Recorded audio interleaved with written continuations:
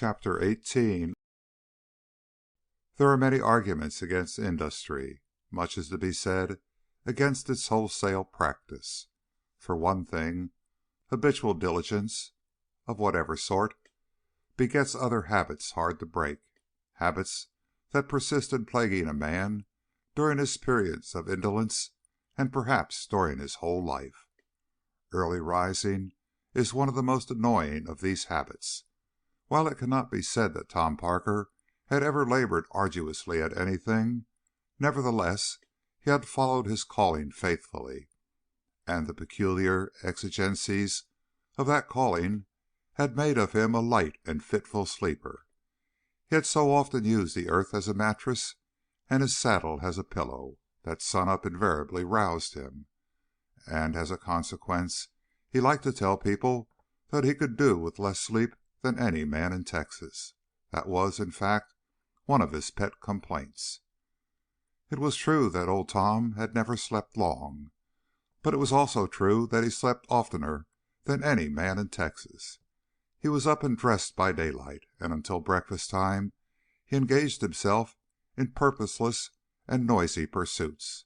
This futile energy, however, diminished steadily until about 9:30, after which his day was punctuated by a series of cat naps, as a broken sentence is punctuated by dots and dashes.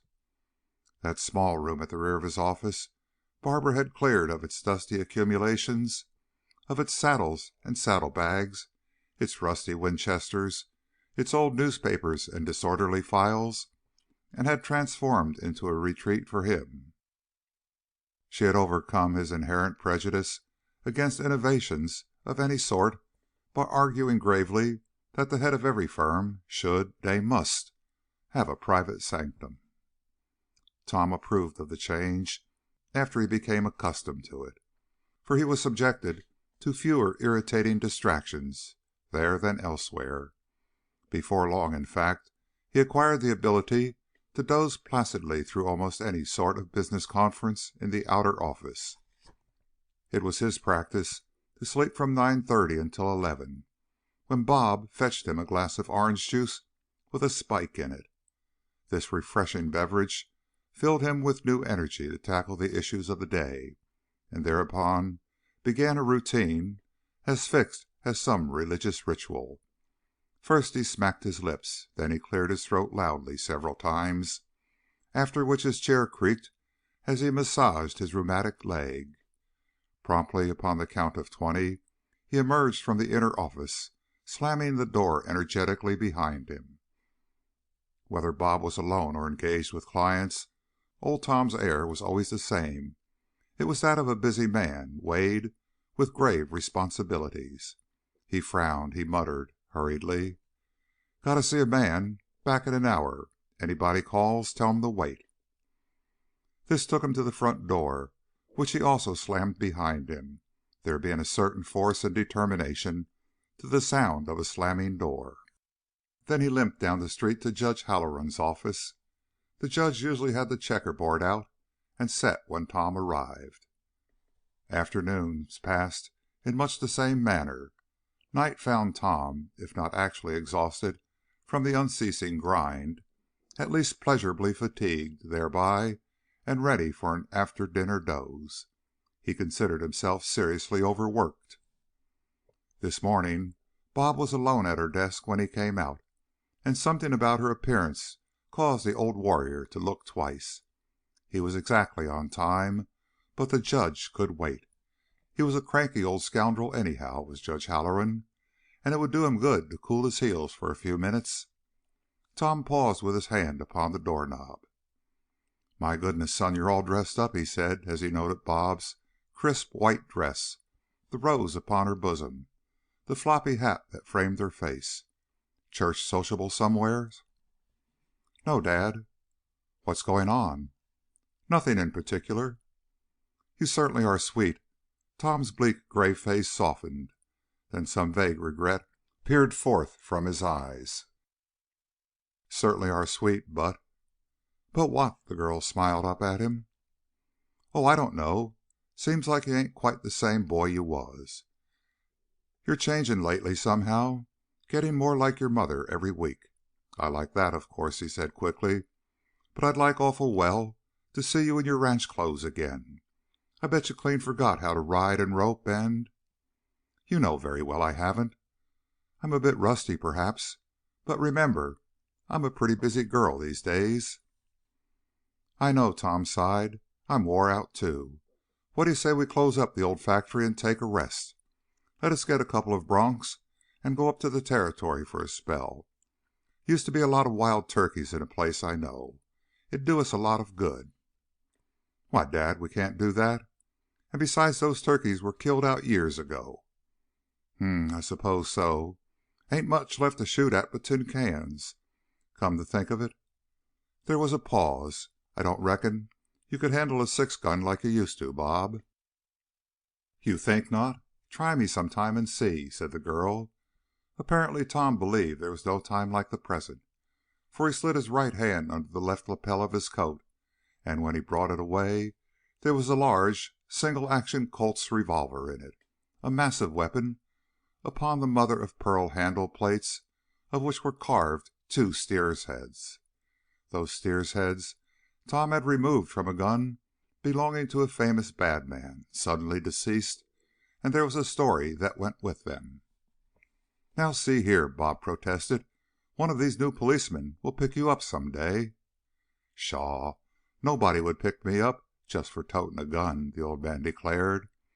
With practiced fingers he extracted the shells one by one. "I feel right naked without a 6-shooter. I feel like I'd cast a shoe or something." "I wish you'd give up carrying it."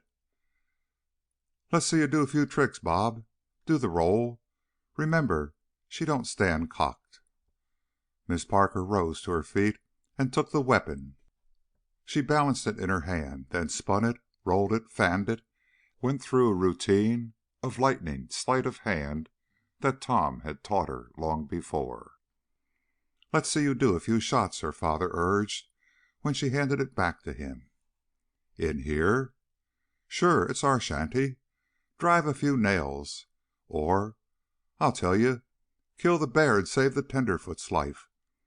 Tom pointed to a Winchester calendar on the rear wall, which bore the lithographic likeness of an enraged grizzly upon the point of helping himself to a hunter.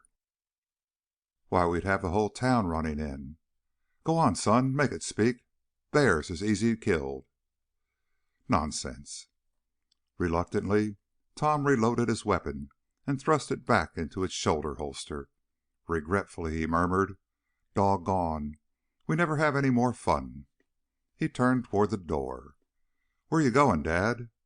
"I got to see a man back in an hour. Anybody calls?" "You know you won't be back in an hour. Where are you going?" "I got to see what is it?" Bob hesitated. "I wish you'd stay here. I think Mr. Gray arrived this morning, and I expect him in." Tom decided that he had made Judge Halloran wait long enough. He should have been in the old rascal's King's Row by this time. So he said, briskly, "Wish I could, son, but I got to see a man." "Mr. Gray was here several times before he went away, but you were always out." When her father showed no inclination to tarry, Barbara spoke with more impatience than she had ever used toward him. "I wanted to meet you, Dad, for he has come back on purpose to take up that Jackson well. If I devote all my time to business, it seems to me you could afford to sacrifice an hour to it, just this once." "That checker game can wait." Tom Parker stiffened. Sacrifice an hour to business just once? That was a blow. As if his nose was not at the grindstone day in and day out. As if he were not particularly chained to this office. As if unremitting application to business had not wrecked him, worn him to the bone, made an insomniac out of him. That was the worst about children, boys especially. They twitted their elders. They thought they were the whole works. They assumed undue importance. Tom was offended, and being a stubborn man, he bowed his back. "Tell him to wait," he said curtly. "I'll get around to it as soon as I can." "Why, Dad, he isn't a man who can wait. This deal won't wait, either." "I've been talking over that Jackson well with with a man, and I got him." "I asked you not to mention it, not to a soul. It is a very important matter, and—" Now Tom had not discussed the Jackson well, except casually with Judge Halloran, but every word that Bob spoke rankled, so he interrupted with a resentful query. "Ain't I equal to handle an important deal?" Bob acknowledged quickly that he was. She had not meant to criticize his ability to conduct negotiations of the very highest importance, but she was surprised, in view of her earnest request, that he had even mentioned this particular matter to anybody. She reminded him that insurance was his forte, and that their understanding had been that she was to take exclusive charge of the oil business. While she was talking, Tom realized with a disagreeable shock that of late there had been no insurance written, none whatever. He had given the matter no thought, but such was undoubtedly the case, and in his daughter's words he felt a rebuke. Now he could not abide rebukes. He had never permitted anybody to criticize him. For once that unconscious irritation that had been slowly accumulating with him flamed up. It was an irritation too vague, too formless to put into words, especially inasmuch as words did not come easily to Tom Parker when he was mad.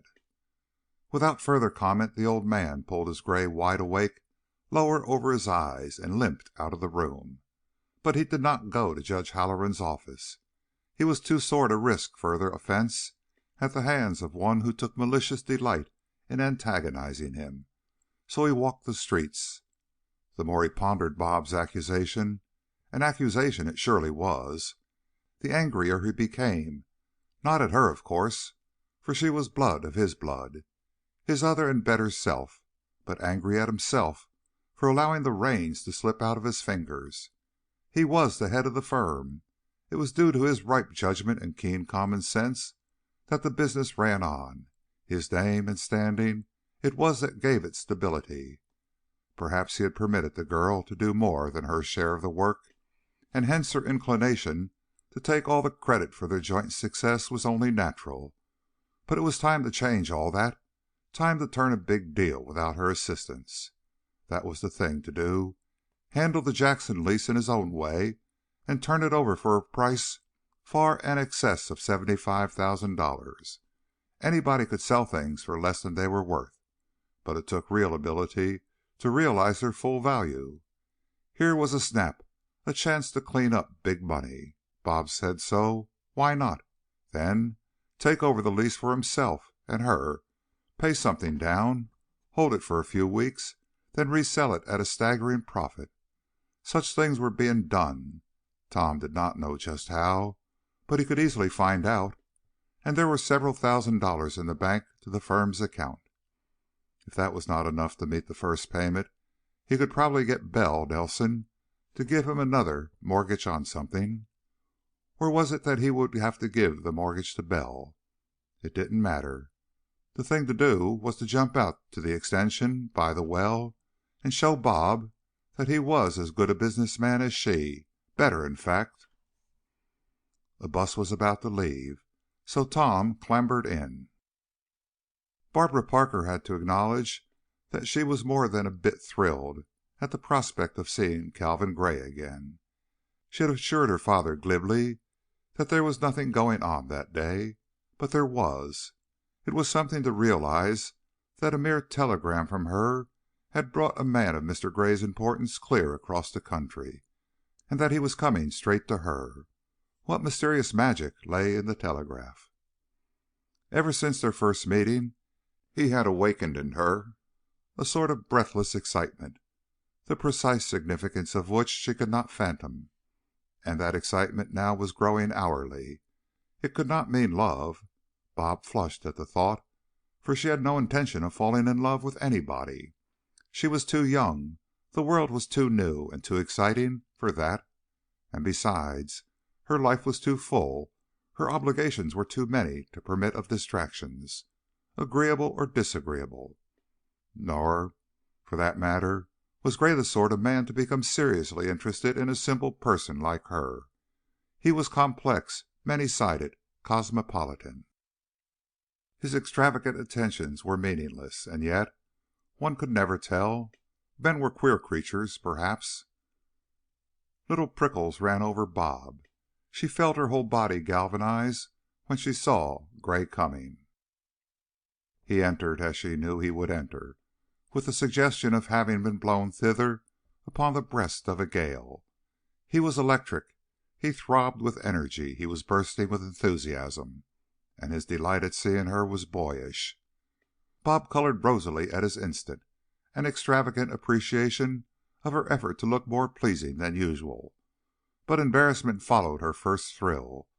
She could not believe his compliments were entirely genuine. Therefore she took refuge behind her coolest, her most businesslike demeanor. For a while they talked about nothing, although to each the other was eloquent. Then Bob came as quickly as might be to the matter she had wired him about. He listened with smiling lips and shining eyes, but he heard only the bare essentials of her story, for his thoughts were galloping. His mind was busy with new impressions of her.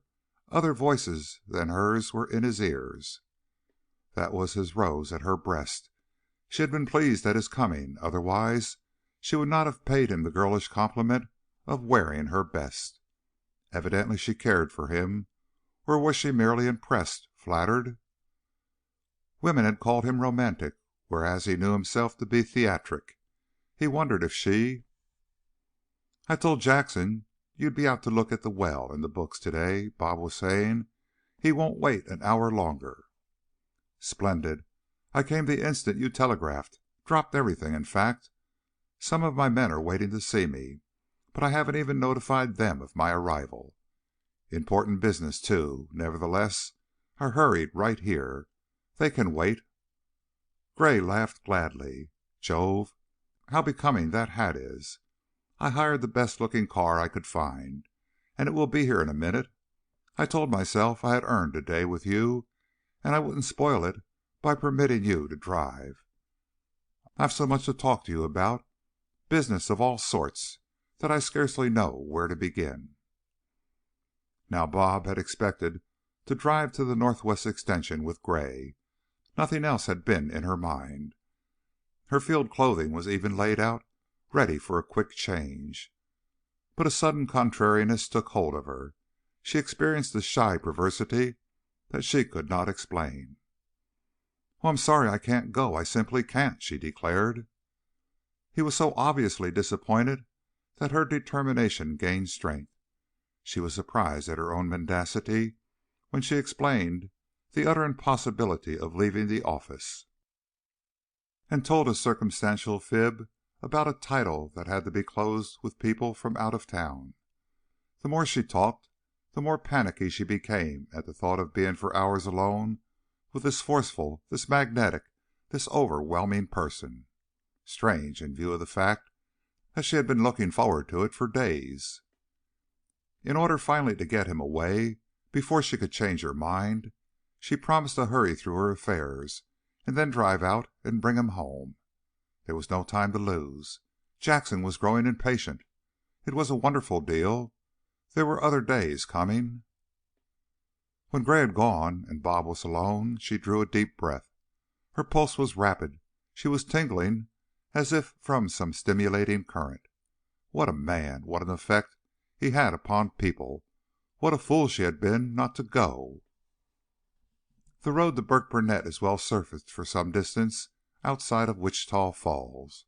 Therefore Gray leaned back with his eyes closed as the car sped over it, picturing again his meeting with Barbara, recalling her words of greeting, puzzling over the subtle change in her demeanor at the last. Perhaps he had frightened her. He was given to overenthusiasm. This would be a lesson. Queer how women interfere with business. Here he was going at things backward, whirling out to the oil fields when he should be with McWade and Stoner. They would probably be distracted at his non-arrival. But this was business, too, and she would drive out to get him. There would be the long ride back. Far away across the undulated prairie fields, the horizon was broken by a low, dark barricade, the massed derricks of the town site pool. So thickly were they grouped that they resembled a dense forest of high black pines, and not until Gray drew closer could he note that this strange forest was leafless. By now the roads were quagmires, and the unceasing current of traffic had thickened and slowed down until Gray's car rocked and plunged through a hub-deep channel of slime. There was but one route to the extension, and it led through the very heart of Burkburnett. There were no detours around the town, no way of beating the traffic, therefore vehicles, no matter how urgent their business, were forced to fall in line and allow themselves to be carried along like chips in a stream of tar. Burke was a one-story town, or at least most of its buildings projected only one story above the mud, and that mud was mixed with oil. Leakage from wells, pipeline, storage tanks had made the mass underfoot doubly foul and sticky, and where it was liquid it shone with iridescent colors. Mud was everywhere, on the sidewalks, inside the stores, on walls and signboards, on the skins and clothing of the people. Through the main street the procession of cars plowed, then out across the railroad tracks and toward the open country beyond. When it came to a halt, as it frequently did, above the hum of idle motors could be heard the clank of pumps, the fitful coughing of gas engines, the hiss of steam. This, of course, was soon drowned in a terrific din of impatient horns, a blaring, brazen snarl at the delay. The whole line roared metallic curses at the cause of its stoppage. Even the railroad right-of-way had been drilled. Switch engines shunted rows of flats almost between the straddling derrick legs. Gray's driver had been dumb thus far. Now he broke out abruptly.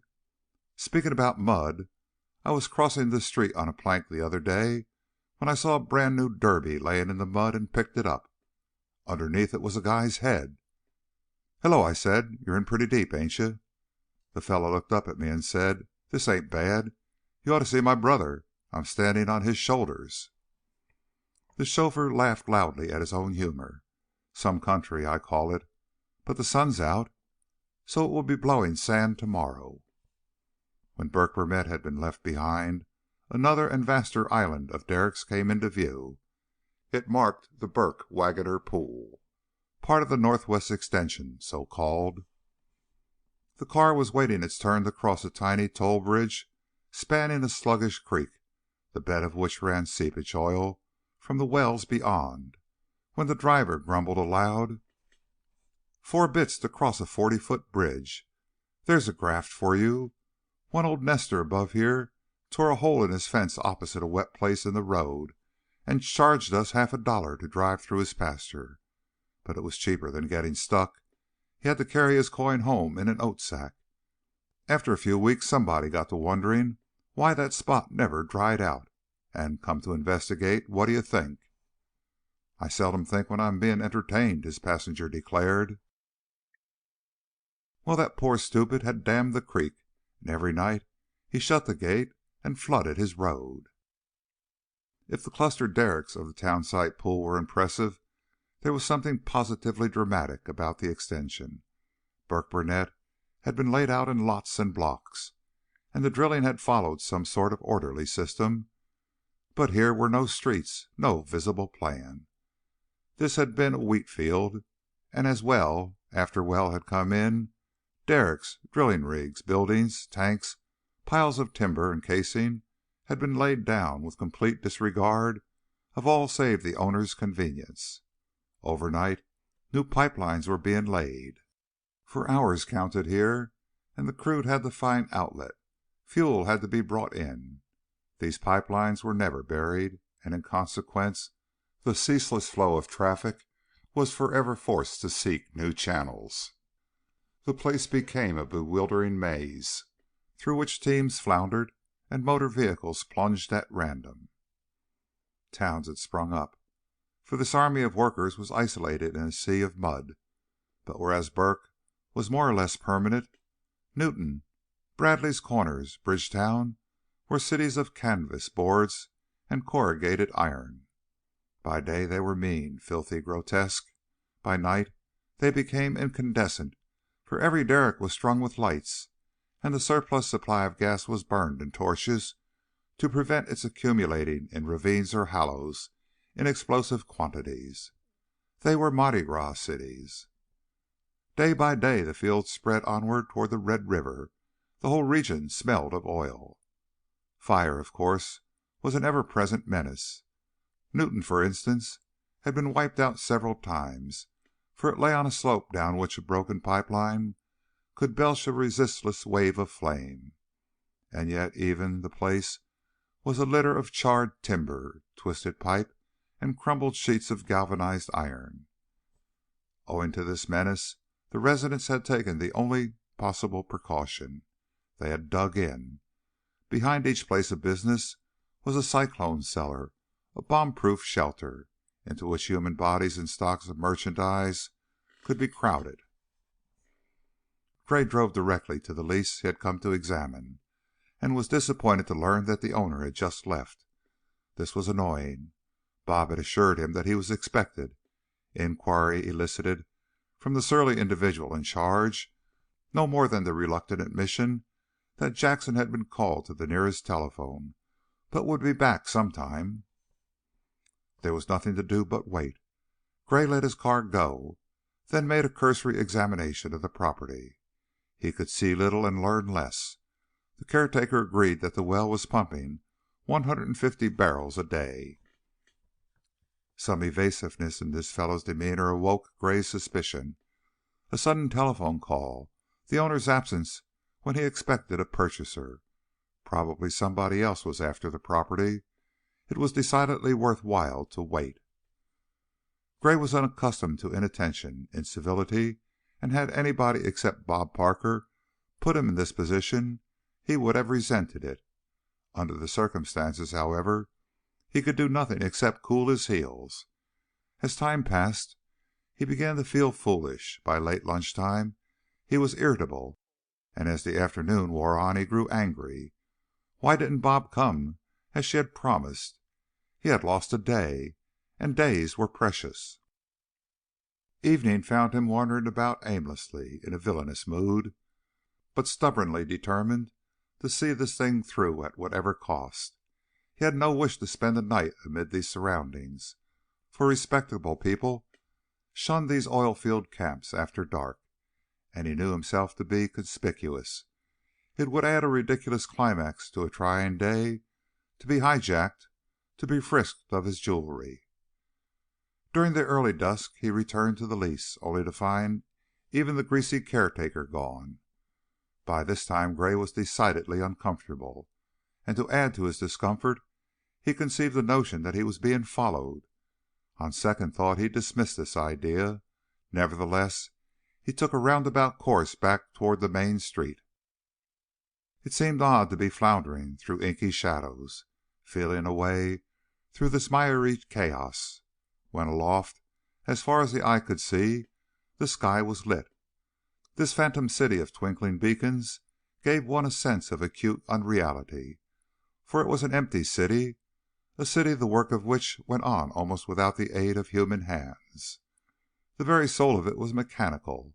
Only here and there, where a drill crew was at work, did an occasional human figure move back and forth in the glare of low-hung incandescence. Nevertheless, the whole place breathed and throbbed. It was instinct with a tremendous vigor. From all sides came the ceaselessly rhythmic clank of pumps, the hiss of gas and steam, the gurgling flow of liquid. They were the pulse beats, the respirations, the blood flow of this live thing, and its body odor stung the nostrils. All night long it panted with its heavy labors, as if the gins that lifted those giant pump beans were vying with one another in a desperate endeavor. They were, for a fact. Haste, avarice, and arduous diligence was in the very air. Gray stared and marveled, for imagination was not lacking in him. Those derricks with their fires were high altars upon which were heaped 10,000 hopes and prayers.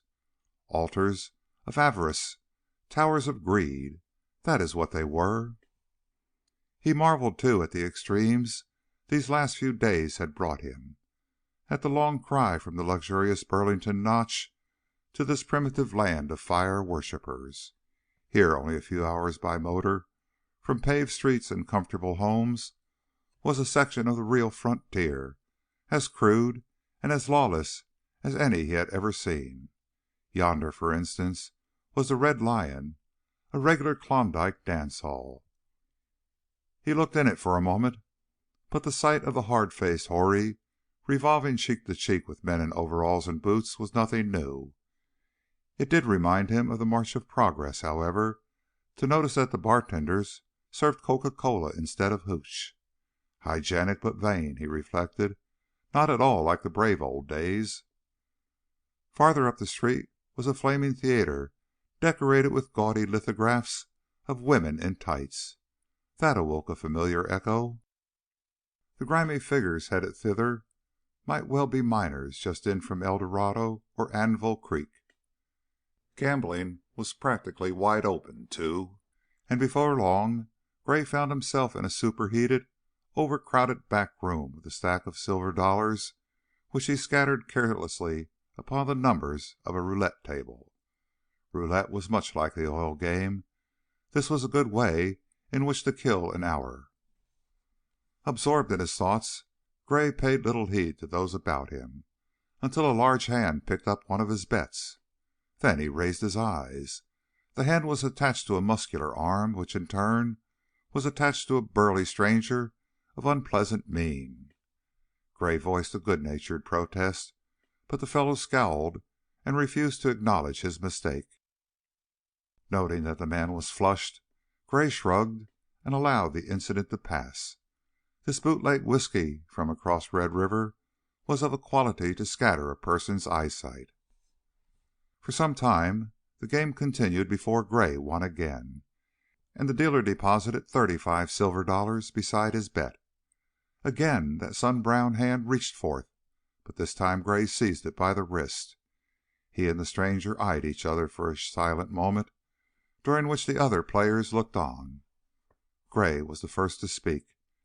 "If you're not as drunk as you seem," he said, easily, "you'll excuse yourself. If you are, you need sobering." With a wrench, the man undertook to free his hand. He uttered a threatening oath. The next instant he was treated to a surprise, for Gray jerked him forward, and simultaneously his empty palm struck the fellow a blinding, a resounding smack. Twice he smote that reddened cheek, with the sound of an explosion. Then, as the victim flung himself backward, Gray kicked his feet from under him. Again he cuffed the fellow's face, this time from the other side. When he finally desisted, the stranger rocked in his tracks. He shook his head, he blinked, and he cursed. It was a moment before he could focus his whirling eyesight upon his assailant. When he succeeded, it was to behold the latter staring at him with a mocking, threatening smile. The drunken man hesitated. He cast a slow glance around the room. Then, muttering hoarsely, he turned and made for the door. He was followed by a burst of derisive laughter that grew louder as he went. Gray was in a better mood now than for several hours. He had vented his irritation. The air had cleared. After a while he discovered that he was hungry. No longer was he too resentful to heed the healthy warnings of his stomach, so he left the place. Chapter 19. Newton's eating place was not appetizing at best, but a meal could be endured with less discomfort by night than by day, for at such times most of the flies were on the ceiling. The restaurant Gray entered was about what he had expected. Along one side ran a quick-order counter at which were seated several customers. Across from it was an oilcloth-covered table, perfectly bare except for a revolving centerpiece, one of those silver-plated whirligigs fitted with a glass salt and pepper shaker, a toothpick holder, an unpleasant oil bottle, and a cruet intended for vinegar, but now filled with some mysterious embalming fluid acting as a preservative of numerous lifelike insect remains. Here, facing an elderly man in a wide gray felt hat, Gray seated himself. Gray's neighbor was in no pleasant mood, for he whacked impatiently at such buzzing pests as were still on the wing, and when a perspiring Greek set a plate of soup before him, he took umbrage at the presence of the fellow's thumb in the liquid. The argument that followed angered the old man still further, for it arrived nowhere except to prove that the offending thumb was the property of the proprietor of the restaurant, and by inference thereof, a privileged digit. When a departing customer left the door open, the elderly diner grumbled bitterly at the draft and draped his overcoat over his bent shoulders. "Damn Eskimos," he muttered. "Raised in a chicken coop. Windy as a derrick." Gray liked old people, and he was tolerant of their crotchets. Irascibility indicates force of character, at least so he believed, and old folks are apt to accept too meekly the approach of decay. Here was a spirit that time had not dulled. It was like wine soured in an old cask. At any rate, wine it had been, not water, and that was something. Most of the counter customers had drifted out, when, without warning, the screen door banged loudly open, and Gray looked up from his plate to see his recent acquaintance of the gambling table approaching. This time purpose was stamped upon the man's face, but whether it was deliberate or merely the result of more drinking, there was no telling. He lurched directly up to the table and stared across at Gray. "Slapped my face, didn't you?" he cried after a menacing moment. "I did indeed," the speaker nodded pleasantly. "You ain't going to slap it again. You ain't going to slap anybody's." "What makes you think I won't?" Gray became aware as he spoke that his elderly neighbor had raised to the intruder a countenance stamped with a peculiar expression of incredulity, almost of anger, at the interruption, and the two remaining counter customers had turned startled faces over their shoulders, while the proprietor, his arms full of dishes, had paused beside the swinging door to the kitchen. That which occurred next came unexpectedly. The stranger whipped out from under his coat a revolver, at the same time voicing a profane answer to the challenge. The proprietor uttered a bleat of terror. He dropped his dishes and dived out of the room. The men on the stools scrambled down and plunged after him. As Calvin Gray rose to his feet, it was with a flash of mingled anger and impatience. This quarrel was so utterly senseless. It served so little purpose. "My friend," he cried sharply, "if you don't put up that gun, one of us will go to a hospital." In spite of the intruder's haste in drawing his weapon, he appeared now to lack the will promptly to use it. His laggard spirit required a further scourge, so it seemed, something more to goad it into final fury. It was a phenomenon by no means uncommon, for it is not easy to shoot down an unarmed victim. By way of rousing his savagery, the fellow uttered a bellow, then, like a warrior smiting a shield with his spear before the charge, he swung his heavy weapon, smashing at one blow the silver-plated merry-go-round with its cluster of bottles. A shower of toothpicks, fragments of glass, a splatter of oil and vinegar covered the old man in the end chair, and he rose with a cry that drew a swift glance from the desperado. Gray was upon the point of launching himself over the table when he witnessed a peculiar transformation in his assailant. The man's expression altered with an almost comic suddenness. He lowered his weapon and took a backward step. Gray, too, had cause for astonishment, for the elderly man was moving slowly toward the disturber, his overcoat, meanwhile, hanging loosely from his left shoulder like a mantle. His gray face had grown white, malignant, threatening. He advanced with a queer, sliding gait, edging forward behind the shelter of his garment as if behind a barricade.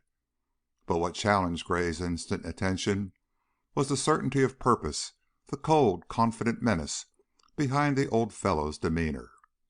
There was something appalling about him. He had suddenly become huge and dominant.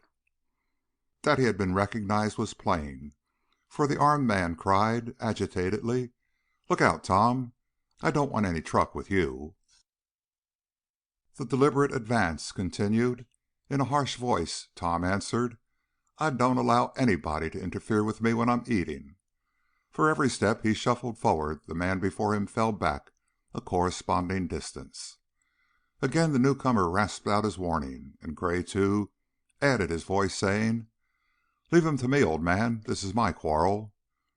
As he spoke, he moved around the end of the table, but the mantled figure halted him with an imperious jerk of the head, without in the slightest diverting his steady gaze.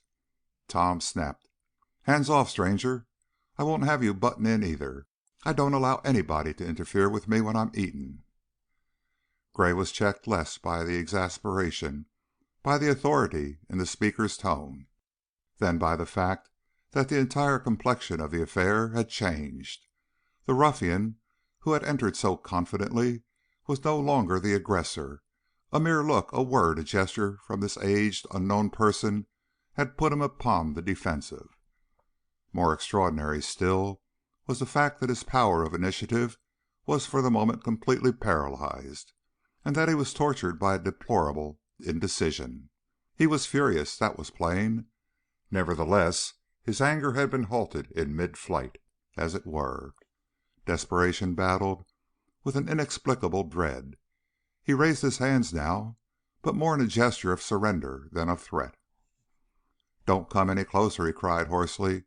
"Don't do it, I tell you. Don't do it." There was no longer any thickness to his tongue. He spoke as one quite sober. When for the third time that malevolent voice repeated, "I don't allow anybody to interfere with me when I'm eating," the solitary onlooker felt an absurd desire to laugh.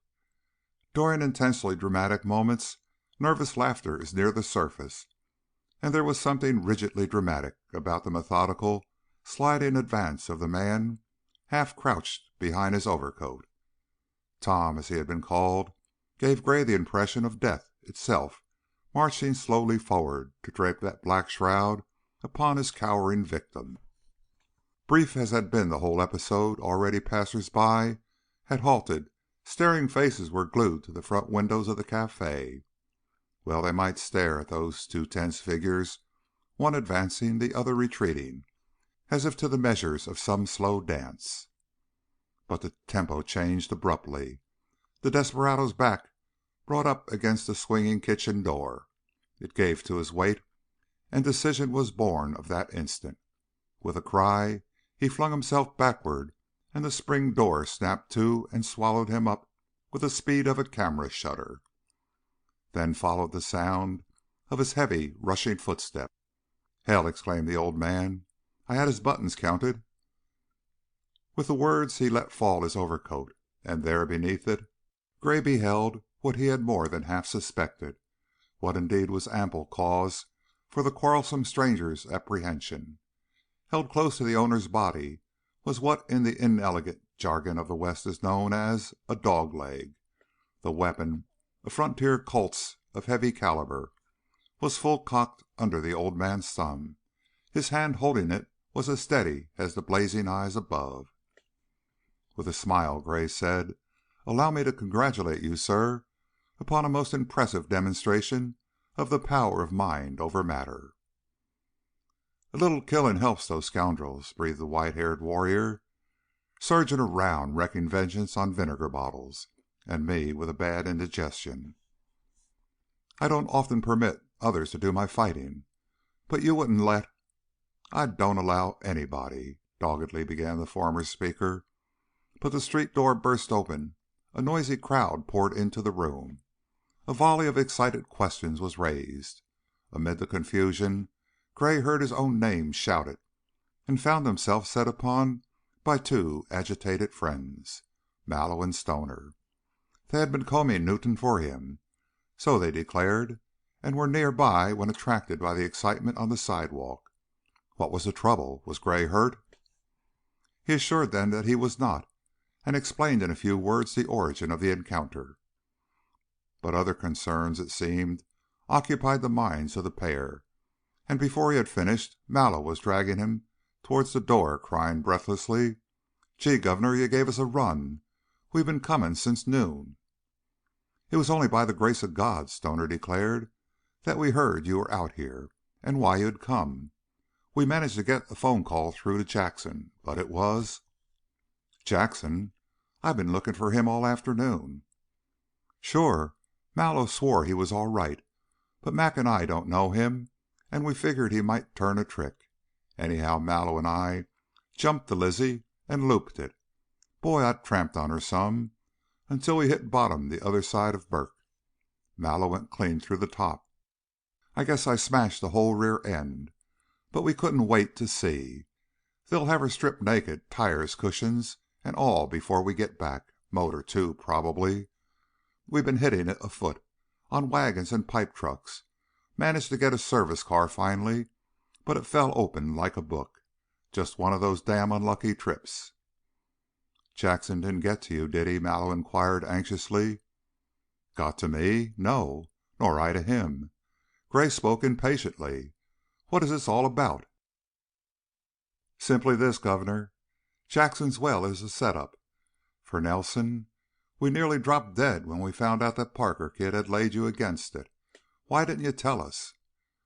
"What are you saying? I don't—" "The well's phony, dry as a pretzel." "In what way? I saw the oil—" "Never mind. Lay off. I think I'm entitled to an explanation." "Well, then, it's salted." "Impossible. I saw it pumping." "I'll say you did," Mallow chuckled. "Live oil, too, right out of old Mama Earth. Cheap lease at $75,000, huh? It's like this. The pipeline of the Atlantic runs across Jackson's lease, and one dark and stormy night he tapped it. It wasn't a hard thing to do. Just took a little care and some digging. Now he runs the oil in, pumps it out, and sells it back to them. He's a regular subsidiary of the great and only Atlantic Petroleum Company. It can't last long, of course. But oh, what a well to hand Nelson! What a laugh it would have been!" "Outrageous!" Gray exclaimed. "I can't believe you're in earnest." "It is shocking, isn't it? Such dishonesty is incredible. And what an unhappy surprise for the company when they finally locate the leak." Gray clamped a heavy hand upon the speaker's shoulder. Harshly he inquired, "Do you mean to say that Miss Parker deliberately—" "She don't know anything about it." "You said she laid me against it." "No, no, I merely tipped her to it because she's one of Nelson's brokers." "She's a sweetie," Stoner added. "He's going to marry her. So Mallow thought he'd surely fall for it, coming from her." "You're not fit to mention that girl's name, either of you." Gray's tone was one of quivering anger. "If you involve her in your crooked dealings, even indirectly, I'll— God, what a dirty trick!" He flung Mallow aside in disgust. "You ought to be shot." "Why, Governor, we wouldn't hurt the kid. She's aces." "I told you my fight with Nelson was to be fair and square." There followed a moment of silence. Mallow and Stoner exchanged glances. "What percentage of that goes?" the former finally inquired. 100. "So? Then it's lucky Nelson didn't fall. But there's no harm done. Nobody's hurt." "It is lucky indeed for me. I'd have felt bound to make good his loss if you had hooked him. I presume I ought to expose this swindle." "Expose Jackson?" Stoner inquired quickly. When Gray nodded, there was another brief silence before the speaker ventured to say, "I know this bird Nelson, and, take it from me, you're giving him the best of it. If I hadn't known him as well as I do, I wouldn't have put in with you to break him. It's all right to trim a sucker once. It's like letting blood out of a sick man. He's better for it. But to ride a square guy to death, to keep his veins open, well, I ain't in that kind of business. Now about this Jackson. You can land him, I suppose, if you try, but it would be lower than a frog's foot, after him playing square with you." "What do you mean by that?" "He could have stung you easy, couldn't he? You surged out here on purpose to buy the lease, but he hid out all afternoon to avoid you." "He is a thief. He's stealing hundreds of dollars a day." "Sure, from the Atlantic. That has stolen hundreds of thousands from the likes of him. Yes, millions. It was the Atlantic that broke the market to 65 cents, filled their storage tanks, and contracted 1,000,000 barrels more than they had tankage for. They chipped the price to $3. I can't shed any tears over that outfit. Let's not argue the ethics of big business. The law of supply and demand. Supply and demand, huh? Ever strike you as queer that crude never breaks as long as the big companies have got their tanks full? The price always toboggans when they're empty and comes back when they're filled up. That's supply and demand with the reverse English, ain't it? Say, the Atlantic and those others play with us outsiders like we was mice. When their bellies get empty, they eat as many of us as they want, and then they let the rest of us scurry around and hunt up new fields. We run all the risks, we spend our coin, and when we strike a new pool, they burgle us over again. Stoner was speaking with a good deal of heat. Big business, huh? Well, here's some little business, damn little. The Atlantic leased a lot of scattered acreage I know about and drilled it. Pulled off their crews at the top of the sand and drilled in with men they could trust. It turned out good, but they capped their wells, wrecked their rig, and of course that condemned the whole territory. Then they set about buying it all in, cheap, through dummies. Double-crossed the farmers, see? Friend of mine took a chance, put down a well on his own. The usual thing happened, they broke him. It took a lot of doing, but they broke him. One little trick they did was to cock a bit and drop it in the hole. That prank cost $16,000 before he could sidetrack the tool. He quit finally, less than 100 feet from big pay. Then, having bought up solid for near nothing, they came back and started business, laughing merrily. That's the Atlantic. A splendid lecture on commercial honesty. I'm inspired by it, and I reverence your scruples. But I grope for the moral of the story. The moral is mind your own business and give a guy a chance. Suppose we leave it at that for the present. Mallow, who had remained silent during his friend's argument, greeted this suggestion with relief. He was glad to change the subject. Good, he cried heartily. I'd about as soon face old Tom Parker like that fellow in the restaurant did as to face Jackson. He'd sink a Stilson in my head, sure. Parker? Was that old man Miss Parker's father? Certainly. What do you think ailed that gunman? Do you think he got the flu or something all of a sudden? There ain't anybody left tough enough to hanker for Tom's scalp. He pinned a rose on all of those old-timers and is deadly poison to the new crop. For the first time, Calvin Gray understood clearly the reason for the unexpected outcome of that encounter in the cafe. No wonder the stranger's trigger finger had been paralyzed. Barbara's father, indeed. How stupid of him not to guess. On the heels of his first surprise came another thought. Suppose that old paladin should consider that he, Gray, had shown weakness in allowing another to assume the burden of his quarrel. And suppose he should tell his daughter about it. That would be a situation, indeed. I must find him quickly, Gray declared. Perhaps he'll ride back to town with us. It was not a difficult task to locate the veteran officer, and Tom was delighted at the chance to ride home with his new acquaintance. The journey back to civilization was doubly pleasant, for Mr. Parker cherished no such feelings as Gray had feared, and, moreover, he responded quickly to the younger man's efforts to engage his liking. They got along famously from the start, and Tom positively blossomed under the attentions he received. It had been a trying day for him, but his ill humor quickly disappeared in the warmth of a new-found friendship, and he talked more than was his custom. He was even led to speak of old days, old combats, of which the bloodless encounter that evening was but a tame reminder. The pictures he conjured up were colorful. A unique and engaging person he proved to be, an odd compound of gentleness and acerbity, of kindness and rancor, a quiet, guileless, stubborn, violent old man at arms, who would not be interrupted while he was eating. He was both scornful and contemptuous of evildoers. All needed killing. Hard luck, I call it, for a budding desperado to wreck a career of promise that way that wretched fellow did, Gray told him with a laugh. Out of all the men in Texas, to pick you. Oh, he ain't a bud. He's quite a killer. Indeed. He kills Mexican and niggers and folks without guns, mostly. Low down stuff. He's got 3 or 4, I believe. I never could see why the Nelsons kept them. There was a brief silence. I beg your pardon, said Gray. He's been on the Nelson payroll for years, doing odd jobs that wasn't fit to be done, but I guess they got tired of him. Anyhow, he's been hanging around Wichita for the past 2 or 3 weeks. He's been in and out of our office quite a bit. Your office? What for? I don't know, unless he took a shine to Bob. Not really. Mr. Parker uttered an unpleasant sound.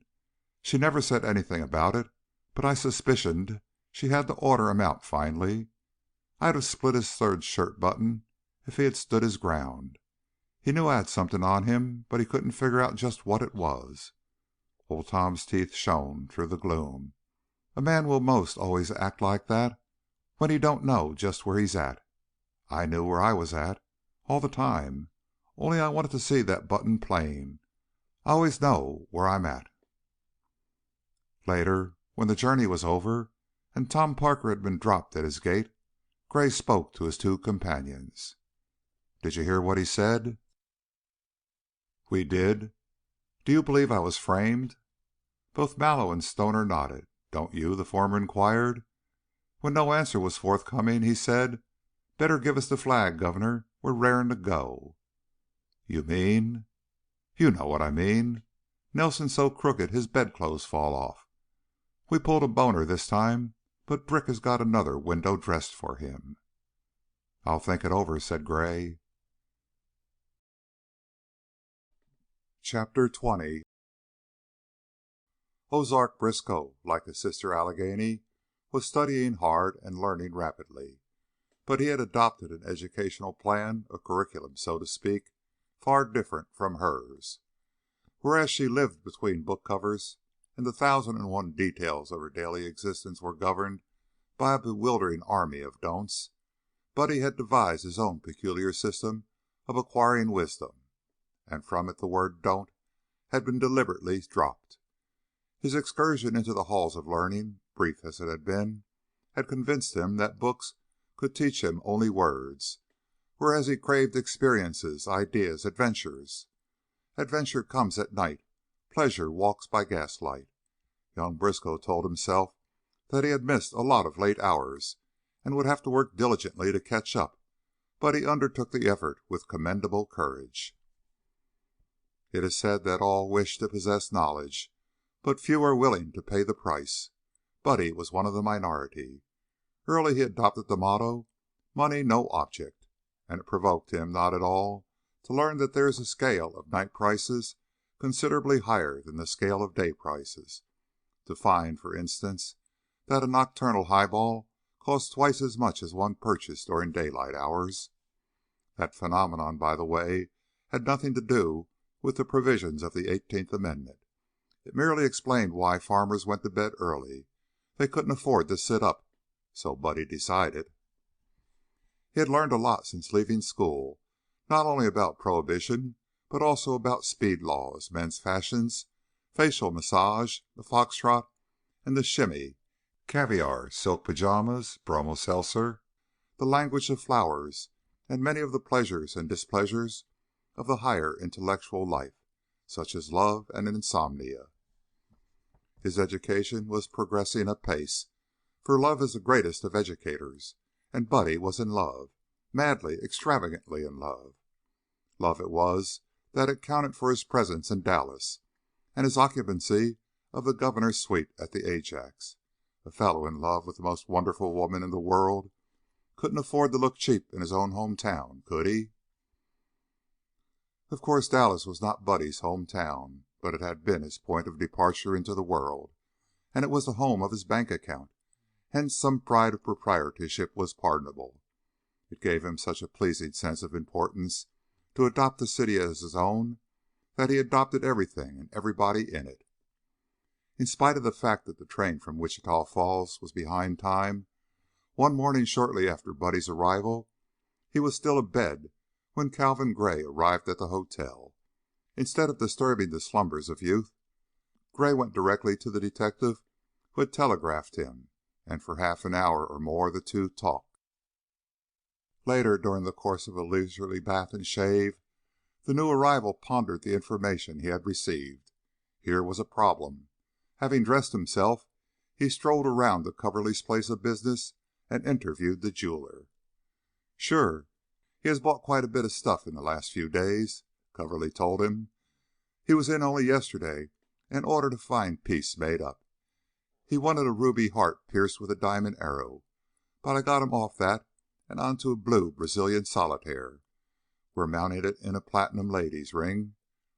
"What is the price?" "$4,500, and the value is there." "Have you seen the woman?" Coverly nodded. "The boy's a good picker. I don't blame her much either, for I've seen a lot worse looking fellows than Buddy." "Hold the ring. He may change his mind." "I say," Coverly was in dismay, "are you going to spoil the best sale I've made in 2 weeks?" "Oh, I'll take it off your hands if he doesn't. Make some excuse not to deliver it until I say the word. You don't know the woman, eh?" "Never saw her before." Gray knocked several times at the governor's suite before a sleepy response. A succession of yawns and mutterings told him that he had been heard. The door opened finally, and the pride of the Briskow family, his eyes all but swelled shut, his muscular figure splendidly arrayed in futuristic silken pajamas, mumbled, "What's eating you, any?" The eyes opened wider. Buddy's face broke into a slow smile. "Why, Mr. Gray!" He extended a palm, a bit dry and feverish, and drew his caller inside. "Doggone, I'm glad to see you." Gray entered with a buoyant laugh and a hearty greeting. He clapped the young giant heavily upon the back. At the blow, Buddy voiced a sharp cry and seized his head. "Easy over the bumps. I'm carrying a cargo of nitroglycerin, and I'll let go if you jar me," he explained. "Sorry. I know how it feels. But, man alive, it's afternoon. I began to think you were dead." Buddy led the way into his bedroom, piled his pillows together, and gingerly lowered himself upon them. He showed his strong white teeth in a wide grin and winked meaningly. "I'll be all right directly. It's this here sympathetic booze they talk about. Have a drink, Mr. Gray. There's a couple bottles of real liquor in the closet. Not this tiger's milk you get." The caller declined the invitation. "Where the devil have you been, Buddy? We were getting worried." "Who, me? Oh, I've been looking around." "Your mother's nearly frantic." Buddy stirred uneasily. "Shaw, I'm fine. I can take care of myself. Nobody don't need to worry about me." "Good. Now then, you young scoundrel, I'm going to order you the sort of breakfast that goes with what ails you, and while it's coming up you are going to jump under the shower." "Where'd you get that jump stuff?" the youth inquired faintly. "Besides, I'm clean." But Gray had seized the phone, and as soon as he had given his order, he strode into the bathroom and turned on the water. He was out again in a moment. Then, laughingly, he dragged the aching Texan from his couch. "Under you go," he insisted, "or I'll wet down your whole Japanese flower garden." "Some pajamas, ain't they? I got a dozen pair," Buddy said proudly. "Quick! If you think I'll consent to hang around a lonesome hotel while you sleep, you're mistaken. I can't tell you how glad I am to run into you. Buddy, I'm dying to have a riotous time." "Uh?" Briskow turned an inquiring face to the speaker. "I've been hibernating in the wilderness, sucking my paw and living off my fat like a bear. I want you to show me this town." A bath, a brisk rub down and breakfast put Buddy in fairly good fettle once more. So marked was his improvement, in fact, that Gray envied him his glorious gift of youth. "Flying pretty high, aren't you?" the elder man inquired, with a wave of the hand that took in the expensive suite. "Well, I ain't exactly broke." "True, but I know what these rooms cost." "That's going strong for a lad like you." "You took 'em, didn't you, when you had less than I got?" It is embarrassing to be held up as an example. I've done a good many things, Buddy, that I wouldn't like to see you do. If they wouldn't hurt me any more than they hurt you, I'd like to try 'em. Another proof that you are still in short pants. I'm a bad person to copy. By the way, why did you quit school?" Buddy considered his reply, then, "I reckon it was because of them short pants you speak about. I can't stand being laughed at, Mr. Gray. It comes hard to stand up in a class along with a bunch of children and make mistakes and have a little boy in a lace collar and spring heels snap his fingers and sing out in a sweet soprano, 'Oh, teacher,' then have him show you up. They put me in with a lot of nursing babies. What the hell? I weigh 190 and I got a beard." "Did you learn anything?" Buddy closed a meaning eye, and his pleasant features wrinkled into that infectious smile. "I'll tell the world I did. After the whistling squabs was asleep in their nests, I went out among the whippoorwills and the bats. Ain't it funny how quick folks can learn to put up with bad grammar when you got a jingle in your jeans? I guess I've got enough education to do me. Anyhow, I can write Ozark Briscoe in the lower right-hand corner, and that seems to get me by." "You wouldn't consent to go back or have a tutor like Allie?" "Who, me?" Briscoe laughed scornfully. "Uh-huh. Merely a suggestion. You are the architect of your own career." "I'm fed up with that kind of schooling, Mr. Gray." Buddy's face reddened. He dropped his eyes. "I don't mind telling you. It's like this. I kind of got a girl." "No." The speaker was surprised, incredulous. "Sure have. She's wonderful. She's right here in this hotel." "Buddy, you're developing!" Gray exclaimed with apparent admiration. "I've been showing her the sights. That's what ails me this morning. She lets me take her around to places, trusts me, you understand. She thinks I'm aces." "Splendid. I wish you'd ask her to dig up a friend." "How do you mean?" "Why, ask her to find another good-looking girl for me. I assume she is good-looking. Then we can make it a foursome. I'm a great entertainer, and while I don't drink, I haven't the slightest objection to ladies who do. Dallas, I believe, is pretty lively." "She's a stranger here," Buddy broke in stiffly. His enthusiasm had cooled. He regarded Gray with veiled displeasure. "And besides, she ain't that kind of a girl." "Oh, sorry. I thought from what you said that headache, bottles in your closet, too. My mistake, Buddy." "She'll take a drink with me," the youth confessed. "Anyhow, she's getting so she will. I don't see anything wrong in a woman taking a drink now and then with a man with a man that's honorable." The last words were voiced defiantly. Hastily, Buddy's caller averred. "Nor do I. We shan't come to blows over an abstract moral issue like that. This is an age of tolerance, an age of equality. I flatter myself that I am quite as lawless and broad-minded as the average bachelor of our very smartest set." The speaker gulped. "I'm going to marry her." "Oh, fine!" Gray's enthusiasm was positively electric. He seized Buddy's hand and crushed it. "Education, indeed! No use for that now, is there?" "I mean I'm going to, if I can, if she'll let me." "Let you? With your money? Why, she'd jump at the chance. No doubt you have already asked her, or she suspects." The lad shook his head. "She don't have to marry nobody. She's got money, an estate. You think it's all right for me to do it?" "Simpler men than you have asked that question, and wiser men than I have refused to answer. As for me, I've never had the courage to take the plunge. However, the worst you can get is a heartbreak and a lifetime of regrets. But, of course, the woman takes some chances, too. Tell me about her." "Well," beamed Buddy fatuously, "I don't know hardly where to begin." Into his voice as he spoke there crept a breathless excitement, into his eyes a dumb adoration. "She's wonderful. She's too good for me." "Once in a while they are." "She's educated, too. More in your class, Mr. Gray. I don't know how she stands for me. She's the smartest, purtiest girl." "She's young, eh?" "She's older'n I am. I reckon she's maybe 25. I never asked her." "Naturally. How did you meet her? When? Where? I'm a terrible romantic old fool." Gray hitched his chair closer and leaned forward, his face keen with interest. "Well, sir, it's a regular story like in a book. I was in a restaurant with a couple of fellows, and a fellow she was with struck her." "Struck her?" "Yep. He was her brother, so she told me. Anyhow, I bounced him. I sure spoiled him up a lot. She was crying, and she asked me to take her home. That's how I got to know her. I suppose she cottoned to me for taking her part that a way. She didn't know the sort of place it was her brother had took her. Poor kid, she's had a hard time, and every man she ever knew but me done her dirt, even her husband." Buddy scowled.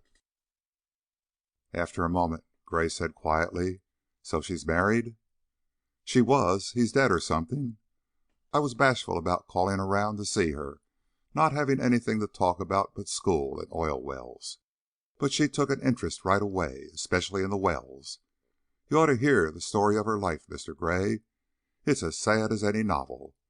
You see, her folks had lots of money, but her ma died, and her pa was too busy to be bothered, so he sent her off to a convent. The nuns at the convent were so cruel to her that she run away." "And went on the stage?" "How'd you know?" "I didn't, but the stage is the usual refuge for convent bred girls who are abused. I've met several. Did she Was the old home in Virginia?" "Sure. Maybe you know her," Buddy cried. "Perhaps. I seem to remember the story. What is her name?" "Arline Montague." The elder man shook his head.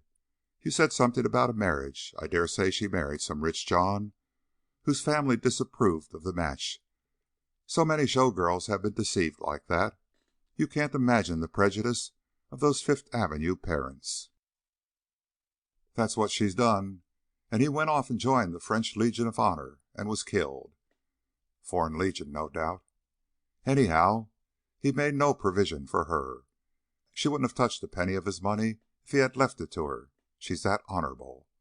Now that the lover had fairly launched himself upon the engrossing life story of his sweetheart, he was in deep earnest, and his listener's quick understanding, his sympathy, his grasp of the situation, was a spur to further confidences. It was a blessing to have a friend so old, so wise, and so worldly. "What is the estate you mentioned?"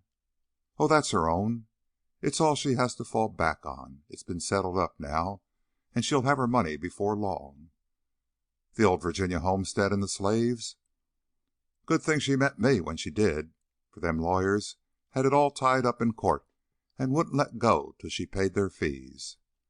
"A providential meeting, truly. You fixed that up, of course, and got rid of the wretched bloodsuckers. I've done much the same thing more than once. Now, one other question. How does she happen to be in Dallas? I infer from your account that she is a model of virtue, and that she accepted your aid only upon the condition that your attentions to her should be characterized by the deepest respect. So, well then, how come?" "That was just a lucky chance. She's got some interests here, stocks and things belonging to the estate. She don't know herself how valuable they are, but me coming right from Texas and being in oil and all, she asked me to help her out. So I got her to come. All that had kept her back was the expense. Mind you," Buddy's tone became one of deeper admiration, "she ain't blue or anything. No, sirree. Her life's been sad, but you'd never know it. She's full of pep, always out for fun, and that's what I like about her. Gee, you got to meet her, Mr. Gray." "Well, rather, but meanwhile we must telegraph your parents, not only that you have been found, but also the further good news." We'd better not say anything about my getting married." "Why not? They'd like to know." "I ought to wired 'em long ago, but you understand, Miss Montague ain't exactly Ma and Allie's kind." "You're not ashamed of her?" "Huh?" The tone of this exclamation was an eloquent denial. "Then let's have them come on and get acquainted. They'll probably take right to her." But when this suggestion met with disapproval, Gray inquired, Is it because you were ashamed of them, your mother and your sister?" Buddy stirred uneasily. "Pshaw, no." A sudden thought came to him. "Why, it's this way. I haven't asked her yet. Maybe she won't have me. If she says yes, I'll let 'em know." "Good. We'll make it, for the time being, a mere message of reassurance. To night you and Miss Montague shall dine with me, and we'll go to a theater." This arrangement met with young Briskow's enthusiastic approval, and so it was left. It was with something more than mere impatience that Calvin Gray awaited the dinner hour. He was angry, restless. His mind was back in Wichita Falls, whence the message from his detective had abruptly summoned him. Matters of moment were at issue there, and with a love affair of his own upon his mind, he could think of no undertaking less to his taste than this, of saving a young fool from his folly. He could expect no thanks if he succeeded, and if he failed he would in all probability incur Buddy's enmity, if not that of the whole Briskow family. Families were like that. It would all take time, and meanwhile his business was bound to suffer. However, he was not one to turn back, and he remembered with a pang the last look he had seen in Ma Briskow's eyes. Gray was prepared to find his young friend's light of love superficially attractive, and she was all of that. He was not prepared, however, to find her quite as good an actress as she appeared to be, in spite of the fact that she probably took less pleasure in the meeting than did he. She admirably covered her feelings. She was delighted, flattered. Buddy had so often spoken of him that she almost felt acquainted. She was quite excited at knowing the famous Colonel Gray. She would have recognized him anywhere from Buddy's glowing description. Gray's heart sank as he studied Miss Montague. She was blonde, to his suspicious eye a trifle too blonde, and she wore her hair bobbed. She was petite, and, both in appearance and in mannerisms, she was girlish. Nevertheless, she was self-reliant, and there was a certain maturity to her well-rounded figure, a suggestion of weariness about her eyes that told a story. Following his first critical appraisal, Gray was vaguely conscious of something familiar about her. Somewhere within him the chords of remembrance were lightly brushed, but try as he would, he could not make himself believe that he had ever seen her. Probably it was the type that was familiar. He undertook to make sure by talking show business at the first opportunity. She responded with enough spontaneity to give an impression of candor, but her theatrical experience was limited, and that line of exploration led nowhere. Whatever the pose she had adopted for Buddy's benefit, it was evident now that she credited his friend with intelligence equal to her own, and recognized the futility of deceit. Therefore she made no attempt to pass as anything except an experienced young woman of the world, and Gray admired her for it. She smoked a good many cigarettes. Her taste in amusements was broad. She had sparkle and enthusiasm. She was, in fact, a vibrant young person, and referred gaily to the roadhouse whither Buddy had taken her on the night before, and where they had danced until all hours. She loved to dance. The elder man played host in his best and easiest style, both at dinner and at the theater.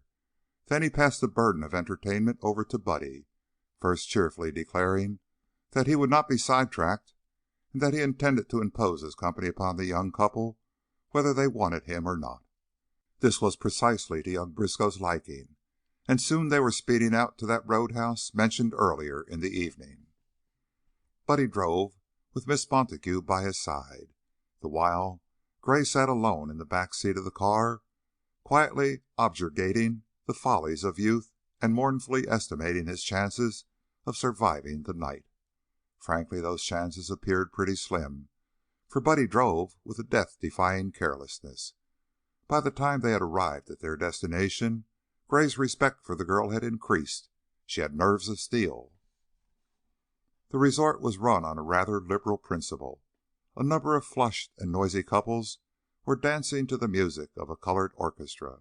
It was a hip-pocket crowd, and while there was no public drinking, the high-pitched volubility of the merrymakers was plainly of alcoholic origin. Gray realized that he was in for an ordeal, for he had become too well known to escape notice. Consternation filled him, therefore, at thought of the effect his presence here might have. But the music went straight to Buddy's feet. Syncopation intoxicated him much as the throbbing of midnight drums and the pounding of tom-toms mesmerized a voodoo worshiper, and he whirled Miss Montague away in his arms without so much as an apology to his other guest. There was nothing conservative about Buddy's dancing. He embellished his steps with capricious figures, and when he had led his partner back to the table where he had left Gray, like a sailor marooned upon a thirsty atoll, he was red-faced and perspiring. His enthusiasm was boiling over. "Doggone!" he cried. "Now if we had something wet, huh? These pants is cut purpose for a brace of form-fitting flasks, but I left 'em in the room on account of your not drinking, Mr. Gray." "Miss Montague," the elder man exclaimed, "I am not a killjoy, and I hastily resent Buddy's accusation. I have pursued folly as far as any man of my years." "I'll bet him that you were a good fellow," the girl said with a smile. "Exactly. Abstinence comes as much from old age as from principle, and I am in my very prime. With all vigor I defend myself against the odious charges of virtuousness. Dyspepsia alone accounts for it." "You don't object to drinking?" "A wiser man than I has said, 'There are many things which we can afford to forget, which it is yet well to learn.' I have had my day. May I claim the next dance?" In spite of the fact that Ozark Briskow was compelled to sit out every alternate dance in a distressing condition of sobriety, he enjoyed himself, for he was playing host to the one woman and the one man for whom he cared most. He had dreaded meeting Gray, fearing the effect of an open confession, expecting opposition, but Gray was broad-minded. He was a regular guy. In the relief of this hour, Buddy could have worshipped him except for the fact that he was too darn nice to Arline. Nobody had the right to show her attentions as marked as his own. Gray was a man no woman could help loving. Before long, Buddy experienced a new sensation, jealousy. It was mild, to be sure, but it hurt a little. Once Miss Montague's suspicion had been allayed, she too devoted herself to having a good time. She rather enjoyed Gray and her sense of victory over him. She retired to the ladies' room finally to powder her nose, and when she reappeared it was with added animation and with a new sparkle to her eyes. When next it came the elder man's turn to dance with her, he caught upon her breath a faint familiar odor, only half disguised by the peppermint lozenge that was dissolving upon her tongue, and he smiled. Evidently this charmer maintained herself in a state of constant preparedness, and her vanity bag hid secrets even from Buddy. Where had he seen her? For the 100th time he asked himself that question, for amid these hectic surroundings that first haunting suggestion of familiarity had become more pronounced. But patient delving into the dark corners of his memory was unavailing, and her conversation afforded him no clue. As time passed, the young woman made other trips to the dressing room, returning always with an excess of brightness and a stronger breath. She assumed with Gray a coquetry which Buddy did not like. Buddy, indeed, strongly disapproved of it, but that only drove her to more daring lengths. She ventured at last to discuss the young millionaire with his friend. "He's a dear boy, isn't he? And so innocent." "He's learning." "I'll say he is. He has learned a lot from me." "Delightful task to rear the tender thought. But aren't you afraid he'll learn, for instance, why you are eating peppermints?" "Oh ho!" Gray's petite partner lifted her head and eyed him curiously. "Do you know why?" "I have a suspicion," he said with a smile, "that when a girl deliberately perfumes her breath, it is in preparation for the struggle in the cab." Miss Montague laughed unaffectedly. "Say I could like you, Mr. Wisenblum, in spite of the fact that I ought to hate you." "Hate me? But why?" "Why shouldn't I? Because I'm rather nice. I dance well." "You are, and you do. You'd be a perfect dear if you'd only mind your own business. Buddy is of age, and you and I will get along like ham and eggs if you will remember that." Chapter 21. "Why the SOS?" Mallow voiced this question as he entered Gray's hotel room early the following evening. "I am in a predicament, and I hope you can help me," the latter explained. "I'm trying to remember something, and I can't. I have a cold spot in my head." Mallow deposited his bag with a sigh of relief. "Glad it's no worse. Anybody can cure a cold in the head." "Sit down and light up while I tell you about it."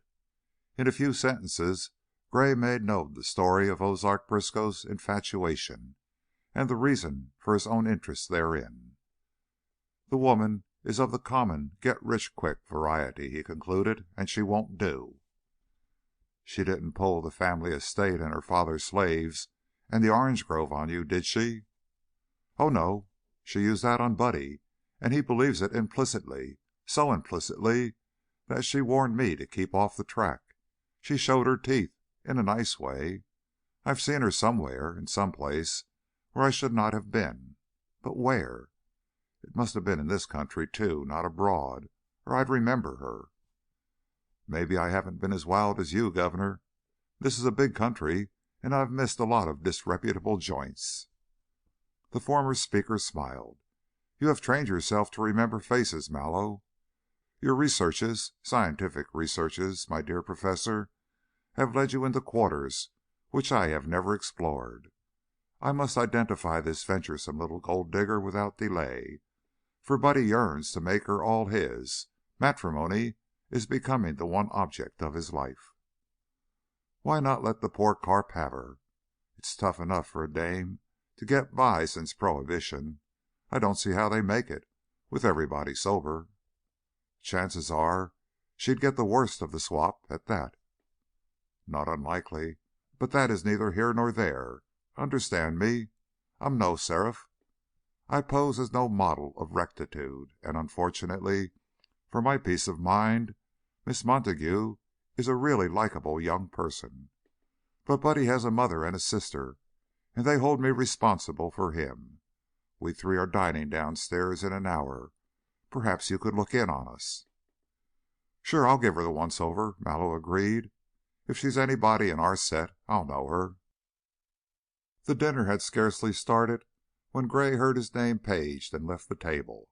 In the lobby Mallow was waiting with a grin upon his face. "Is that her?" he inquired. "That is the girl." "Girl? Arline Montague, eh? Her name is Margie Fulton, and she had her hair up when they built the Union Pacific." "Nonsense! You're mistaken. She can't be more than 25, 30 at most." "A woman can be as young as she wants to be if she'll pay the price. Margie had her face tucked up 2 years ago. Cost her $5,000." "I can't believe it." "You see it every day. Look at the accordion pleated buttes in the movies. Why, some of those dolls nursed in the Civil War.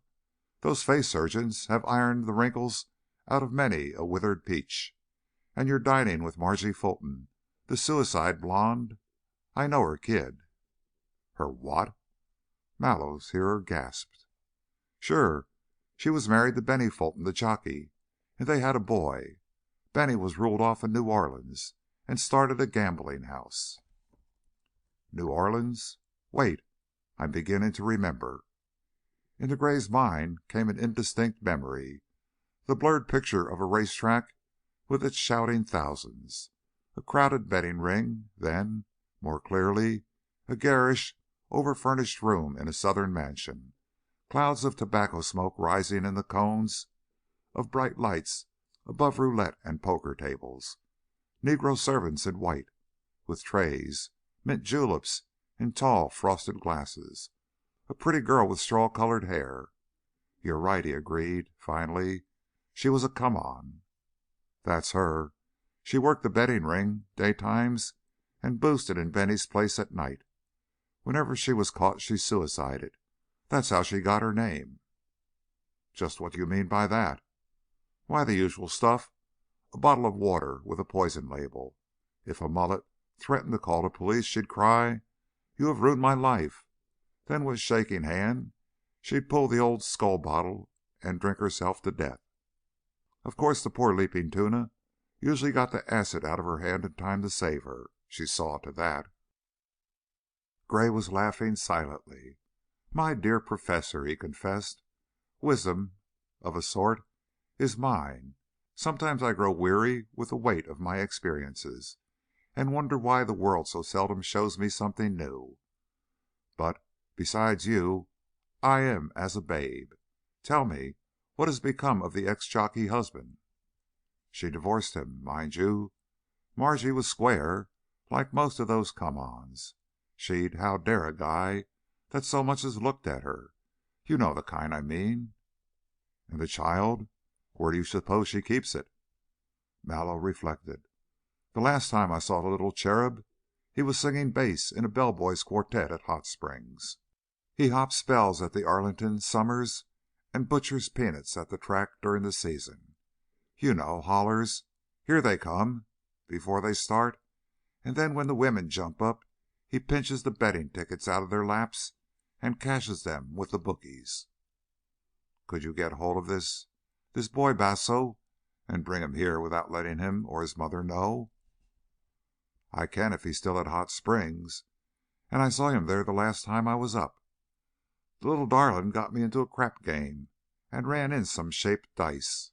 Of course it would cost something to get him." "How much?" Mallow shot his cuff, and upon it gravely figured up the probable expenses. "Well, there would be the fares and the eats and his bit. He wouldn't come for nothing. He'd jip me for $10, but he'd probably come for 5. I'd offer him 3. "There's $1,000 in it if you can produce him within the next 48 hours. I doubt my ability to sit on the safety valve much longer than that, for Buddy Briskow is rapidly breaking out with matrimonial measles. If I throw cold water on him, it will only aggravate the disease." "$1,000!" Mallow cried. "Why, for 1,000 berries I'd bring you his head on a platter. I'll car the little devil down and lock him in a suitcase." The speaker hesitated a moment before concluding. "It's a dirty trick on Margie, though." "I know, but I'm thinking of Buddy. Now, in heaven's name, hurry. My constitution may survive a few more roadhouses, but my reputation will not." That night was a repetition of the one before, but with variations and with trimmings, for Buddy wore his 2-pint trousers again, and this time they were loaded. Hence Gray had a chance to observe him at his best, or worst. A little liquor went a long way with the boy. He derived much effect, many by products, so to speak, from even a few drinks, and the elder man was forcibly reminded of Gus Briskow's statement that his son had a streak of the old Nick in him. It was true. Buddy was indeed like a wild horse. Artificially stimulated, he became a creature of pure impulse, and those impulses ran the entire gamut of hilarity. He played the drum. He wrestled with a burly doorman. He yelled whenever he found what he called a good yelling place. He demonstrated his ability to sing "Silver Threads Among the Gold" to the accompaniment of a 4-piece orchestra energetically engaged in playing something quite modern and altogether different. These and many other accomplishments, equally unsuspected, he displayed.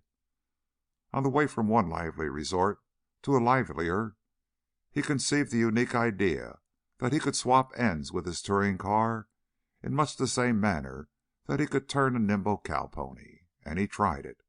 Happily the asphalt was wet, and in consequence the maneuver was not a total failure, although it did result in a crumpled mudguard and a runaway. Milk wagon horses in Dallas, it appeared, were not schooled to the sight of spinning motor cars, and the phenomenon filled at least one with an abysmal horror. Gray felt sure that he had visibly aged as a result of that ride, and he began to understand why a new crop of wrinkles was appearing about the corners of Margie Fulton's eyes. No wonder she was beginning to look a trifle weary. Fearing that Buddy was likely to turn sentimental without warning, the older man monopolized as much of Miss Montague's time and attention as possible. He danced with her frequently, and he assiduously devoted himself to winning her favor. The result was a tribute to his acting and to his magnetism. In a moment of abandon she confided to him that she wished he had Buddy's money, or that he was a marrying man. Both of Buddy's flasks had been emptied by this time, however, so Gray was not unduly beguiled by this flattery. On the whole, it was a horrible night. As Gray languidly crept into bed about daylight, he had the satisfaction of knowing that he had at least excited his young friend's open jealousy. That might act as a stay. On the other hand, of course, it might have directly the opposite effect.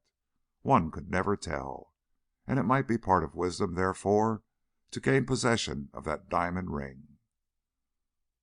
Buddy sought him out in the lobby early the next afternoon. After a colorless greeting, said queerly, "Would you mind coming up to my room for a minute?" "Certainly not.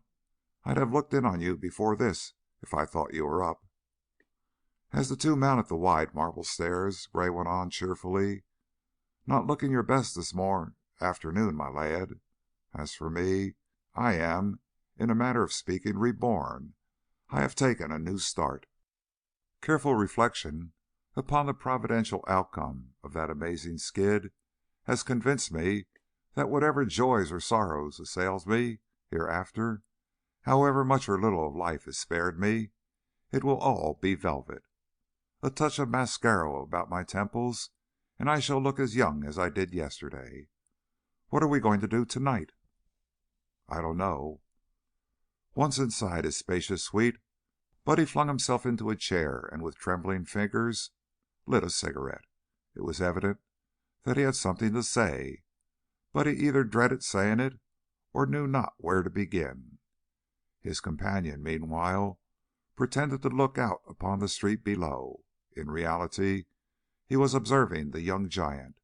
Poor Buddy, he was suffering. The latter cleared his throat several times before he managed to say, "You don't want me to marry Arline, do you, Mr. Gray?" "Frankly, my boy, I do not." "Why?" "There are many reasons." "What's one?"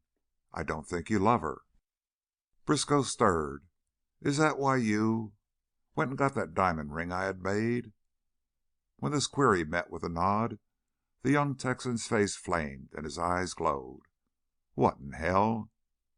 He swallowed his anger, rose to his feet, and made a nervous circuit of the room before coming to a pause at Gray's side. His lips were working. There was a tragic, a piteous appeal in his eyes. His voice shook as he stammered, "I didn't mean to break out at you, Mr. Gray. I like you. Gee, you're kind of like a god to me. I'd rather be like you than well, there ain't anybody I like I like you. You could get her away from me if you wanted to, but you wouldn't do a trick like that, would you? I was mighty happy till you came. You got that ring with you?" "I have it in my pocket." "I want it." Buddy extended a quivering hand. "Why?" "I'm going to ask her to marry me today. If she won't, I'm going to." "She will." Buddy gasped. "You sure?" "I'm quite sure she would if you asked her, but I don't want you to ask her." When an expression of pained reproach leaped into the lad's face, the speaker explained quickly, "Don't think for a moment that I care for her, nor that she has the slightest interest in me. It is you that I care for. What you just said pleased me, touched me. I wish you could understand how much I really do care for you, Buddy. Won't you wait a few days before you—" "I can't wait." "You must." The men eyed each other steadily for a moment. Then Buddy demanded, querulously, "What have you got against her, anyhow?" "You wouldn't believe me if I told you." "She told me everything there is to tell, and I told you. I don't care what she's done, if she's ever done anything. She's had a hard time." "Will you wait 48 hours?" "No." "24?" "Give me that ring." When Gray made no move, the speaker ran on, excitedly. "I'm a man. I'm of age. It's none of your business what I do, nor Pa or Ma's either. It won't do no good for them to come." Gray went to the door, locked it, and pocketed the key. "Buddy," his voice was firm, his face was set, "you are a man, yes, although you were only a boy a few weeks ago. You are going to act like a man now." "You're going to try and hold me here?" The inquiry was one of mingled astonishment and anger, for young Briskow could scarcely believe his eyes. "Don't do that, Mr. Gray. Nobody can make me do anything. Please don't. That's plumb foolish." "What if I told you that Miss Montague is Buddy interrupted with a harsh cry. "Damn it, I said I wouldn't listen to anything against her. I'm telling you again, keep your mouth shut about her." The youth's face was purple. He was trembling. His fists were clenched, and with difficulty he restrained even a wilder outburst. "You can have the ring, but you let me out of here quick." When this command went unheeded, he strode toward the bedroom, intending to use the other exit, but his caller intercepted him. "Let me out!" the young man shouted. "One of us is going to remain in this room, and I think it will be you." As Gray spoke, he jerked off his coat and flung it aside. "Better strip, Buddy, if you mean to try it." Buddy recoiled a step. Incredulously he exclaimed, You wouldn't try that. This is my room. You must be crazy." "I think I am, indeed, to endure what I have endured these last 2 days, to make myself ridiculous, to be humiliated, to risk my business ruin just to save a young fool from his folly." Impatience, resentment, anger were in the speaker's tone. "I never asked you. You butted in and tried to cut me out. That's dirty. You was lying when you said—" "Have it that way. I've run out of patience." Ozark Briskow, too, had reached the limit of his endurance. He exploded. Momentarily he lost his head and cursed Gray vilely.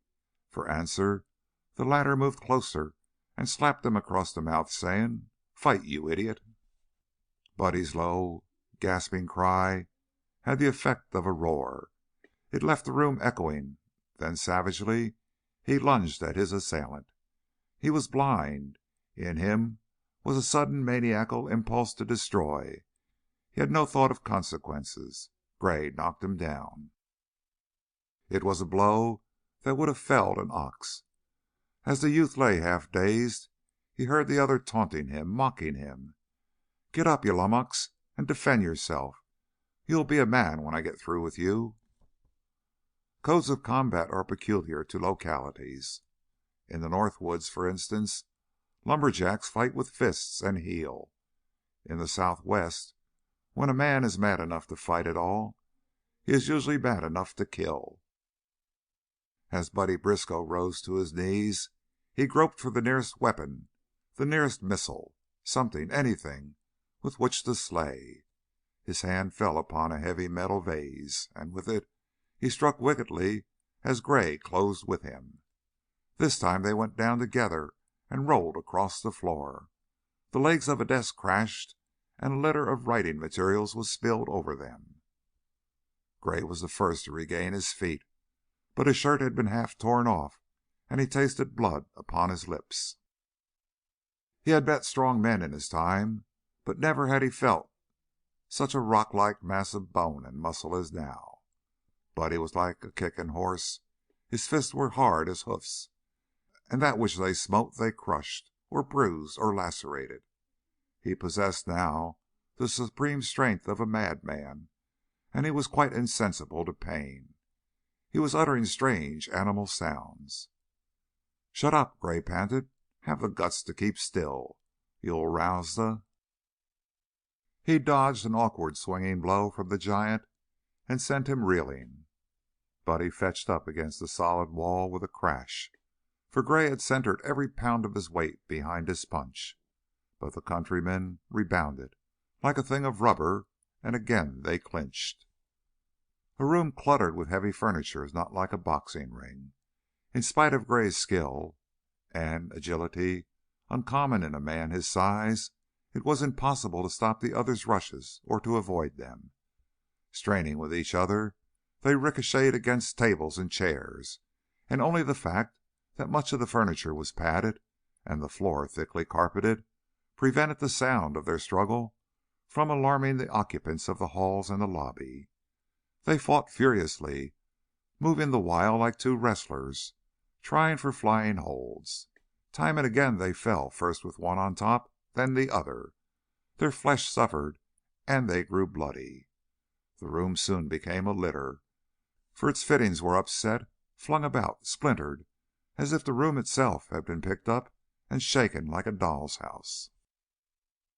Gray managed to floor his antagonist whenever he had time and space in which to set himself, but this was not often, for Buddy closed with him at every opportunity.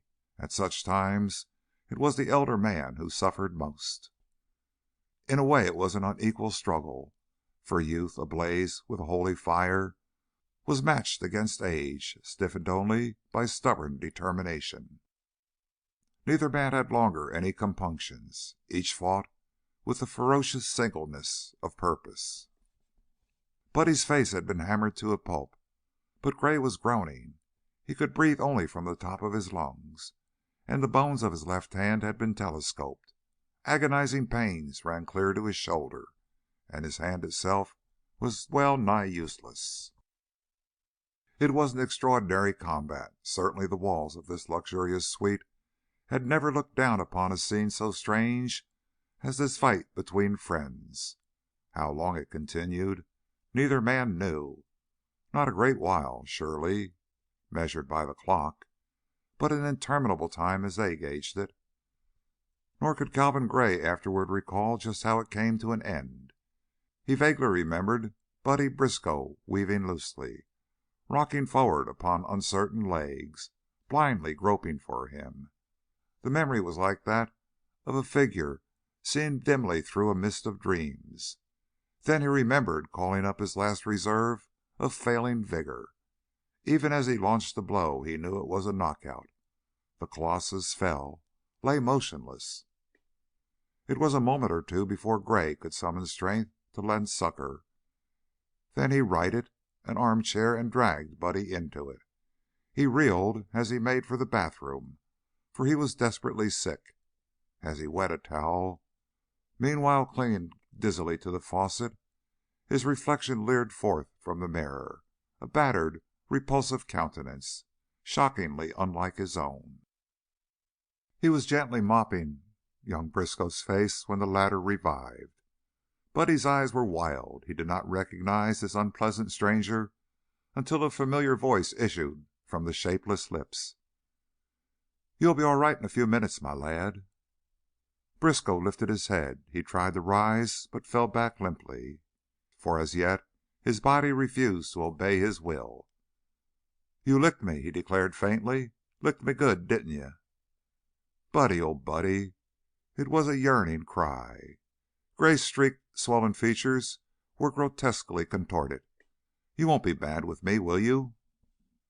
"Want to fight any more?" The victor groaned. "My God, no! You nearly killed me." This time Buddy managed to gain his feet. "Then I reckon I'll go to bed. I feel pretty rotten." Gray laughed aloud in his deep relief. "Right-o. And after I've phoned for a doctor, if you don't mind, I'll crawl in with you." Chapter 22. On the morning after the fight, Mallow knocked at Gray's door. Then, in answer to an indistinct and irritable command to be gone, he made himself known. "It is me, Governor, and I've got Exhibit A." "Really?" came the startled query. There was a stir from within. The lock snapped and the door opened. "I got a little friend here that I want you to meet." Mallow paused inside the threshold. His mouth fell open. He stared in frank amazement. "Sweet spirits of Dieter," he gasped. "What happened to you?" "I was playing tag in the hall with some other old men, and one of them struck me." "My God, you're a sight!" Mallow remained petrified. "I never saw a worse mess." Come in and close the door. I am vain, therefore I have a certain shyness about exposing my beauty to the curious gaze. Pardon me if I seat myself first. I find it more comfortable to sit than to stand, to recline than to sit." Stiffly the speaker let himself into an upholstered divan and fitted the cushions to his aches and his pains, his bruises and his abrasions. He sighed miserably. His features were discolored, shapeless. His lips were cut. Strips of adhesive tape held the edges of a wound together. His left hand was tightly bandaged, and the room reeked with the odor of liniment. "You've been hit with a safe or something," Mallow declared. "Evidences of some blunt instrument, as the newspapers say. Maybe a pair of chain tongs." "Blunt and heavy, yes. Buddy Briskow and I had an argument." "That big bum? Did he lay it on you like that? Say, he's got the makings of a champ." "Pride impels me to state that he got the worst of it. He is scarcely presentable, while I—" "Your side won?" "It did. Now where's the boy?" "He's outside." Without shifting his astonished gaze, Mallow raised his voice and cried, "Hey, Benny!" The door opened. A trim, diminutive figure entered. "Benny, meet my friend, Colonel Gray." The youngster, a boy of indeterminate age, advanced and shook hands. There was no mistaking him. He was Margie Fulton's son in size, in coloring and features. I told Benny you could use a bright kid about his age, and he's bright. It required no clever analysis on the lad to convince Gray that he was indeed bright and as hard as a silver dollar. He had a likable face, or it would have been likable had it been in repose. It was twitching now, and Gray said with a smile, "Go ahead and laugh, son." The urchin's lips parted in a wide grin, and he spoke for the first time. "Did the Germans do that?" The effect of his voice was startling, for it was deep and husky. It was the older man's turn to be astonished. "He could pass for 15 on the street," Mallow said, "but when he talks I chalk him down for 35. How old are you, Ben?" 17. "What's the big idea, anyhow?" The question was directed impudently at the occupant of the divan. "Did you send all the way to Hot Springs to get a guy you can lick?" "Your mother is here in Dallas, my boy." "Yeah?" There was a pause. "How's it breaking for her?" "Very well. I thought she'd like to see you." Benny cocked his head. He eyed the speaker curiously, suspiciously. "Come clean," he rumbled. "Mallow said you could use me." "I can. I will." The boy shrugged. "All right, Sharkey. I suppose it'll come out in time. Only remember, I've got 20 coming, win or lose." "Of course." Gray waved toward the dresser, upon which was a handful of bills. "Help yourself. Better make it 25. Then wait outside, please. We will join you in a few minutes." "And don't make it 30," Benny's traveling companion sharply cautioned. When the door had closed, Gray gave his friend certain instructions, after which he limped to the telephone and called Arline Montague. "May I ask you to step down to Buddy's room?" he inquired, after making himself known. "Oh, it will be quite all right. We three must have a little talk." "But he couldn't see you last night. He was quite ill. Really, I sat up with him most of—" There was a longer hiatus then. "Hadn't we better argue that in Buddy's presence? Thank you. In 5 minutes, then." As he and Gray prepared to leave, Mallow said sourly, "Margie is a good little dame in her way, and I feel like a damn stool." "My dear fellow," the other man told him, "I understand, and I'd gladly take another beating like this one to escape this one wretched denouement." When Ozark Briskow answered Gray's request for admittance, he was deeply embarrassed to find Miss Montague also waiting. His stammered protest was interrupted by her sharp inquiry. "What is the meaning of all this mystery? He said you were too sick to see me." "Permit me to explain," Gray began, as he closed the door behind them. "Buddy and I came to blows over you. You were, in a manner of speaking, an apple of discord between us, and the melancholy results you behold. Jealousy of your charms was not my motive. I merely asked Buddy to defer a contemplated action. He refused. I insisted. Argument failed to budge either of us, and the young woman's sympathetic regard for Gray's victim changed to a glare of hostility as she turned upon the speaker, crying, "You brute! You ought to be arrested." "He asked me to wait, Arline, to delay asking you a question which I felt should be more seriously considered. In the absence of his family, I took it upon myself to butt in," Miss Montague exclaimed, with curling lip. "Quite so.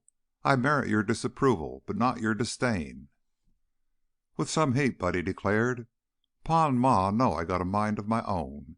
It won't do 'em any good to come." "See here," the woman demanded, "what have you been telling Buddy about me? I told him all there was to tell." "Quite all? I fear you have not been as frank as you would have me believe. That, in fact, explains my connection with the affair.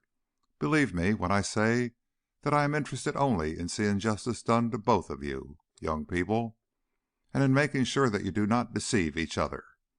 It is an impulse of artless youth to trick itself in glowing colors. But you should know the whole truth about Buddy and he about you. If, after you are thoroughly acquainted with each other, you still maintain a mutual regard, I shall have nothing further to say, except to beg that I be allowed to show my true friendship for both of you."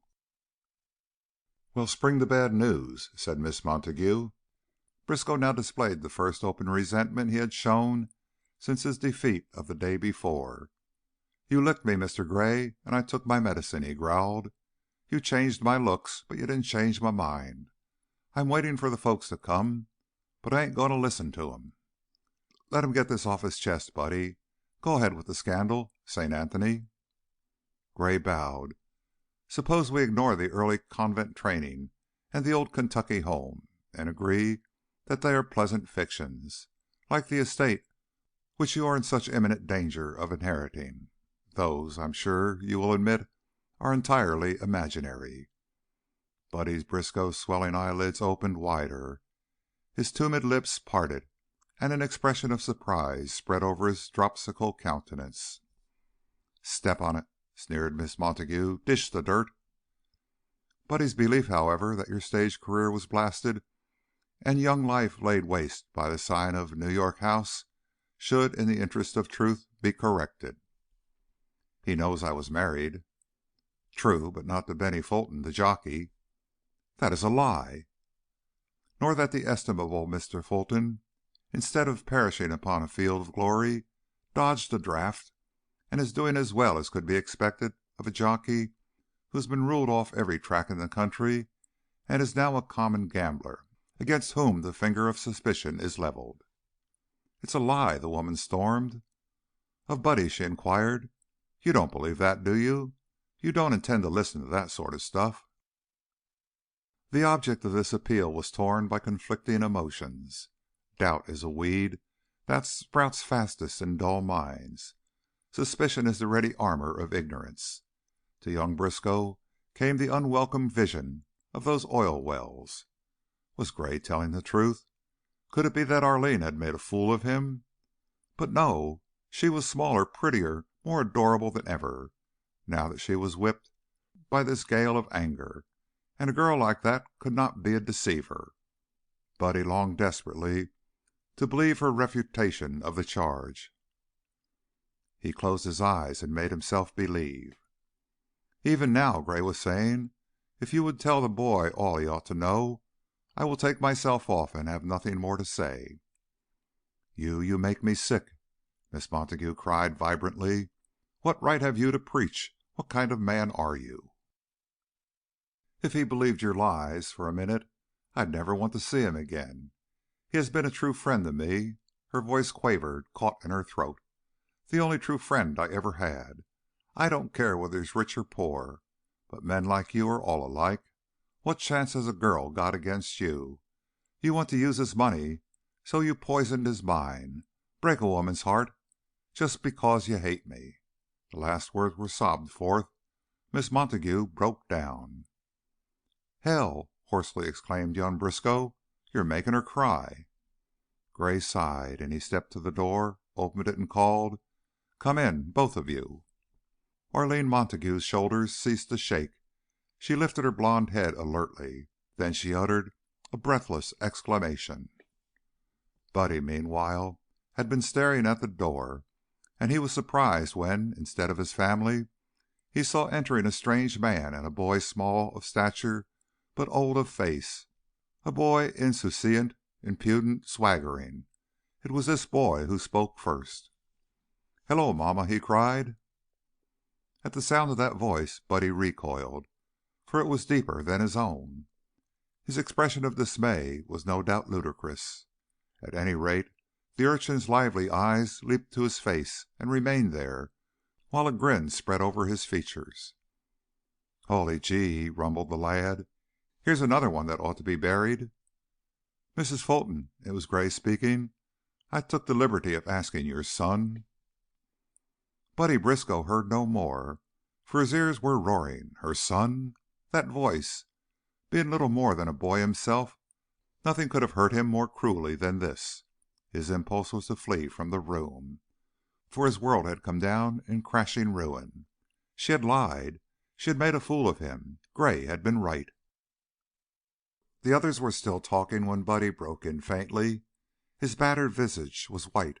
His lips were colorless. "I reckon this ends my part of the entertainment," he said.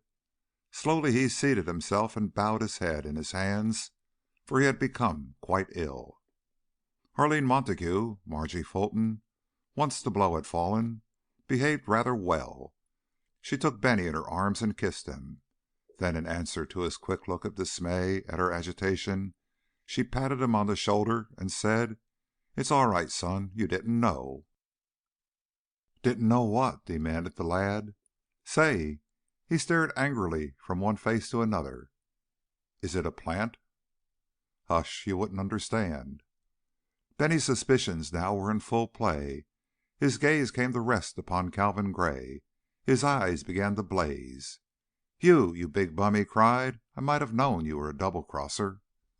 "Hush, Bennie, please." "I'll get you for this." The midget was quivering with rage. "You'll look worse than that, you big bum." "Take my key. Here." The mother thrust her room key into the boy's hand. "Run along. I'll see you in a few minutes." To Mallow she said, "Take him out, please. You brought him in." Mallow, flushing uncomfortably, took Benny by the wrist and dragged him to the door. "Dirty work," said the woman when the two had gone. Her eyes were dark with anger as she stared at Gray. "It must look so to you," he agreed. "Frankly, I didn't enjoy it." "Bah!" Margie turned to Briskow, but in his attitude, his averted gaze, she read the doom of her hopes. One final chance remained, however, and desperately she snatched at it. "Buddy!" she cried. "Buddy!" Her voice was poignant as she pleaded. "I couldn't tell you the truth. I wanted to. I laid awake last night trying to get the courage, but I was afraid you wouldn't understand. I'd have told you the whole thing if you had ever given me the chance. You know I've been married. Does it make so much difference that I have a son?" When the object of her appeal only stirred, she went on, reproachfully, "Are you going to allow this man to come between us?" "I wouldn't believe you now if—" Buddy choked. "I'm through." "You mean that?" The young fellow nodded. "Very well." Something in the tone of the last words, some accent of desperation, caused Buddy to raise his head. He was in time to see Margie fumble with her purse and extract something therefrom.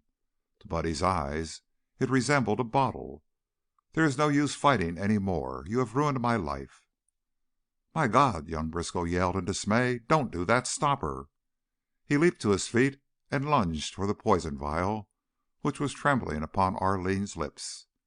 Gray, too, had been galvanized into action, but of an unexpected nature. He grappled with Buddy and held him. "Look out!" the latter gasped. "She's killing herself!" The Texan was weak with horror. He could only paw impotently at his captor and cry, Arline, you wouldn't do that for me. Let me go. Arline." "This is the end," moaned the woman, still holding the bottle to her lips. Her despair was tragic; nevertheless, she did not instantly hurl herself into the hereafter.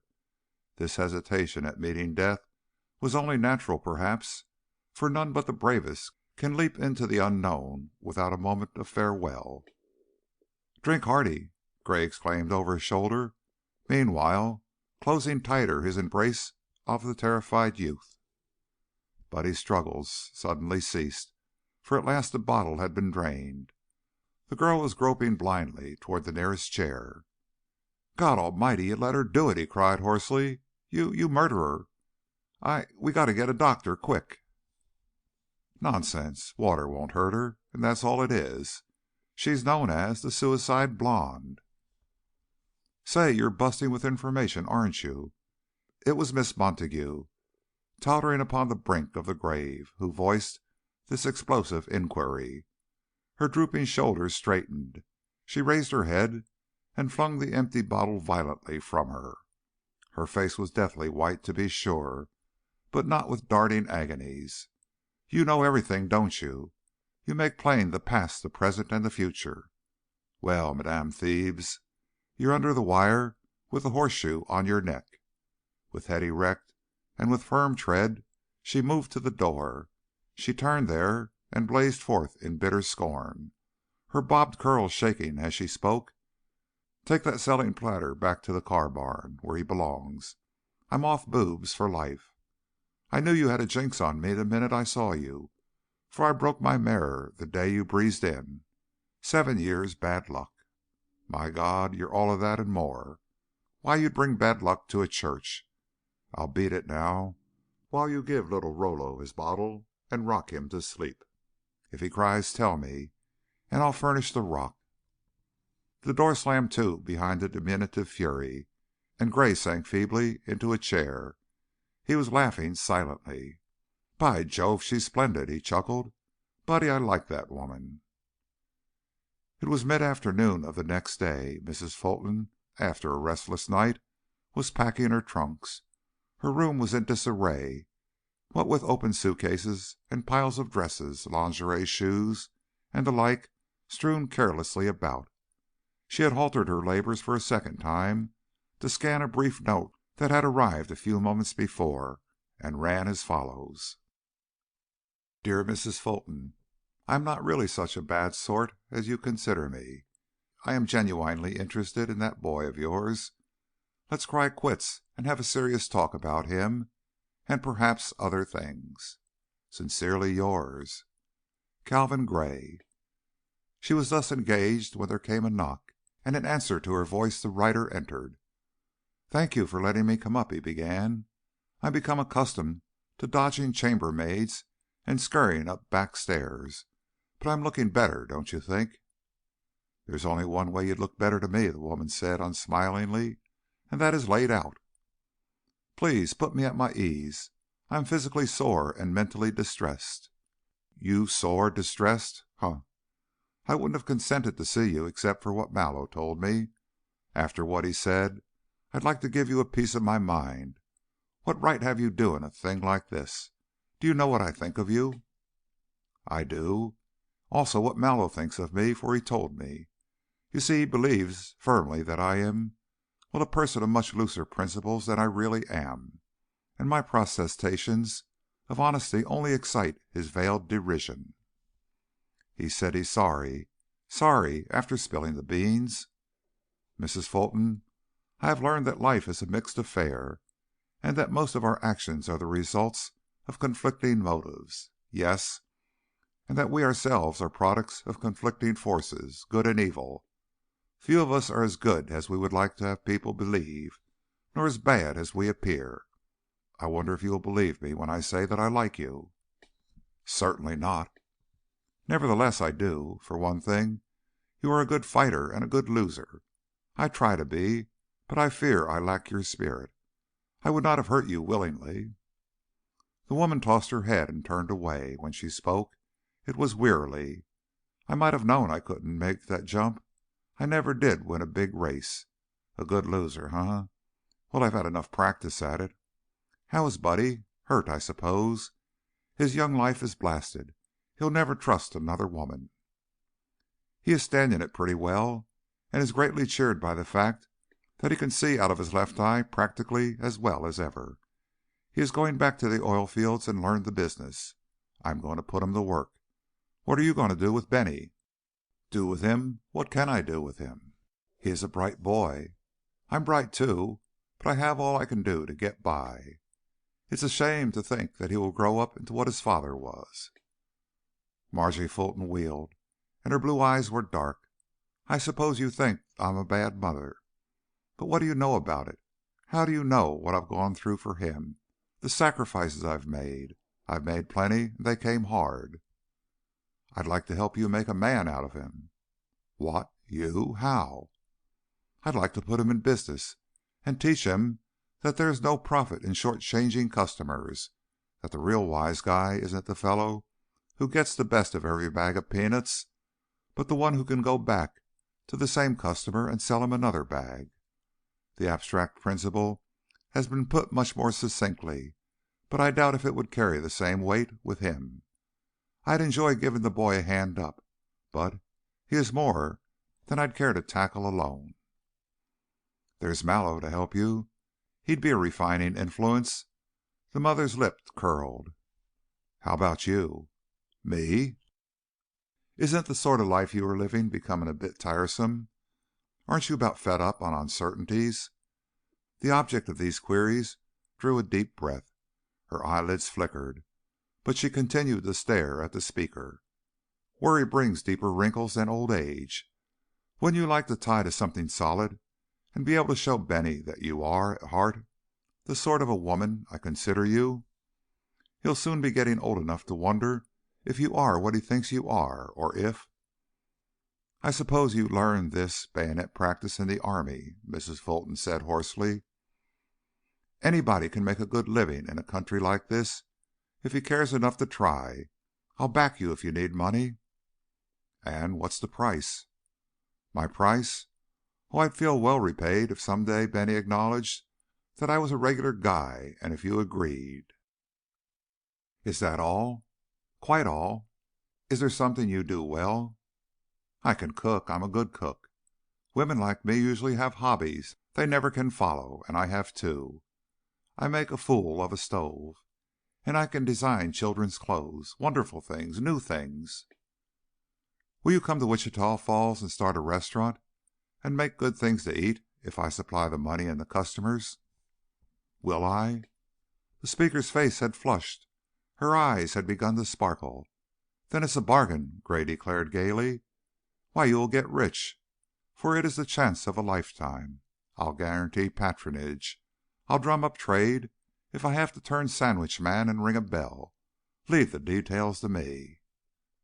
Margie Fulton sank slowly into the nearest chair, regardless of the fact that it was piled full of lacy white, expensive things. Her voice quavered, broke as she said, "Gee, Mr. Gray, I figured there must be some decent men in the world, but I never thought I'd meet one." Chapter 23. In a long, relentless struggle between two men, psychology may play a part as important as in a campaign between two opposing armies, or so at least Calvin Gray believed. That, in fact, was one of his pet theories, and from the first he had planned to test it. It was characteristic of Henry Nelson, on the other hand, that he put no faith whatever in imponderables. Hence Gray's reference to morale on the day of their first meeting had amused him. Morale, indeed! As if a man of his tough fiber could be affected by the mere chanting of a hymn of hate. He considered himself the captain of his soul, and the antics of a malicious enemy, the wild waving of false danger signals, instead of distracting a resolute mariner, would merely cause him to steer a truer course. But Nelson was a brooder. Time came when doubts distressed him, when he began to put faith in malicious animal magnetism, and despite his better sense, to wonder if some evil spell really had not been put upon him. In his arrogance it had seemed at first a simple matter to do away with Gray. That had been mistake number one. The miserable breakdown of that plan, the refusal of his hireling to go forward, and the impossibility of securing a trustworthy substitute convinced him finally that he had erred grievously in his method. Some men are invulnerable to open attack, and Gray, it seemed, had been wet in the waters of the Styx. No, that had been a bad beginning, and Nelson regretted it, for he feared it had served as a warning. So indeed it appeared, for not long thereafter he actually felt, or thought he felt, the vengeful claws of his enemy. A new strike in one of the western counties had become public, and a brand new oil excitement was born overnight. Trains were crowded, roads were jammed with racing automobiles. In the neighborhood of the new well ensued scenes to duplicate those of other pools. For the first week or two there was a frenzy of buying and selling, a speculation in oil acreage and town lots. The Nelsons, of course, were early on the ground, for in spite of his father's contention that they could ill afford at the moment to tie up more money in unproductive properties, the son had argued that they must have protection, and his arguments had prevailed. Henry went in person, and he was disagreeably surprised to discover Gray on the ground ahead of him. The latter bore evidences of hard usage in the shape of a black eye and numerous bandages, reputed to be the result of an automobile collision. Henry regretted that his enemy's injuries were so trivial. It was indeed a pity that so few accidents are fatal. Henry bought rapidly, right and left, as much to forestall Gray as anything else, and he was back at the bank shortly with a number of leases. Not until some time later did he learn that he had paid a price for them twice as high as that charged for properties closer in. It was Bell who brought this unwelcome information home to him, brought it home in his characteristic manner. "What the hell ails you, anyhow?" the father inquired, in apoplectic wrath. "Have you gone clean crazy?" After some inquiry, Henry realized what ailed him, and who had caused him to throw away his money. But he did not appraise Bell. More than once they had been parties to wash sales, and had helped to establish artificial values, but to be victimized in the same manner was like the taste of poison. Of course it meant little in the big game.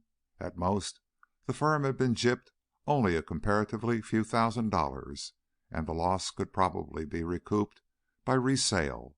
Nevertheless, the incident was significant, and upon second thought it appeared to shed light upon certain other expensive transactions in other fields. Now, oddly enough, this new oil discovery did not develop as had been expected. In fact, the excitement died out quickly, and when Henry Nelson undertook to dispose of his holdings, he was faced by a heavy loss, for Gray was offering adjoining acreage at low prices. Following this unhappy experience, the scandal about the Jackson well became public, the Atlantic Company having at last located the leak in its pipeline, and the whole Red River district enjoyed a great laugh. Henry Nelson did not laugh. He turned green when he realized how close he had come to buying that lease. Of course, here was a swindle that Gray could have nothing to do with, and yet Nelson wondered why Bob Parker had failed to sell it to him. Bob had tied it upon an option, awaiting his return, and he had hurried back on purpose to examine it. Why hadn't he bought it? Henry asked that question of the girl, and when she told him as much as she knew, he began to believe that the whole thing was indeed an incredibly bold attempt to swindle him and him alone. Miss Parker, of course, was deeply chagrined at her connection with the fraud. Nevertheless, the banker felt his flesh turn cold at the narrowness of his escape.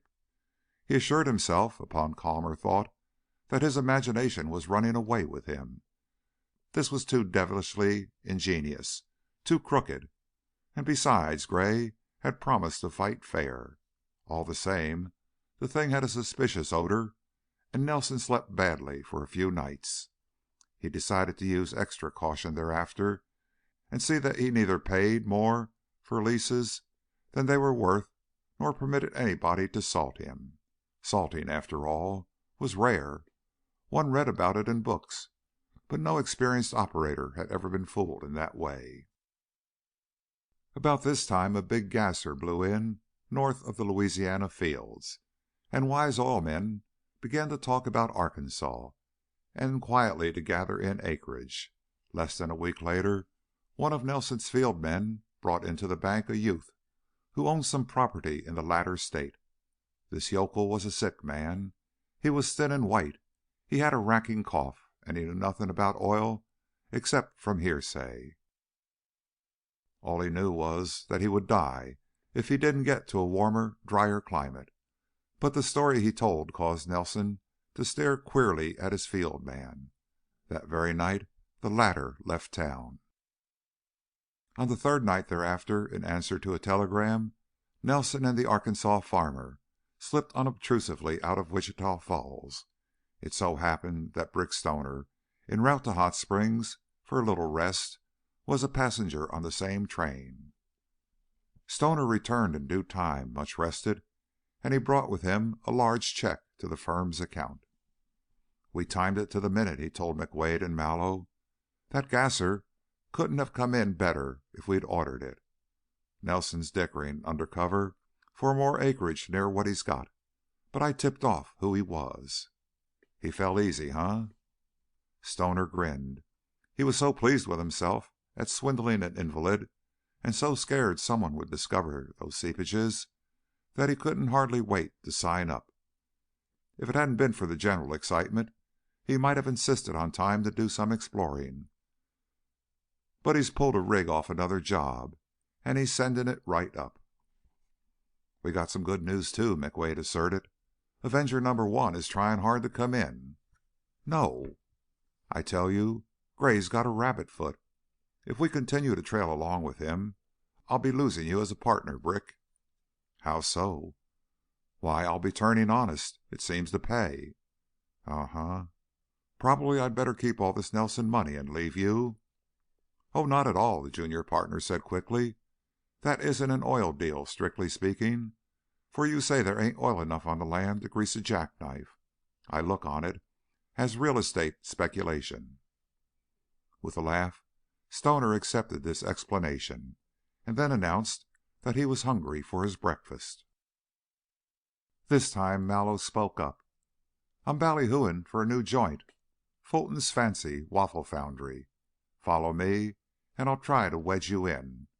But you'll have to eat fast and pick your teeth on the sidewalk, for we need the room." In answer to Stoner's stare, the speaker explained his interest in the welfare of Wichita Falls's newest eating place, and en route thereto he told how Margie Fulton came to be running it. "Gray did it. He got the Parker girl to help us, and we had the place all fixed up by the time Margie got here. She's tickled pink, and it'll coin money if it isn't pinched." "Pinched?" "Sure. Benny's the cashier, and he palms everything from dimes to dish towels. Force of habit. Better count your change till I break him of short-changing the customers." "You?" Stoner stopped in his tracks. "Oh, I'm giving him lessons in elemental honesty." "My God, are you turning honest, too?" the other man exclaimed. "Seems like that's all I hear lately." It was a blue day for Henry Nelson when Avenger number 1 came in, for it made necessary immediate drilling operations on his part, and the worst of it was the well was not big enough to establish a high value for his holdings. It was just enough of a producer to force him to begin 3 offsets, and that, for the moment, was an undertaking decidedly inconvenient. Bell Nelson was even more dismayed at the prospect than was his son, for upon him fell the necessity of raising the money. "Hell of a note," the old fellow grumbled, "when a wet well puts a crimp in us. A little more good luck like this and we'll go broke." "We can't afford to let go or to sublease." "Of course not, after the stand we've taken. There's talk on the street about the bank now, and I'd give a good deal to know where it comes from." The junior Nelson had heard similar echoes, but he held his tongue. "I never did like your way of doing business," the speaker resumed fretfully. "We've overreached. You wanted it all, and this is the result." Now Henry Nelson was warranted in resenting this accusation, for it had ever been Bell's way to pursue a grasping policy. Therefore, he cried angrily: "That's right. Pass the buck. You know you wouldn't listen to anything else. If we're in deep, you're more to blame than I." "Nothing of the sort." Old Bell began a profane denial, but the younger man broke in irritably: "I never won an argument with you, so have it your own way. But while you're raising money for the Avenger offsets, you'd better raise plenty, for Gray is going to punch holes down as fast as ever he can." "Who is this Gray? What's he got against you?" Henry's eyes shifted. "He hasn't got anything against me. He bought a good lease and was wise enough to get somebody to make a well for him." "Those crooks, those wildcatters?" "Now he proposes to develop his acreage as rapidly as possible. Nothing strange about that, is there?" "Is he sore at you?" "We didn't get along very well in France." "H'm. I suppose that means you fought like hell, and now he's getting even. By the way, where am I going to get this money?" "That's up to you," said Henry, with a disagreeable grin, whereupon his father stamped into his own office in a fine fury. Not long after this father and son quarreled again, for of a sudden a perfect avalanche of lawsuits was released, the mysterious origin and purpose of which completely mystified old Bell. The Nelsons, like everybody else, had unsuccessfully dabbled in oil stocks and drilling companies for some time before the boom started, also during its early stages, and most of those failures have been forgotten. They were painfully brought to mind, however, when Henry was served with a dozen or more citations, and when the inquiry elicited the reluctant admission from the banker's attorney that a genuine liability existed, a liability which included the entire debts of those defunct joint stock associations in which he and his father had invested. This was enough to enrage a saint. Henry argued that he had invariably signed those articles of association with the words in parentheses, "no personal liability," and he was genuinely amazed to learn that this precaution had been useless. He protested that scores, nay, hundreds of other people were in the same fix as he, and that if this outrageous provision of the law were strictly enforced and judgments rendered, widespread ruin would result. His lawyer agreed to this in all sympathy, but read aloud the provisions of the statute, and Nelson derived no comfort from the reading. The lawyer was curious to know, by the way, who had taken the trouble to acquire all of these claims, a task of heroic size, but about all the encouragement he could offer was the probability of a long and expensive series of legal battles, the outcome of which was problematical. That meant annoyance at best and a possible impairment of credit, and the Nelson credit right now was a precious thing, as Henry well knew. Eloquently he cursed the day he had met Calvin Gray. What next, he wondered. He discovered what next when the driller he had sent up to Arkansas in charge of his rig one day came into the office in great agitation. The man's story caused his employer's face to whiten. "Salted? I don't believe it." Nelson seized his head in his hands. "Oh, my God!" he gasped. Misfortunes were coming with a swiftness incredible. Salted, victimized, like the greenest tenderfoot. A small fortune sunk while the whole country was still chuckling over the Jackson scandal. This was a nightmare. Henry was glad that his father was in Tulsa in conference with some other bankers over that Avenger offset money. Otherwise, there was no telling to what extreme the old man's rage would have carried him at this final calamity.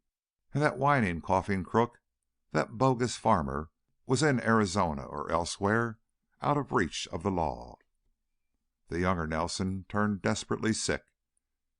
If this was not more of Gray's work, it was the direct result of the curse he had called down. "Does anybody know?" Henry inquired. after he had somewhat recovered his equilibrium. "Nobody but us fellows." "You mustn't shut down. You've got to keep up the bluff until I get time to turn." "You're going to bump off that land to somebody else?" "What do you think I'm going to do?" Nelson was on his feet now and pacing his office with jerky strides. "Take a loss like that?" He paused and glared at the bearer of bad tidings. Then he growled, "What are you grinning about? Oh, you needn't say it. You want yours, huh? Is that it?" "Well, it's worth something to turn a trick like this." "How much?" "It's a big deal. It'll take something substantial and paid in advance, to make our boys forget all the interesting sights they've seen. But I'd rather leave the amount to you, Henry. You know me. I wouldn't be a party to a crooked deal, not for anything, except to help you out." "How much?" the banker repeated hoarsely. But the field man merely smiled and shrugged. So, with a grunt of understanding, Henry seated himself and wrote out a check to the bearer, the amount of which caused him to grind his teeth. Now it was impossible to dispose of a large holding like that Arkansas tract at a moment's notice. In order to evade suspicion, it was necessary to go about it slowly, tactfully. Hence the financier moved with as much circumspection as possible. His careful plans exploded, however, when he met Calvin Gray a day or so later. Gray had made it an invariable practice to speak affably to his enemy in passing, mainly because it so angered the latter. This time he insisted upon stopping. He was debonair and smiling as always, but there was more than a trace of mockery in his tone as he said, "So your luck has changed, hasn't it? The Avenger well of mine has put a good value on your property. I congratulate you, Colonel." "Humph! I don't believe in luck," Nelson mumbled, "and the Avenger isn't enough of a well to brag about." "So you don't believe in luck. It seems to be our lot invariably to differ, doesn't it? Now, my dear Colonel, I'm not ashamed to confess that I am deeply superstitious, and that I believe implicitly in signs and prodigies. You see, I was born under a happy star. At my nativity, the front of heaven was full of fiery shapes, as it were. Comfortable feeling, I assure you. Take that incident at Newton, not too long ago. Doesn't that prove my contention?" "What incident?" Gray's brows lifted whimsically. "Of course, how should you know? There was a clumsy attempt to do me bodily harm, to assassinate me. Funny, isn't it? So ill-considered and so impractical. But about this Avenger matter, if you find it inconvenient to offset my wells as fast as I put them down, perhaps you consider selling." "Inconvenient?" Nelson felt the blood rush to his face at this insufferable insult, but he calmed himself with the thought that his opponent was deliberately goading him. After all, it served him right for permitting the fellow to stop him. "Inconvenient? Ah!" He turned away carelessly. "No offense, my dear Colonel. I thought, after your Arkansas fiasco, you might wish—" "What Arkansas fiasco?" Nelson wheeled, and in spite of himself his voice cracked. "Ah, another secret, eh?" Gray winked elaborately. Nothing could have been more deliberately offensive than that counterfeit of a friendly understanding. "Very well, I shan't say a word." "You—" The banker was gasping. "You're doing your damnedest to start something, aren't you?" "Every day, every hour, every minute." The speaker bowed. "In defense of my promise to fight fair, let me assure you, however, that I did not start this. As a matter of fact, I knew nothing about it until you had been hooked. Apropos of that quixotic promise, please remember that your own actions have absolved me from it." The men stared at each other for a moment that seemed interminable. Gray was watchful, expectant. Nelson was plainly shaken by a desire so desperate that resistance left him weak. He was like an animal frozen in the very attitude of springing. "Foxy, aren't you?" he managed to say at last. "Tempting me to make the first move." With a mighty effort of will he forced his tense body to relax. The act of a bully. Bah! Wouldn't I be a fool? "A bully is usually a coward," Gray said, slowly. "Neither of us is a coward. I'm not ready to join the issue that way, especially in a place like this. The game is too exciting to—" "You'll get all the excitement you're looking for," Nelson cried, wrathfully. "You've cost me a lot of money, but you could have cost me a lot more if you hadn't been fool enough to brag about it and give me warning. Now, I'll send you out of Texas afoot." "On my back, perhaps, but never on my feet." Without another word the banker passed on, but he went blindly, for his mind was in black chaos. No chance for secrecy now. He was in for a bit of hell. He managed to kill the story in the local papers, but it appeared in the Dallas journals, which was even worse, and for the first time in his life he found himself an object of ridicule. The Arkansas transaction was made to appear the most outrageous swindle of recent oil history, and coming so quickly after the Jackson exposure, it excited double interest and amusement. In truth, the facts about the salting of that Arkansas tract did make a story, for the methods employed had been both new and ingenious. Nelson had been fooled by a showing of oil in an ordinary farm well, and by the generous seepage into a running stream some distance away. Not until a considerable sum had been spent in actual drilling operations, however, did those seepages diminish sufficiently to excite suspicion, sufficiently, in fact, to induce the crew to pump the water well dry. This done, an amazing fraud had been discovered. It had been found that the vendor of the land had removed the rock curbing and behind it had packed a liberal quantity of petroleum-soaked cotton waste. Naturally, when the well had been walled up again and permitted to resume its natural level, the result was all that unscrupulous owner could have expected.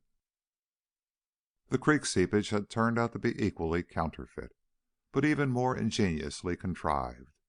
It had manifested itself where a stratum of clean white sand, underlaid with clay, outcropped at the foot of a high bank.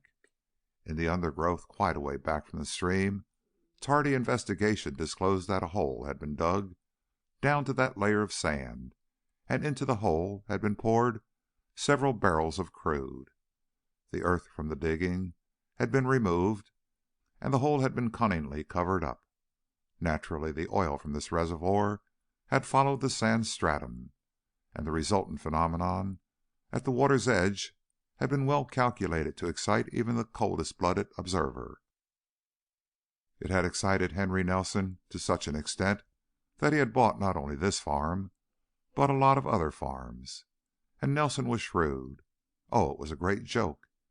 The whole mid-continent field rocked with laughter at it. Nelson Sr. returned from Tulsa bull mad, and he came without the money he had expected to get. What went on in his office that morning after he sent for his son, none of the bank employees ever knew, but they could guess, for the rumbling of the old man's rage penetrated even the mahogany-paneled walls. Chapter 24. Gray had once told Barbara Parker that there was no one quite like him, a remark more egotistical in sound than in meaning. Unusual in many ways he probably was, but, like most men, the discovery that his proudest virtues were linked with vices of which he was ashamed struck him as extraordinary, as if nature were not forever aiming at a balance. In spite of the fact that he was impulsive, headstrong, swift in most things, this girl possessed the unique faculty of rendering him acutely self-conscious, and it annoyed him the more. Therefore, to find how timorous he could be in putting her feelings to the test. That was one thing he could never quite summon courage to do. She was so young, so cool, so disconcertingly straightforward that, in contrast, his own age appeared the greater, and his many counterfeit qualities were thrown into uglier relief. Then, too, her answer meant so much that fear of refusal became an actual torture, and the mere thought of it left his arrogant spirit strangely humble. To a man in his vengeful mood, to a man whipped by one savage purpose, love had come as a blessed relief, and in consequence anger at his indecision was the greater. Sometimes he told himself that he deserved to lose her. One such occasion was after he had taken her out to the Avenger lease. There was more than one well by this time. Avenger number 2 and 3 and 4 were going down, and offsetting the first Avenger were 3 of Nelson's rigs. Bob studied the situation briefly. Then, with a dubious shake of her head, she announced, "You are taking a big risk, Mr. Gray." "You mean these new holes may come dry? Of course, but I believe in crowding my luck. I don't know any other way to work." "You have been lucky, haven't you?" She stared at him with a detached, impersonal interest. "Everything is coming your way, even down in the Ranger district." "Oh, I have my share of troubles. I lost a crooked hole recently. Had to skid the derrick and start over. Then a pair of chain tongs was dropped into another hole." "That makes an expensive fishing job." "The worst ever. Somebody must have it in for you." When Gray nodded, Bob's face lit up with surprise. "Really? Do you suspect someone in particular?" "I know." "How interesting." After a moment had passed and he had explained no further, the girl went on, "Everybody is talking about you and your success. They say you have the golden touch." "That is a good reputation to enjoy. But this country is full of fellows who came here knowing as little about oil as I knew, and who have accomplished more sensational results. I have come up like a rocket, to be sure. It remains to be seen whether I should fall like a stick." "You won't fall." "Do you really believe that?" The inquiry was eagerly put. "I trust your intuition, Miss Bob. Sometimes I have moments of uneasiness, for, you see, I'm drilling more wells than I should. It is double or quits, you understand. If my luck breaks, so do I."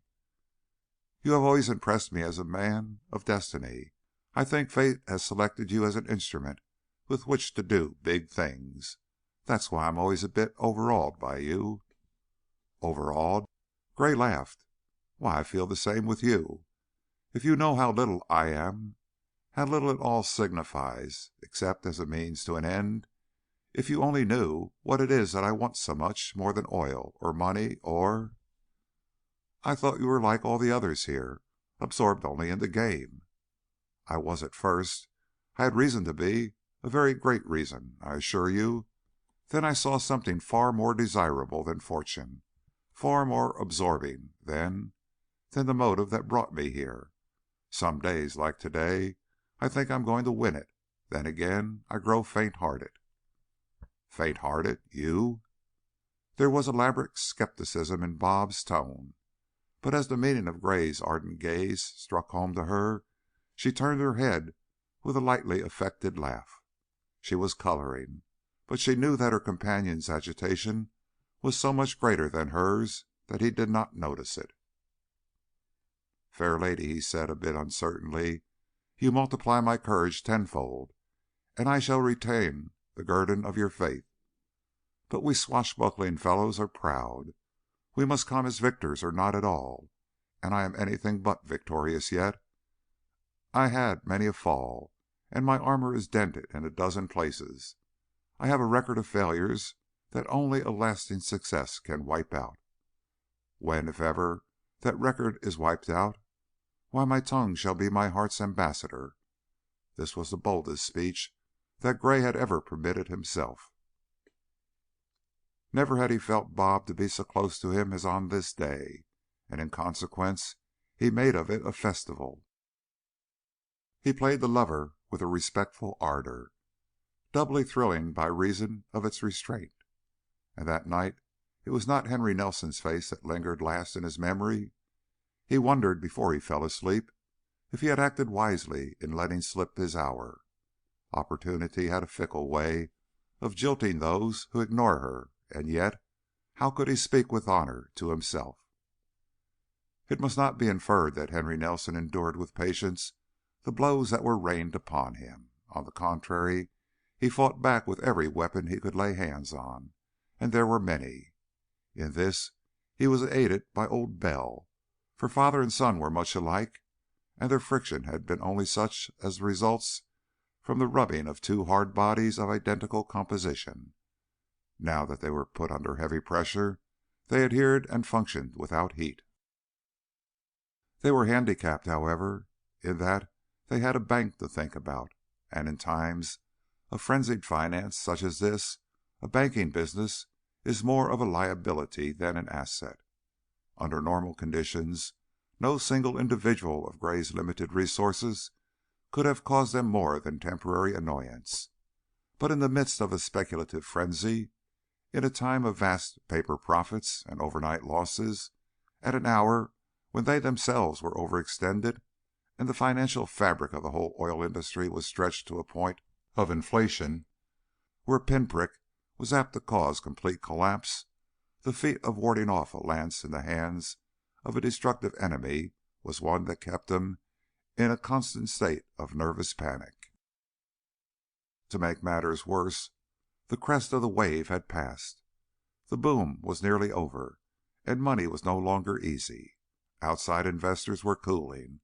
Mysterious and powerful influences were at work, and there were rumors of a break in the price of crude. Meanwhile, so far as the Nelsons were concerned, it was necessary to pour a steady stream of dollars into the earth in order to save that which had been accomplished at immense cost, and such oil as their producing wells gave forth was swallowed up in other holes. It became with them a problem of how to hold on, how to finance from day to day until production returns overtook exploitation expenses, a problem that put gray hairs in their heads and lines about their eyes. They were forced to many expedients. How they managed it all baffled Gray and worried him too, for he knew that if ever they turned the corner, they would be safe from him, and his vengeance would fall to the ground. One big well would set them up, and there was always that danger, for scarcely a week went by without news of some gigantic gusher. Knowing all there was to know about their field activities, he set himself to the task of learning more about the bank itself and about their method of operating it. This was a task indeed, and he spent much time at it, time he could ill afford, by the way, for he, too, had about exhausted his last resource.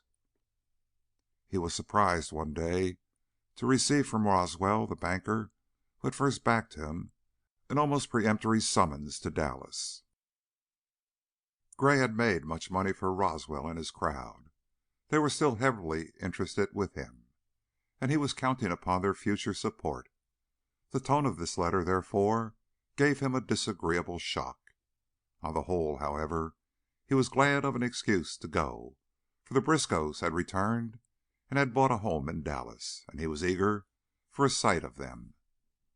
Mr. Roswell's greeting was quite as cool as his letter, but he betrayed a keen interest in the progress of their joint affairs, and asked a good many searching questions. Gray answered frankly. "You surprise me," the banker announced finally, "for you confirm something I did not wish to believe. I have just learned that you are using us to further a private grudge and to ruin a reputable man. I couldn't credit such a statement without—" "It is quite true, except that I haven't used you, not at least in the sense you imply." "You have used our money. It is the same thing." "Oh, not at all. I have handled a number of speculations. Investments is a better word for you and your group, and I have made a lot of money for you. That's the most you expected. That's all I promised. So long as I continue to do that, my motives, my personal likes and dislikes, concern you in no wise. Neither are you concerned in the use I make of my winnings. Legitimate competition is one thing. Malice, double-dealing, dishonesty is—" "Dishonesty?"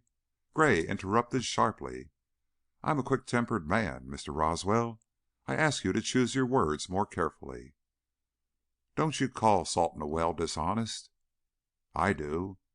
I didn't salt that Arkansas property, and I assume you refer to that. In fact, I knew nothing about it, and so I informed Nelson. Evidently he didn't believe me, and I don't expect you to do so. Nevertheless, it is true. I have never lied to you, and I never shall. Now, malice, yes, I bear malice toward Henry Nelson, and I shall continue to bear him malice long after I have put him in his grave." Roswell's startled eyes leaped to the speaker's face. "Exactly. I propose to put him in his grave, and he knows it." "Nonsense! That's wild talk, and you'll regret it. What has he done to you?" The object of this inquiry shrugged. "A private matter purely. As to double dealing, is it double dealing to go to an enemy and tell him frankly that you intend to down him and how you propose to do it?" "Did you do that?" "I did. What is more, I offered to fight fair, and he agreed. But of course he broke that, as he feels free to break any agreement when it becomes onerous or unprofitable. He began by trying to assassinate me." "What are you saying?" Roswell cried. "This is incredible." Gray's cigar had gone out. He lighted it with steady and deliberate fingers before he said, "I am giving you facts. The fighting has not been all on my side. For instance, I haven't hired men to drop tools into his wells or run crooked holes and that sort of thing as he has. Not that I wouldn't follow his lead if he forced me to, but I haven't had to resort to petty annoyances.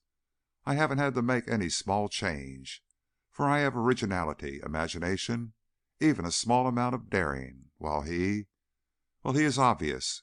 He has nothing except physical courage. Thank God he's not a coward. He'll die hard." "Amazing!" The banker was at a loss for words. After a moment he inquired, "What about Bell Nelson?" "A harsh, headstrong, ruthless old man whose history will not bear careful reading. His sins shall be visited upon him through his offspring. He will have to go, too." Roswell stirred, as if to shake off the effect of some oppressive, mesmeric influence. Reluctantly he admitted, "All I can say is, you have a colossal nerve." "Precisely. And that is all I had when I came to Texas." "I was coming to that. You deceived me, Gray. You said you represented big capital, had friends and connections." "A pardonable deceit under the circumstances, was it not? As a matter of fact, I said nothing of the sort. I merely allowed you to infer." "You're splitting hairs." The banker was impatient. "The fact remains that you led me to make a fool of myself. Why, man alive, I have your whole history here, and it's a record of one sensational failure after another. You had no backing whatever, no." "Is that the result of your own investigation?" "Partly." "For the rest, you took Nelson's word, eh? Very well. I've beaten him out from cover sooner than I expected. Now, as to my failures. Failure proves only this, that one's determination to succeed is not strong enough. Who fail except those who try? You have not always succeeded, neither have I invariably failed. Your report is a bit unfair." "You will fail now, and you deserve to fail." "Indeed? Why?" "Because you're doing an outrageous thing. Because see here, Gray, I know why you hate Nelson." There ensued a moment of silence. "He told you that?" The younger man's face slowly whitened. He spoke with difficulty. "He told me everything. He told me that you were dishonorably discharged from the army, cashiered, as we used to call it, and that you blame him. I don't mind saying it was a shock, worst I had in years. In time of war, too. The army doesn't do that unless without ample well, Gray, it's damned nasty." "Quite the nastiest thing that can happen to a man," the other agreed in a thin, flat voice. "I wouldn't believe it." "Why not? You believe everything else he told you." "I wouldn't accept his word on a thing like that without asking you." Another pause followed. "There's probably some explanation. I told him so." Mr. Roswell showed his genuine distress by the frown upon his brow and by his averted eyes. He stirred uncomfortably. Then he broke out, irritably, "Well, well, why in hell don't you say something?" "There is nothing to say." "What? My God, man, you don't mean See here, you're not a coward, or a thief, or an incompetent. What's your side of the story? What's the explanation?" "Explanations are hateful. The man who makes them deceives either himself or the other fellow, usually both. It is easy to be plausible. Would a mere statement from me, unsupported by proof, convince you where it failed to convince a court martial? Of course not. Then why make you uncomfortable by doubting my word?" Gray's smile was like the mirthless grin of a mummy. "I was found guilty, all in due military order, and disgraced, branded. My uniform was taken from me, and I can't wear it again. I can never serve my country." "It was handled quietly, with admirable discretion, for those things are bad for the morale, you understand. Very few know about it. I'm a proud man, a vain man. I assure you the death penalty would have been much easier to bear." "What did Henry Nelson have to do with it?" "He alone can answer that." "An extraordinary situation. This is your revenge, eh?" "A man of spirit, I had a choice of but two things, revenge or suicide." "H'm. It is an embarrassing situation for me." "Indeed?" "Nelson has sold a large block of his bank stock to one of our directors." "Tell him to get out from under quick," Gray said, sharply, "for I'll break Henry Nelson or I'll kill him." "Tut, tut! You're excited. You mustn't talk that way. I give you credit for an honest hatred, but I can't sympathize with it. Neither can I believe so ill of Henry Nelson. Remember, I've known him and Bell for years." With a complete finality, the banker concluded, "You'll have to give it up, Gray." "I beg pardon?" "I say we shan't permit you to go on with this murderous feud. We can't be parties to it. What you've told me warrants us in withdrawing our support instantly. But damn it all, I can't help liking you and believing in you. Frankly, there's something sublime about a grudge like yours. However, we can't go on like this. We can't put up more money now that we know what you have in mind. Call this thing off and perhaps I can induce our crowd to leave their money in until it can be worked out. That's the most I can undertake." "I need your money and your support now more than ever," the other man gravely confessed. "I need it at once, today. Nevertheless, I shan't quit." "You must!" Roswell cried, impatiently. "You can't defy us." "The devil I can't!" It was Gray's turn to blaze. "That's exactly what I'm doing. I defy you to get your money out. I defy you to interfere with me in the slightest or wring a particle of mercy out of me. I knew this would come sooner or later, and I planned accordingly. What do you think I am, eh? I'll tell you, I've got him. Otherwise, he'd never squeal about this army matter. Now then, tell your crowd to try and pull out. That's not a threat, sir, for they have played fair with me, and I shan't sacrifice a penny of their money unless they force me to do so. But I'm in control. I'm sitting pretty. They can't unseat me, and I warned them not to try." "You are making a great mistake. We will find a way to pull you off." "Ever try to pull a bulldog out of a fight when he has the other dog down and his teeth in its throat? I have. There's something rather horrible about it, rather beastly and shocking, and there's always the danger of losing a hand."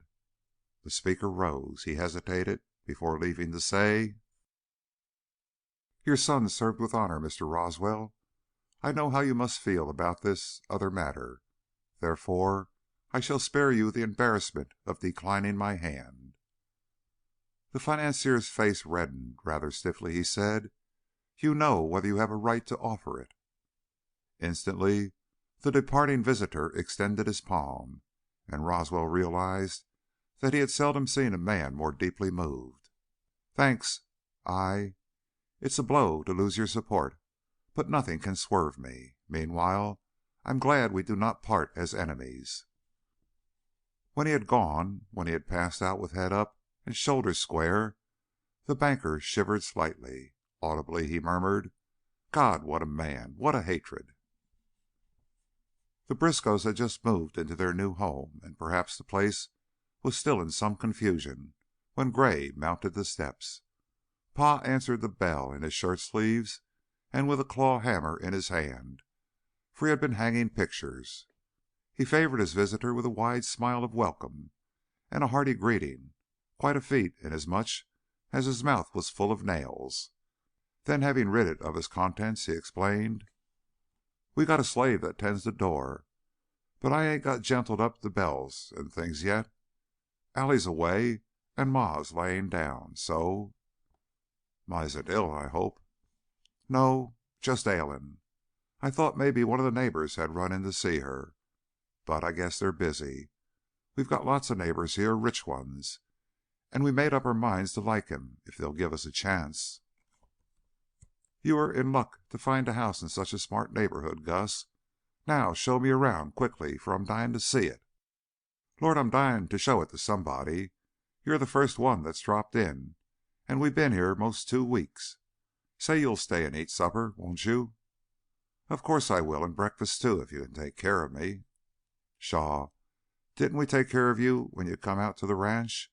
We've got 3 niggers now, just doing the housework." As in justification of this riotous mode of life, the oil man explained, "Ma wanted to do it herself, but she's poorly, and Allie vetoed it completely. She says she'll be stylish and enjoy life if it kills all 3 of us. I'd a bought a bigger house if they'd let me, but—" "It's large enough. Anything more would merely add to your cares." "Her and Ma picked out the furniture. Swell, ain't it?" "Beautiful!" Gray exclaimed. Inwardly he groaned, for although the contents of the home appeared to be expensive, almost ostentatious, they nevertheless betrayed a conspicuous lack of taste both in character and in arrangement. Here and there were color combinations so atrocious that they positively hurt the caller.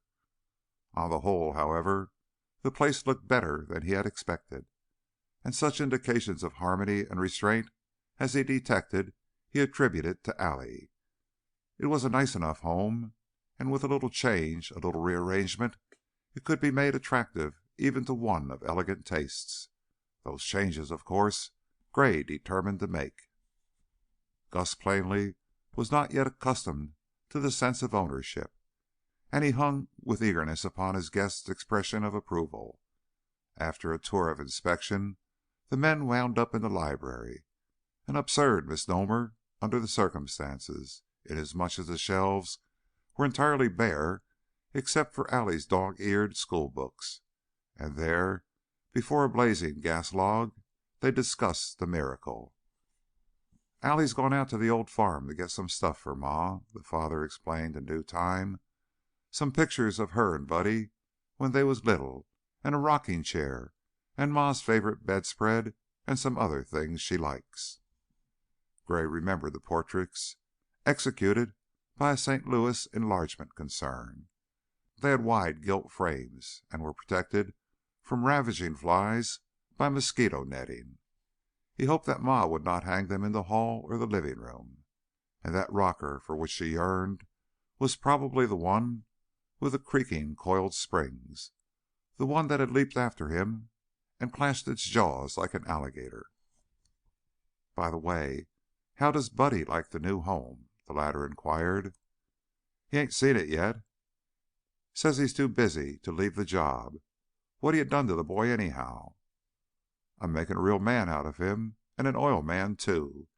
He knew how to dress tools when I got him, but he's a pretty good driller now. Before long he'll be able to take charge of your property and run it on practical lines. I told you he had it in him, and that he'd make a hand." "You never wrote us nothing about his trouble." "I left the explaining to him." Gus smiled meditatively. "First we knew that you and him had been fighting was when he wrote us a letter saying he was doing great and could see out of one eye. Then, more gravely, it was worrying over Buddy's affair that got Ma to ailin'. She ain't been right well since." "Say, what'd you do with that woman?" Briskow pronounced the last word with an accent of scorn and hatred. "I gave her a chance to make an honest, decent living. I set her up in business." "What?" "And she is making good." When the elder man shook his head impatiently, Gray went on, "I'm pretty worldly and calloused, but if one virtue has been spared me, it is charity." For a moment the father studied his caller. "Tell me," he began, "was it altogether on Buddy's account that you and him tied into one another?" Gray threw back his head and laughed frankly. "Altogether, I assure you. That's why I found it so hard." "He ought to be licked, taking up with a thing like her."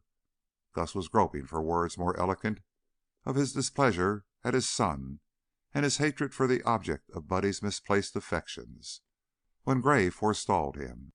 "Just a minute. You are a rich man, and you are growing richer. Careful. Frugal, prosperous people like you are apt to become unduly hard and over suspicious, but you mustn't permit it. Think, for instance, what environment did to your children.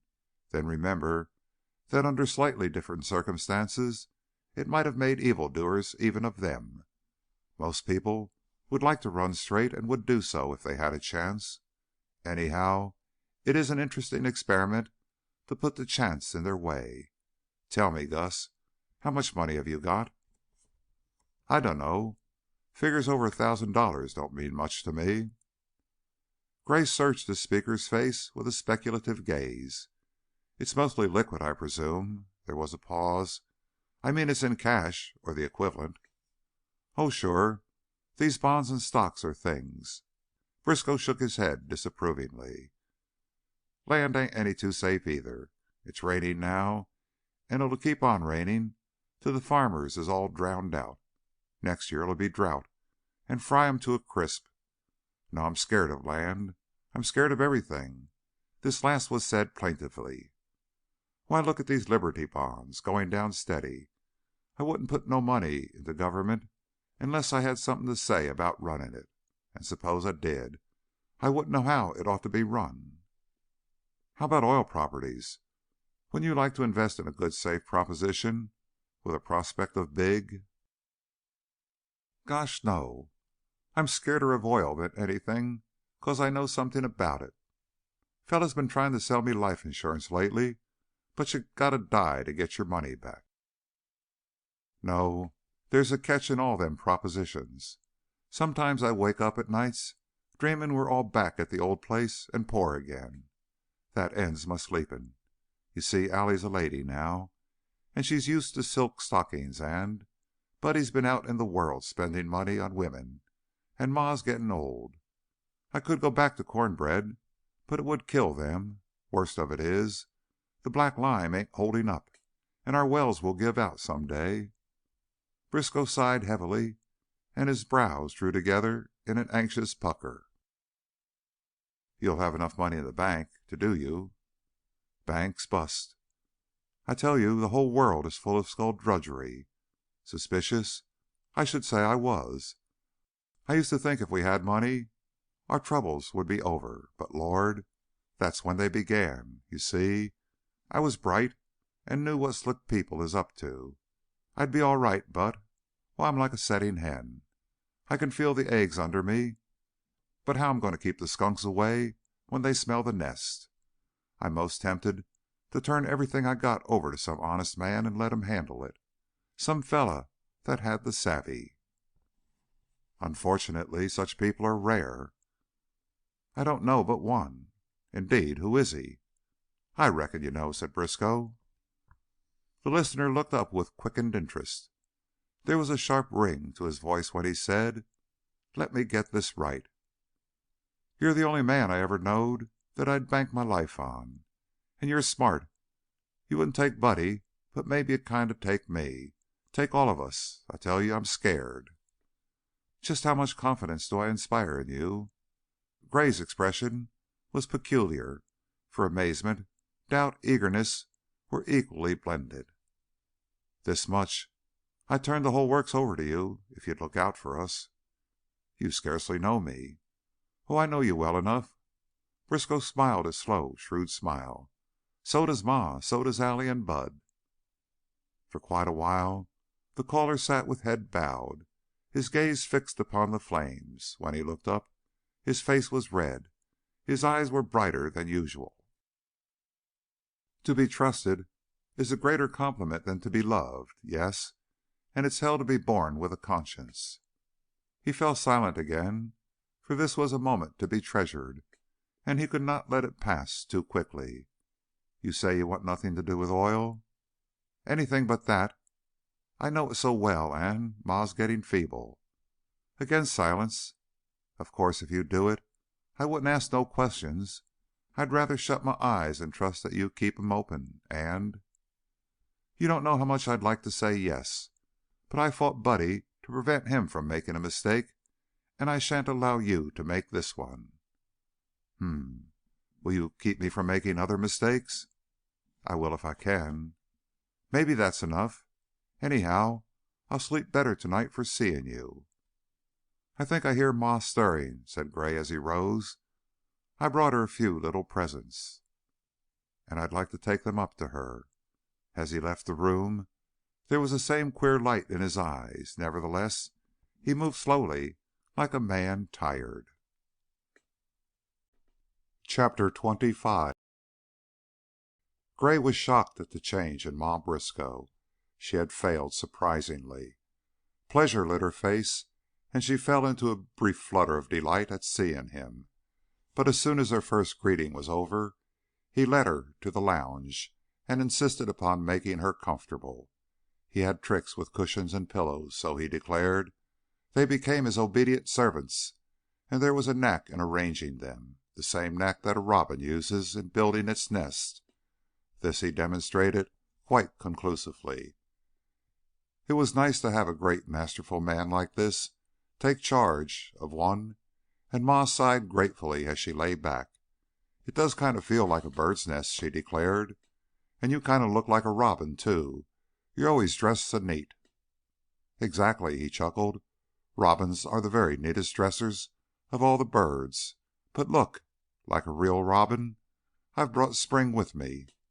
He opened a huge box of long-stemmed roses and held their cool, dewy buds against Ma Briskow's withered face. Then, laughing and chatting, he arranged them in vases where she could see them. Next he drew down the shades, shutting out the dreary afternoon, after which he lit the gas log, and soon the room, whether by reason of his glowing personality or his deft rearrangement of its contents, or both, became a warm and cheerful place. He had brought other gifts and flowers, too, thoughtful, expensive things that fairly took Ma's breath. No one had ever given her presents, to be remembered, therefore, with useless, delightful little luxuries, filled her gentle soul with a guilty rapture. But these were not gifts in the ordinary sense. They were offerings from the Duke of Dallas, and his manner of presenting them invested every article with ducal dignity. The Princess of Pensacola had not played for a long time, and so to recline languidly in a beautiful Japanese kimono, with her feet in a pair of wonderful soft boudoir slippers, spun by the Duke's private silkworms and knit by his own Oriental knitting slaves, while he paid court to her, was doubly thrilling. The Duke certainly was a reckless spender, but thank goodness he hadn't brought things for the house, things just to look at, and to share with other people. He knew enough to buy intimate things, things a woman could wear and feel rich in. Ma hugged herself and tried to look beautiful. Gray was seated on the side of her couch, with her cold hand between his warm palms, and he was telling her about the Princess of Wichita Falls when the summons to dinner interrupted them. Ma was not hungry, and she expected to have a bite in her own room, but her caller was so vigorous in his objections to this plan that she finally agreed to come downstairs. The Briskow household was poorly organized as yet, and it was only natural that it should function imperfectly. Nevertheless, Gray was annoyed at the clumsy manner in which the dinner was served. Being a meticulous man and accustomed to comfort, incompetent servants distressed him beyond measure, and he soon discovered that the Briskow help was as completely incompetent as any he had ever seen. The butler, for instance, a pleasant-faced colored man, had evidently come straight from the docks, for he passed the food much as a stoker passes coal to a boiler, while the sound of crashing platter in the butler's pantry gave evidence that the second girl was a house wrecker. "See here, Ma." Gray threw down his napkin. "You have a beautiful home, and you want it to be perfect, don't you?" "Why, of course. We bought everything we could buy." "Everything except skillful servants, and they are hard to find.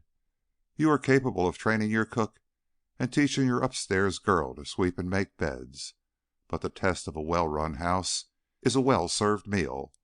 Dish breaking ought to be a felony, and when I become president I propose to make the spoiling of food a capital offense. Now then, you're not eating a bite, anyhow, and Gus won't mind waiting a while for his dinner. With your permission, I'd like to take things in hand and add 100% to your future comfort."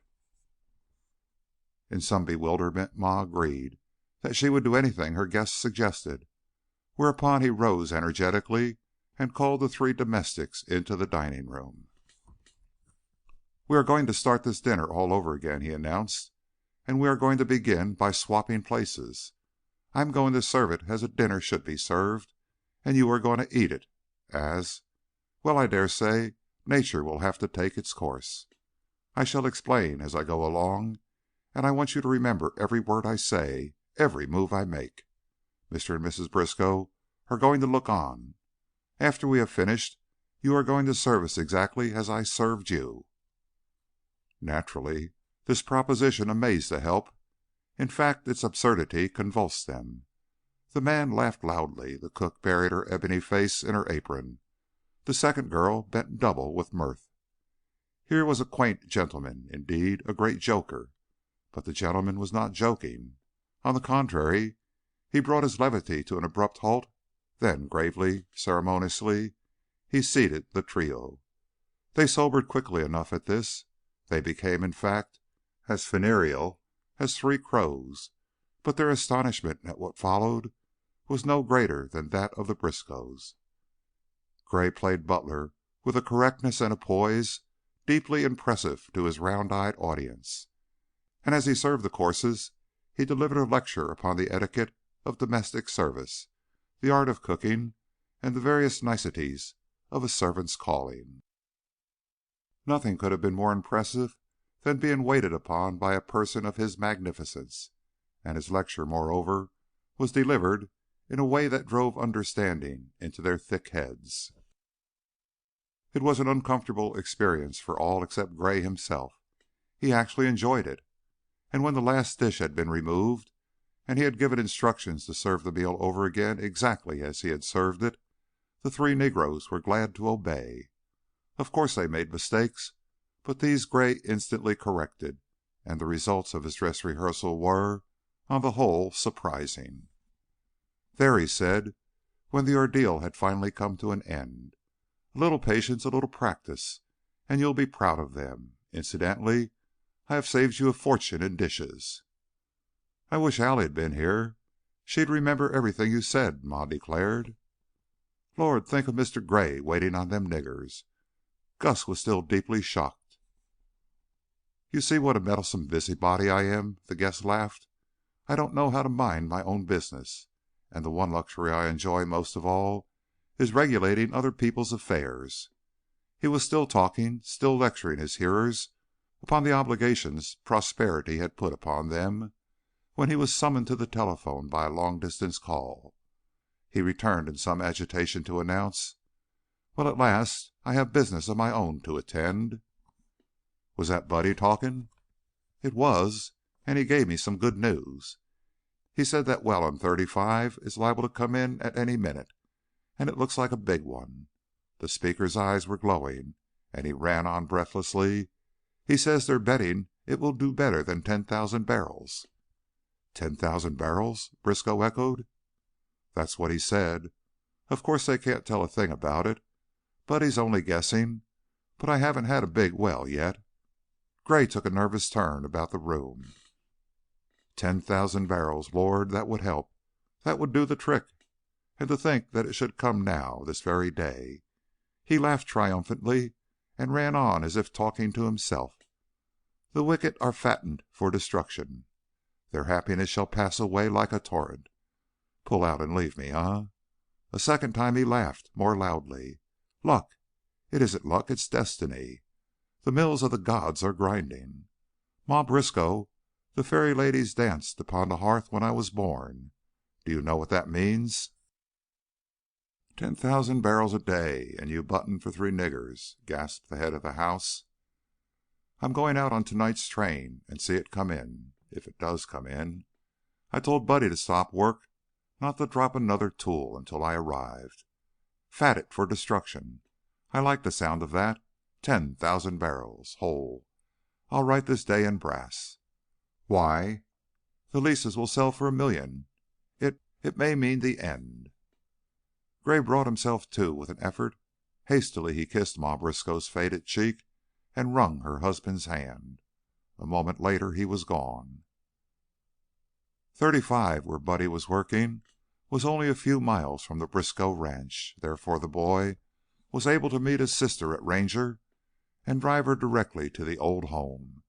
The place was much the same as when they had left it, thanks to the watchful attention of the men in charge of the Briskow wells, and there they spent the night. Buddy and his sister had always been close confidants, and their long separation, their varied experiences, left many things to be discussed. The ranch house seemed very mean, very insignificant to Allie, but she slipped into one of her old dresses and prepared the supper while Buddy straddled a kitchen chair and chatted upon 10,000 topics of mutual interest. "Doggone!" he exclaimed finally. "I hardly knew you when you stepped off that train.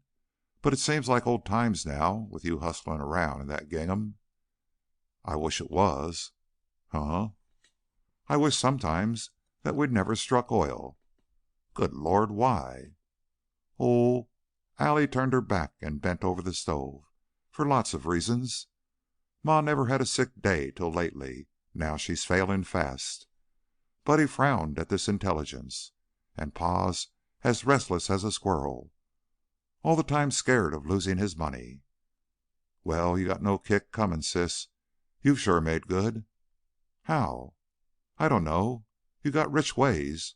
And rich looks, too." Allie lifted an interested face, and her brother undertook, somewhat awkwardly, to tell her wherein she had improved. She listened with greedy delight.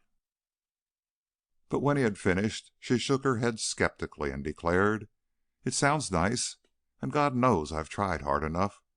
But there's a difference, Bud. We're trash and always will be." Of course, young Briskow's mind was full of business, and he could not long stay off that absorbing topic. When, during their supper, he announced the fact that the well on 35 showed signs of coming in shortly, and that he intended to send for Calvin Gray, Allie changed her mind about returning home and decided to wait over until the latter arrived. She and Buddy talked until a late hour that night, but although she was dying to have him tell her about his romance, his dream of love, he never so much as referred to it, and she could not bring herself to disregard his reticence, nor could she bear to discuss with him the problem that lay nearest her own heart. She had brooded long over that problem, and her soul was hungry to share its bitter secret. Nevertheless, she could not do so, for it is often easier to bear one's wounds to strangers than to those we love. If her breedings, her bitterness of spirit manifested themselves, it was in a fixed undertone of pessimism and in an occasional outburst of recklessness that bewildered her brother. On the morning of Gray's coming, she rode with Buddy over to 35. It was a wretched rainy day, and nothing is more bleak than a rainy day in a drilling camp. Work had been halted, and the men were loafing in their bunk house. Brother and sister spent the impatient hours in the mess tent. As usual, they talked a good deal about Calvin Gray. "Funny, him coming here as a stranger and getting to run our whole family, ain't it?" Buddy said. Allie nodded. Funnier thing than that is your working for him."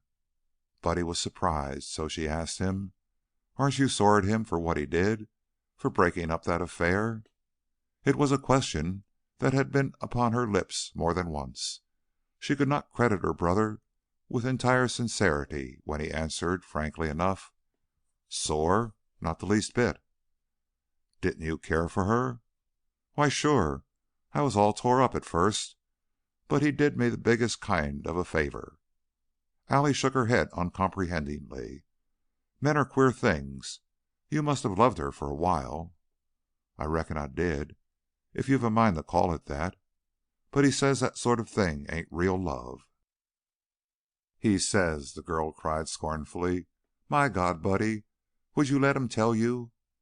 Is he picking out women for you like he picks out a dress for me and a hotel for Ma? How does he know what's the real thing?" "She was a grafter," the brother explained, with a flush of embarrassment. "She'd have probably took my money and quit me cold." "Bah!" The girl rose and, with sober defiance in her smoldering eyes, stared out at the desolate day. "You'd have had her for a while, wouldn't you? You'd have lived while it lasted. What's the difference if she was a grafter? Do you think you're going to fall in love and marry a duchess or something? I wish I had your chance, that's all." "What do you mean by that?" Buddy queried sharply. "I mean this!" Allie flamed at him. "We're nobodies, and we've got nothing but our money. A counterfeit is as good as ever we'll get, and it's as good as we're entitled to. I'd rather know what it is to live for an hour than to go on forever just pretending to live. If I've got to be unhappy, then give me something to be unhappy over, something to look back on. I'd rather be But pshaw, you don't understand. You couldn't." "I don't know what's got into you lately," Buddy declared with a frown. "Nothing's got into me. Only, what's the use of starving when the world's full of good things and you've got the price to buy them? I won't do it. If ever I get my chance, you watch me." Gray's trip from the railroad was more like a voyage than a motor journey, for the creek beds, usually dry, were angry torrents, and the 'dobe flats were quagmires through which his vehicle plowed hub deep. Nevertheless, he was fresh and alert when he arrived. After a buoyant greeting to Allie, he and Buddy inspected the well. Then he issued orders for work to be resumed. "We're getting close to something," young Briskow declared. "She's making gas and rumbling like she'd let go any minute. We've got reservoirs built and the boilers moved back so we can douse the fire when she starts. I figure she'll drown us out." "What are the indications at Nelson's well?" Gray turned his eyes in the direction of a derrick on the adjoining property, the top of which showed over the mesquite. "Nothing extra. They won't tell us anything, but they're deeper than we are." "How do you know?" Buddy winked wisely. "We counted the layers of cable on the bull wheel drum, checked up their casing, too, and watched their cuttin's. They've got their eye on us, too, and they'll be over when we blow in." That was an anxious afternoon, for as the drill bit deeper into the rock, it provoked indications of a terrific force imprisoned far below. To the observers, it seemed as if that sharp-edged tool was tapping upon the thin shell of some vast reservoir already leaking and charged to the bursting point with a mighty pressure. An odor of gas escaped from the casing mouth. Occasionally there came hoarse, throaty gurglings of the thick liquid at the bottom of the well. The bailer was run frequently. Word had gone forth that there was something doing on 35, and from the chaparral emerged muddy motor cars bringing scouts, neighboring lease owners, and even the members of a nearby casing crew. Supper was a jumpy meal, and nobody had much to say. Allie Briskow least of all. She was silent, intense. She curtly refused Buddy's offer to send her home, and when the meal was over, she followed Gray back to the derrick. He was on edge, of course. It seemed to him that every blow of that bit was struck upon his naked nerves, for he had a deep conviction that this was to prove the night of his life, and the strain of waiting was becoming onerous. This well meant so much. 10,000 barrels, 15, 5, even 1,000. It mattered little how heavy the flow, for a good paying well would see him through his immediate troubles. And this was a well of some sort, or else indications meant nothing, and everybody was greatly mistaken. Of course, a big well, something to create a furor, that was what he needed, for that not only would bridge his financial crises, but it would mean a frenzy of quick drilling, new wells crowded close together, hundreds of thousands of dollars poured into the earth. And the Nelsons couldn't stand that. It would break them, and he would taste the full sweetness of revenge. Oh, he had waited long. Nor was that all. Once he had Henry Nelson down and his foot on the fellow's throat, he'd have something to say to Barbara Parker. He could say it then, and look her in the eyes. He wished he was here tonight while he stood on the top of the world. 10,000 barrels, 20,000. 20,000 barrel gushers were not unknown. A well like that would mean a fortune every day. But why didn't it start? They were bailing again, and curiosity drew the owner in upon the derrick floor. This time the flow might begin. At any moment now oil might come with the water. There is some danger in standing close to a well during this bailing process, but Gray was like a bit of iron in the field of a magnet, spellbound.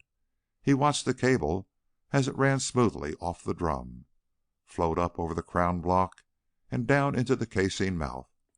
That heavy torpedo-like weight at the end of the line was dropping almost half a mile. Up it came swiftly, as if greased. Up, until it emerged into the glare of the incandescent overhead and hung there dripping. It was swung aside and lowered, and out gushed its muddy contents. Water, black and thick as molasses, but water nevertheless. Buddy Briskow was running the rig, and the dexterity with which he handled brake and control rod gave him pride. He had seated his sister on a bench out of the way, where she was protected from the drizzle, and he felt her eyes upon him. It gave him a sense of importance to have Allie watching him at such a crisis. He wished his parents were with her. If this well blew in big, as it seemed bound to do, it would be a personal triumph, for not many cub drillers could boast of bringing in a gusher the first time. It was, in fact, no mean accomplishment to make any sort of a well, to pierce the earth with an absolutely vertical shaft a half-mile deep, and line it with tons upon tons of heavy casing, joined airtight and fitted to a hair's breadth, was an engineering feat in itself. It was something that only an oilman could appreciate, and he was an oilman, a darn good one too, so Buddy told himself. He eased the brake, and the massive bailer slid into the casing as a heavy shell slips into the breech of a cannon. As he further released his pressure, the cable began to pour serpentine-like from the drum. Buddy turned his wet and grimy face and flashed a grin at Allie. She smiled back at him faintly. Some lightning-like change in her expression, or perhaps some occult sense of the untoward, warned him that all was not as it should be, and he jerked his head back to attention. There are moments of catastrophe when, for a brief interval, nature slows, time stops, and we are carried in suspense. Such an instant Buddy Briskow experienced now. He knew at first glance what had happened, and a frightened cry burst from his throat. But it was a cry too short, too hoarse, to serve as a warning. During that moment of inattention, the bailer had stuck. Perhaps 500 feet below, friction had checked its plunge, and meanwhile the velvet running drum, spinning at its maximum velocity by reason of the whirling bull wheel, was unreeling its cable down upon the derrick platform.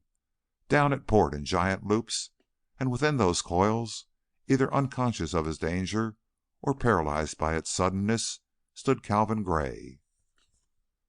Men schooled in hazardous enterprises carry subconscious mental photographs of the perils with which their callings are invested, and they react involuntarily to them. Buddy had heard of drillers decapitated by flying cables, of human bodies caught within those wire loops and cut in twain as if made of lard. For when a wedge tool resumes its downward plunge, it straightens those coils above the ground in the twinkling of an eye. Instinct rather than reason warned Buddy not to check the binding revolutions of the bull wheel. Without thought he leaped forward into the midst of those swiftly forming loops, and as he landed upon the slippery floor he clenched his fist and struck with all the power he could put behind his massive arm. Gray's back was to him. The blow was like that of a walking beam, and it sent the elder man flying as a 10-pin is hurled ahead of a bowling ball. Buddy fell too. He went sprawling. As he slid across the muddy floor, he felt the steel cable writhing under him like a thing alive, and the touch of it as it streamed into the well burned his flesh. He kicked and fought it as he would have fought the closing folds of a python, for the bailer was falling again, and the wire loops were vanishing as the coils in a whiplash vanished during its flight. Buddy's booted legs were thrown high. He was tossed aside like a thing of paper, but blind, half stunned, he scrambled back to his post. By this time the whole structure of the derrick was rocking to the mad gyrations of the bull wheel. The giant spool was spinning with a speed that threatened to send it flying, like the fragments of a bursting bomb. But the youth understood dimly the danger of stopping it too suddenly. To fetch up that plunging weight at the cable end might snap the line, collapse the derrick, jim the well. Buddy waved dizzily in his tracks. Nevertheless, his hand was steady, and he applied a gradual increasing pressure to the brake. Nor did he take his eyes from his task until the drum had ceased revolving and the runaway bailer hung motionless in the well. When he finally looked about, it seemed to him that he had lived a long time and was very old. Gray lay motionless where he had fallen, and his body was twisted into a shocking, unnatural posture. He was bleeding. Allie Briskow was bending over him. Other dreamlike figures were swarming out of the gloom and into the radiance of the derrick lights. There was a faraway clamor of shouting voices. Buddy felt himself growing deathly sick. They carried Gray to the bunkhouse, and his limbs hung loosely, his head lolled, in a manner terrifying to Buddy and his sister. As they stumbled along beside the group, the girl cried, "Oh, my God! Oh, my God!" She repeated the cry over and over again in a voice strange to her brother's ears. It wasn't my fault," he told her hoarsely. "I aimed to save him." "You killed him." "He ain't." Buddy choked and clung to her. "He's just stunned like. He ain't that." The youth was amazed when Allie turned and cursed him with oaths that he himself seldom ventured to employ. But Gray was not dead. Buddy's blow had well nigh broken his neck, and he had suffered a further injury to his head in falling. Nevertheless, he responded to such medical aid as they could supply, and in time he opened his eyes. His gaze was dull, however, and for a long while he lay in a sort of coma, quite as alarming as his former condition. They brought him to at last long enough to acquaint him with what had happened, and though it was plain that he understood their words only dimly, he ordered the work resumed. When for a second time he lapsed into semi-consciousness, it was Allie Briskow who put his orders into execution. "You ain't doing any good standing around staring at him and whispering. Bring in that well as fast as ever you can, and bring it in big. Now get out and leave him to me." Buddy was the last to go. He inquired miserably, "Honest, he ain't hurt bad, is he? You don't think Get out." "He won't die. Ain't no chance of him doing that, is there?" "If he does, I'll..." The speaker's face was ashen, but her eyes blazed. "I'll fix you, Buddy Briskow. I will, so help me God." It was late that night when the well came in. It came with a rush and a roar, drenching the derrick with a geyser of muddy water, and driving both crew and spectators out into the gloom. Up the column rose, spraying itself into mist, and from its iron throat issued a sound unlike that of any other phenomenon. It was a hoarse, rumbling bellow, growing in volume and rising in pitch second by second, until it finally attained a shrieking crescendo. 10,000 safety valves had let go, and they steadily gathered strength and shrillness as they functioned. A shocking sound it became, a sound that carried for miles, rocking the air and stunning the senses. It beat upon the eardrums, pierced them. Men shouted each other, but heard their own voices only faintly. Calvin Gray had recovered his senses sufficiently to understand the meaning of that uproar, and he tried to get up, but Allie held him down upon his bed. She was still struggling with him when her brother burst into the house shouting, "It's a gasser, Mr. Gray, biggest I've ever seen." "Gas?" the latter mumbled indistinctly. "Isn't there any oil?" His words were almost like a whisper because of the noise. "Not yet, maybe later. Say, she's a heller, ain't she? I bet she's making 20 million feet." "Gasser's no good."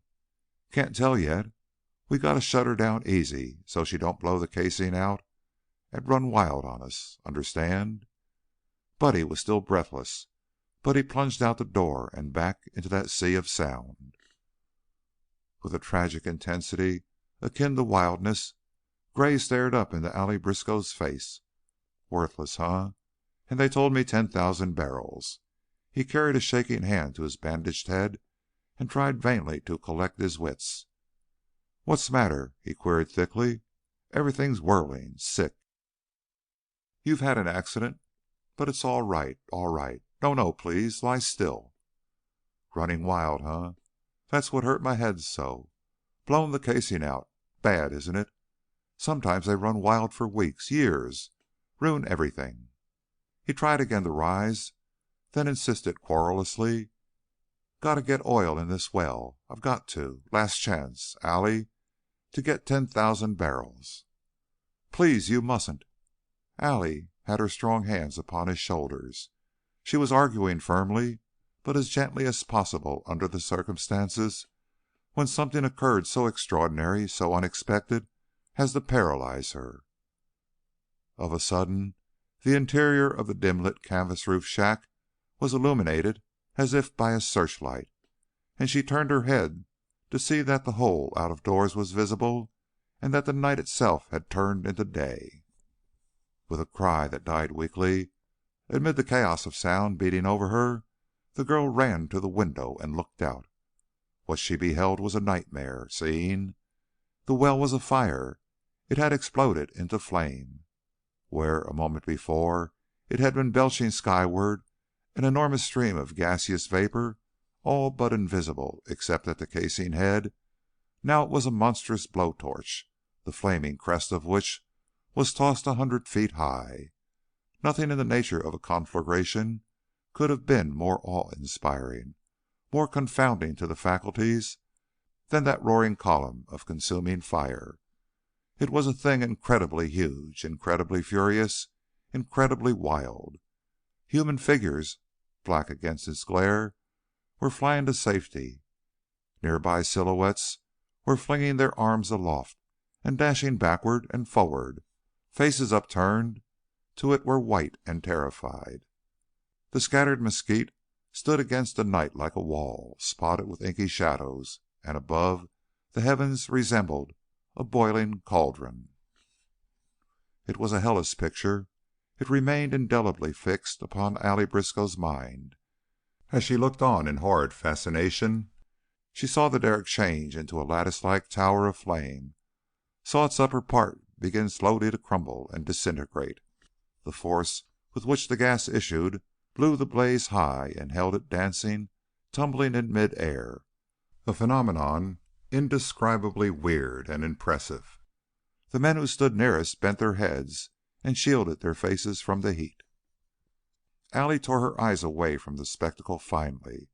She turned back to the bed, then she halted, for it was empty. The door, still ajar from Buddy's headlong exit, informed her whence her patient had gone, and she flew after him.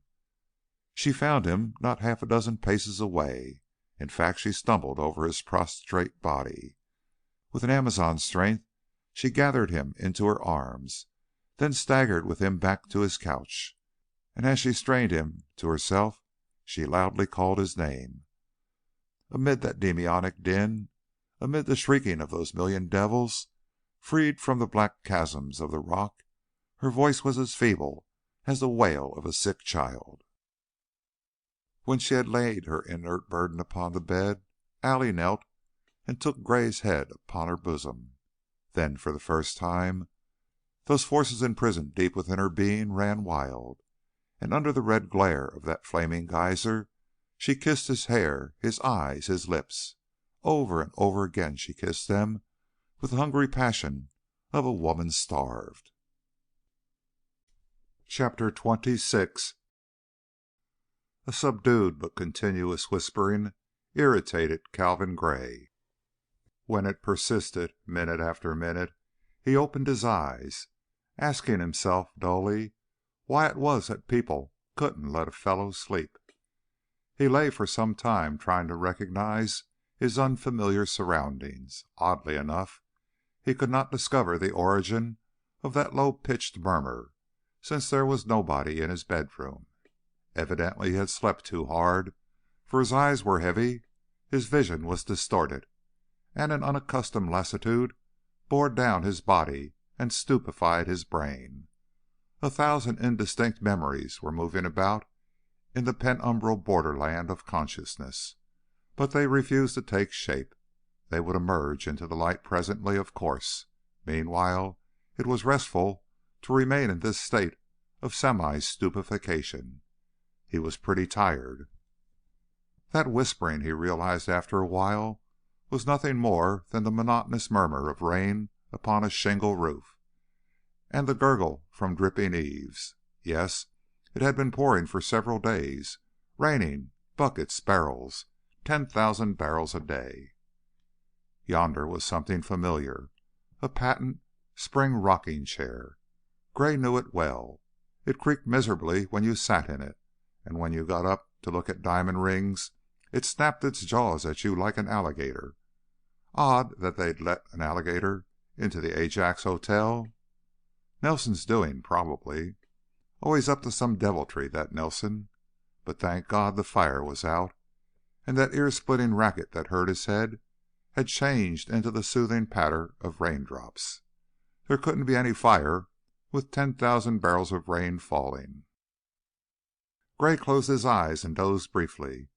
But he had dreams. Calamity haunted him. He awoke to the realization of some horror.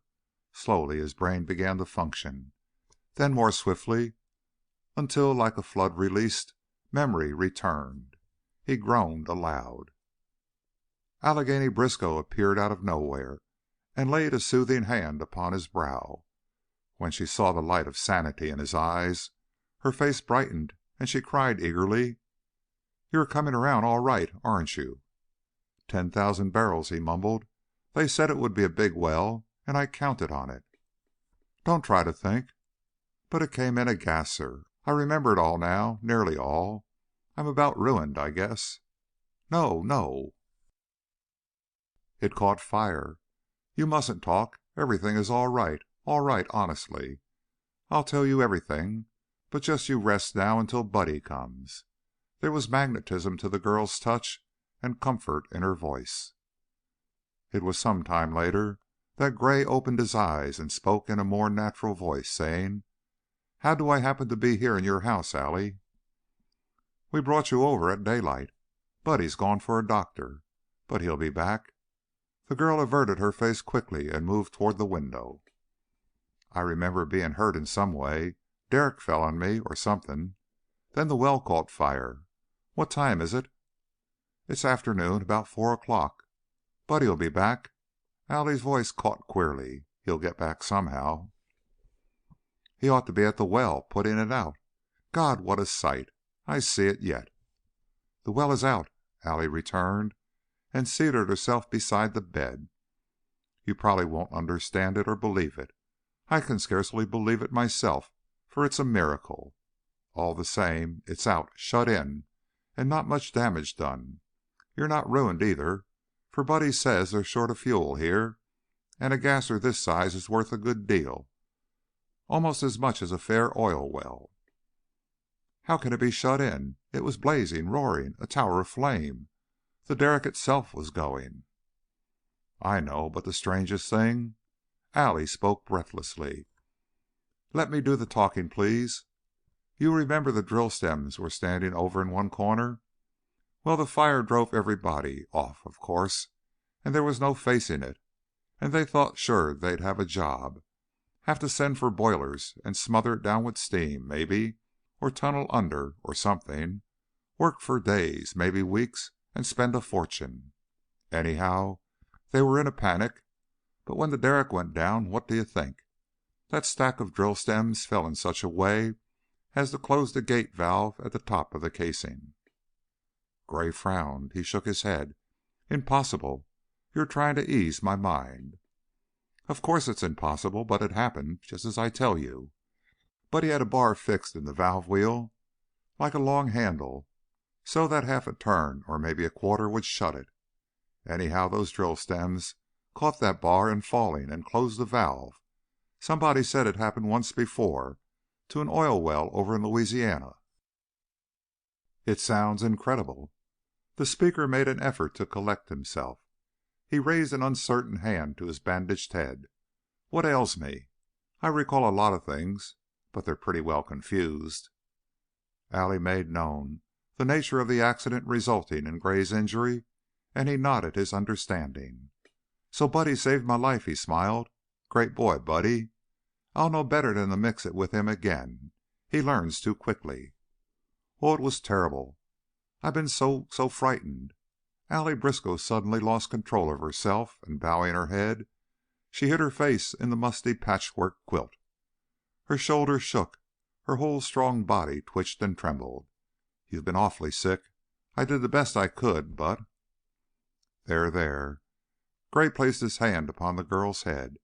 He took her palm in his and stroked it. "I'm not worth your tears, child, and anyhow I'm all right again. I am, indeed. I'm as well as ever, so far as I can tell. By the way, what set the well afire?" "Buddy thinks someone must have dropped a cigarette when the stampede came." The girl raised her face and wiped the tears from it. "It doesn't seem possible anybody would be so careless as to smoke near a well that's coming in. But just think, Mr. Gray, those drill stems shut it off. Why, it was the hand of God." "It seems so. My luck hasn't run out, that's plain." The speaker pondered briefly, then he said, "Shut in, safe. Jove, it's wonderful. Buddy can take me to the railroad tonight and—" "Oh, you can't leave. You're not able." "I must. This gasser was a great disappointment to me. I allowed myself to count on a big well, and now I have a serious problem to meet. It must be met without delay. Buddy will soon be back, I dare say." Allie undertook to evade the speaker's eye, but unsuccessfully, and he inquired sharply, "What's wrong? What's happened to him?" "Nothing. He's all right, but—" Gray's evident alarm demanded the truth, therefore she explained, "But I don't know when he'll be back. That's why I've been so frightened. It's been raining cats and dogs. The creek is overflowed, and everything is under water." "Under water? Here? Why, that can't be." Gray insisted upon rising, and Allie finally consented to his doing so. Then, despite his protest that he was quite able to take care of himself, she helped him to the window. From that position he beheld a surprising scene. The Briskow farm lay in a flat, saucer-like valley, arid and dusty at most seasons of the year, but now a shallow lake, the surface of which was broken by occasional fences, misty clumps of bushes, or the tops of dead weeds. The nearest Briskow derrick was dimly visible, its floor awash, its shape suggestive of the battle mast of a sunken man of war. "It's not more than a foot or two deep on the level," Allie explained. but that's enough, and it has come up 6 inches since Buddy left. He'd have been back before this if he could have made it." "Did you ever see it like this before?" "Once, when I was a little girl. Some years the creek never has a drop in it." "Then we're marooned." "We were cut off for 3 days that time." Gray frowned. What next, he asked himself. Here was a calamity that could not be dodged. He shrugged finally. "No use to fret. No use to crouch beneath a load. I'd give my right arm to be back in Dallas, but this is our chance to cultivate the Christian virtue of submission. So be it. One must have a heart for every fate, but," he smiled at the girl, "it is hard to be philosophical when you're hungry, and I'm hungry." "Oh, you are better." "I'm well, I tell you, except for the bruises bequeathed me by your brutal brother. 3 days, a week, maybe. My God! By the way, is there any food in the house?" "Plenty." "Then we've nothing to do except to get better acquainted, and that is something I've wanted to do for some time."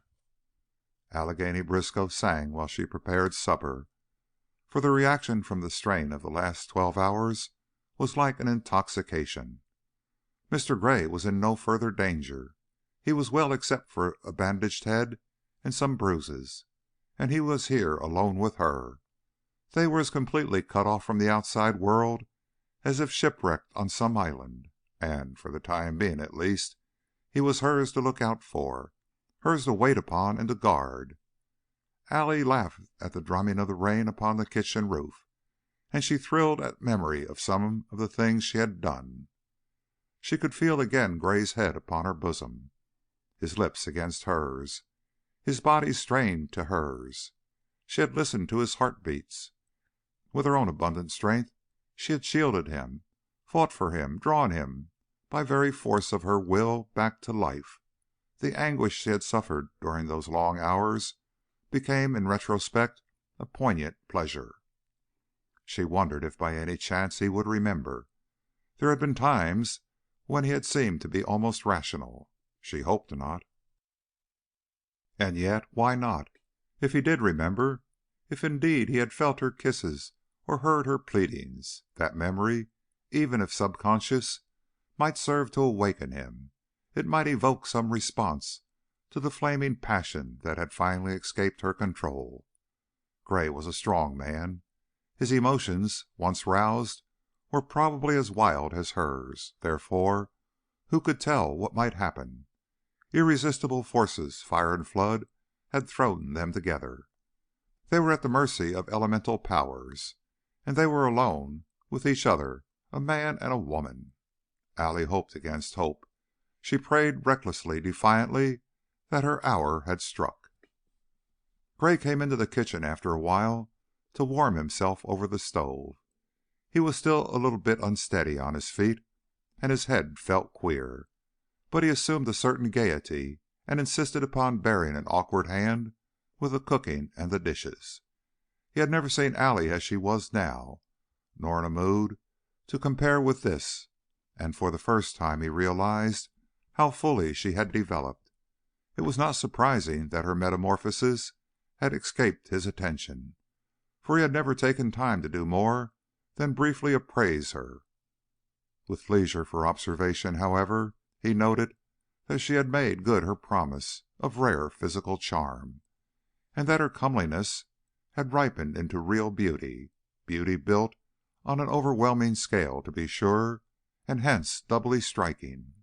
Moreover, he saw that all traces of her stolidity had vanished. She was an intelligent, wide awake, vibrant person, and at this moment a genial fire, a breathless excitement was ablaze within her.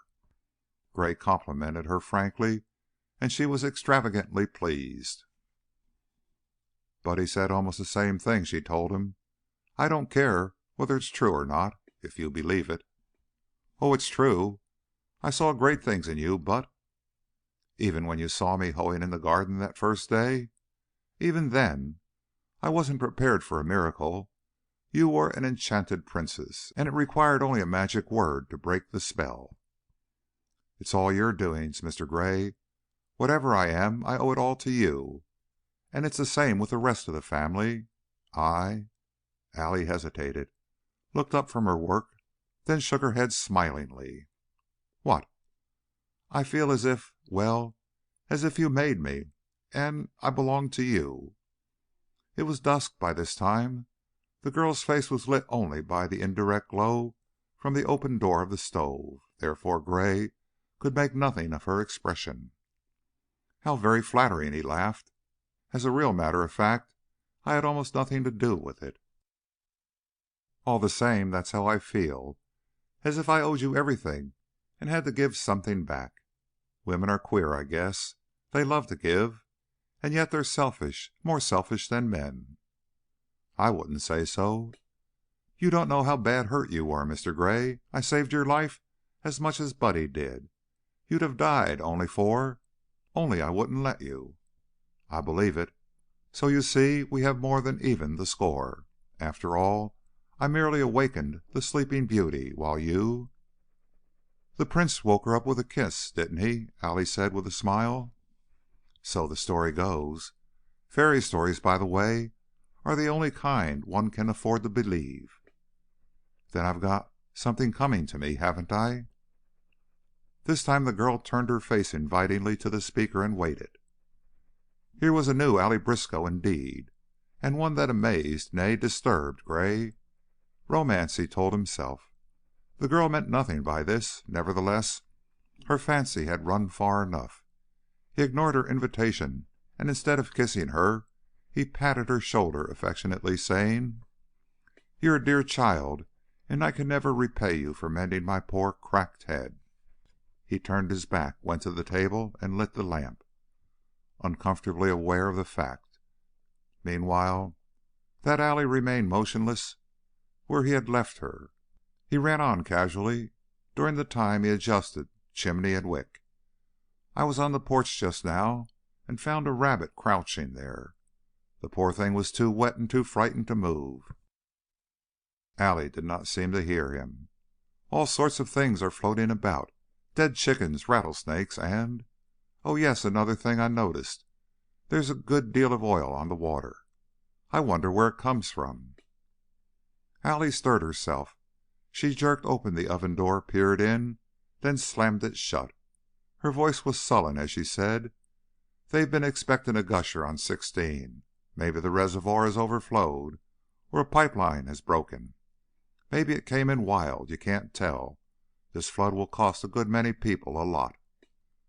Supper, when the two sat down to it, proved to be a pleasant meal, for the soft glow of the lamp, the warmth from the stove, made of the Briskow kitchen a cozy place, while the drumming of the rain overhead enhanced their feeling of comfort and security.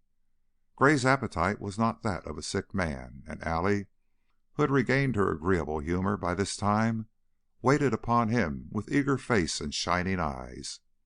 He paused finally to say: "See here, you're not eating a bite." "I'm not hungry. I couldn't eat tonight. Please, I'm perfectly happy. I feel like a slave at the great lord's table. All I care to do is look on."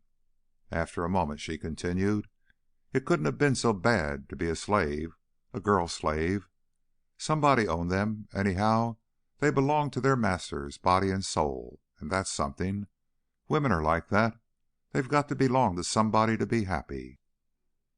Gray was a talkative man, therefore he argued this point until he began to suspect that his companion was not heeding his words so much as the sound of his voice.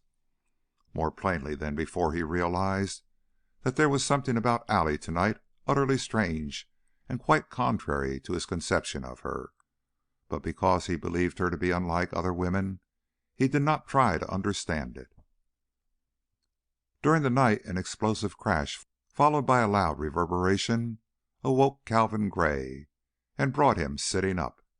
His room was lit by white flickers, against which he saw that the rain still sheeted his windows. He fumbled for his watch and found that it was 2 o'clock. This was a storm indeed, and he began to fear that this deluge might swell the waters to a danger point. Therefore he rose, struck a light, and dressed himself. Sleep was out of the question, anyhow, amid such an uproar. As he stepped out upon the front porch, his attention was instantly drawn to a yellow glow in the west, a distant torch, the flame of which illuminated the angry night. He stared at it for a moment before he realized its meaning. A well was afire. Lightning had wrecked a derrick and ignited the stream of oil. No wonder, he told himself, for this field was dotted with towers well calculated to lead lightning out of the skies, and amid a play of destructive forces such as this, nothing less than a miracle could have prevented something of the sort. But it was a pity, for yonder a small-sized fortune was going up in smoke. By the next flare he saw that the waters had crept higher. They were nearly up to the porch floor now, and obviously they were still rising. That rabbit was crouched where he had last seen it, a wet ball of fur with round black eyes. The heavens echoed almost constantly, now to a thick, distant rumble, again to an appalling din directly overhead. For seconds at a time there was light enough to read by. The house, Gray decided, was in no danger except from a direct bolt, for the valley was nothing more than a shallow lake. Nevertheless, a blinding blue-white streak came, and he counted the seconds before the sound reached him. Sound traveled at something like 1,000 feet a second, he reflected. That bolt must have struck about a mile distant. Nothing alarming about that, surely. A moment, then he blinked and rubbed his eyes, for out of the murk was born another bonfire like that to the westward. Hearing an exclamation behind him, Gray turned to behold Allie Briskow's dim figure in the door. "Hello!" he cried excitedly. "Did you see that? Yonder are 2 wells afire." "I know. I haven't closed my eyes. You can see another one from my window." Allie snapped the light from a pocket flash upon Gray, and noting that he was only partly clad, she urged him to come into the house. When he ignored the request, she joined him, and together they stared at the mounting flames. "Jove, that's terrible!" he muttered. "Look here." Allie directed the beam of her light down over the edge of the porch and moved it slowly from side to side. The surface of the water was not only burdened with debris, but also it was thick with oil. "It's just like that on the other side. That gusher on 16 must be wild." "Why didn't you call me?" the man inquired sharply. "What's the use? There's no chance for us to get out." "How far is it back to high ground?" "Quite a ways. Too far to wade. It would be over our heads in places, too. I don't like the look of it, do you? Not with those fires going, and—" "I dare say it won't get any worse." Gray spoke with a carelessness that he was far from feeling, but his tone did not deceive the girl. "It doesn't have to get any worse," she declared impatiently. "There's oil enough here to burn. We're in the middle of a lake of it. What'll happen if it catches fire?" "Frankly, I don't know. I've never been marooned in a lake of oil. Probably this rain would quench it." "You know better than that," Allie cried. "Don't act as if I were a kid. We're in a bad fix with fire on 3 sides of us." "At least we'll be as well off inside as out here," Gray declared, and his companion agreed, so together they went into her room, where side by side they peered through her window. What Allie had said was true, and the man pinched himself to see if he were dreaming. This conflagration was even closer than the others, and he could not doubt that there was every likelihood of its spreading to the surface of the lake itself. Here was a situation, truly. For the life of him, he could think of no way out of it. "I've read about this sort of thing," Allie was saying. "Tanks bursting and rivers of fire. It spreads all over, the fire does, and there's no putting it out. One thing's sure, this lightning won't last long." A blue glare and a ripping explosion gave the lie to Gray's cheering words. Allie Briskow recoiled from the window. "We'll be burned alive," she gasped. "Roasted like rats in a trap. I'm frightened, Mr. Gray." She drew closer to him. "No need of that. We'll get out of this scrape somehow. People always do." A flicker lit the room, and he saw that the face upturned to his was wide-eyed, strained. That brief glimpse of Allie, like a picture seen through the shutter of a camera, remained long with the man, for her hair was unbound, her lips were parted, and her dark eyes were peculiarly brilliant.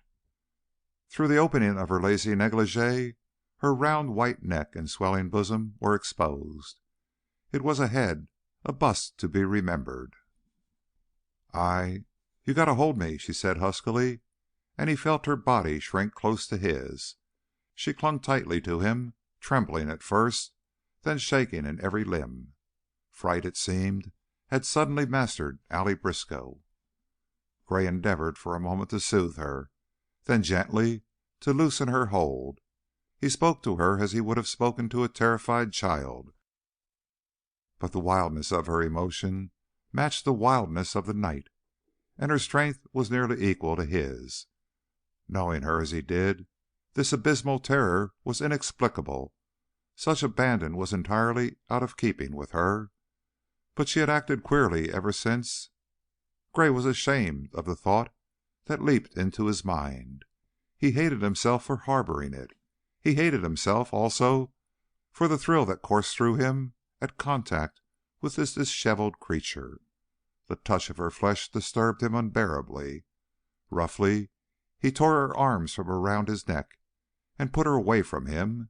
By main strength he forced her into a chair, then snatched the covering of some sort from the bed and folded it around her shoulders. His voice was hoarse. To him it sounded almost brutal as he said, "Get hold of yourself. We're in no great danger, really. Now then, a light will help us both." With clumsy hands he struck a match and lit the lamp. "Light's a great thing. Drives away foolishness, nightmares and fancies of all sorts." Without looking at her, he seized the electric torch and muttered, "I'll take a look around, just to see that things are snug. Back presently." Gray despised himself thoroughly when the turmoil within him persisted, when he still felt the unruly urge to return whence he had come. Wild horses, that was how Gus Briskow had described his children. Well, Allie had followed Buddy's example and jumped the fence. Here was something unique in the way of an experience, sure enough. Here were forces at play as savage and as destructive as those that lit the heavens. The girl was magnificent, maddening, and he was running away from her.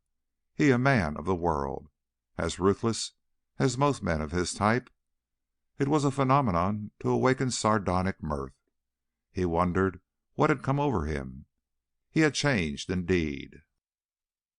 Could it be that he had read a wrong significance into Allie's actions? Thus his mind worked when he grew calmer. He tried to answer in the affirmative, but already he hated himself sufficiently. No, the night had done it. Texas cattle stampede on stormy nights. They run blindly to destruction. The very air was surcharged, electric, and the girl was untamed, only a step removed from the soil. The possibility that she could be seriously interested in him, strangely enough, never presented itself. Gray laid strong hold of himself, but it is not easy to subdue thought, and he could feel those strong, smooth, velvet arms encircling him. Disorder without and chaos within this house. The heavens rumbled like a mighty drumhead. The lightning made useless the feeble ray in his hand. It was the place, the hour of impulse. Gray swore savagely at himself. Then he stumbled into his room and dressed himself more fully. "Well, there doesn't seem to be much change," he said cheerfully as he opened Allie's door a while later. "The fires don't seem to be spreading." She was sitting where he had left her. She had not moved. "Anything new on this side?" Allie shrugged. Slowly she turned, exposing a face tragic and stony. "I guess you don't think much of me," she said. "Indeed," he declared heartily. "This is enough to frighten anybody. I don't mind saying it has upset me. But the worst is over." He laid a reassuring hand upon her shoulder. Allie moved her body convulsively. "Let me be!" she cried sharply. "I don't mind the lightning. I ain't scared of the fire, either. Hell fire or any other kind. I ain't scared of anything, and yet I'm a damn coward." She rose, gathered her loose robe more closely about her, and made blindly toward the bed. She flung herself upon it and buried her face in the pillows.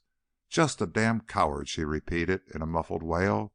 "My God, I wish the blaze would come." Chapter 27.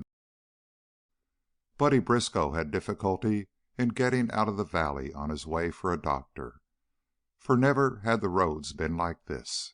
He drove recklessly. Where necessary, he disregarded fences and pushed across pastures that were hub deep. He even burst through occasional thickets in defiance of axle and tire. It was a mad journey, like the ride in a death-defying movie serial. Only by some miraculous power of cohesion did the machine hold together, and thus enable him to keep it under way and bring it out to high ground. Since he had not taken time before leaving to change into dry clothing, he was drenched to the skin. He was, in fact, sheeted with mud like the car itself. To find a doctor, however, was a problem. Buddy tried first one camp, then another, but without success. Meanwhile, the downpour continued, and the creeks rose steadily, obliging him to make numerous detours and to follow the ridge roads wherever possible. He was aching in every bone and muscle from the pounding he had received. His arms were numb. His back was broken. He drowned his motor finally in fording a roily stream and abandoned the car. He came into Ranger that afternoon on the back of a truck horse that he had borrowed without the owner's consent. For a time it seemed that if he got a doctor at all, he would have to follow a similar procedure. But the Briskow name was powerful, and Buddy talked in big figures, so eventually he set out on the return journey, this time in a springless freight wagon drawn by the stoutest team in town. A medical man was on the seat beside him. Progress was maddeningly slow, incredibly tedious.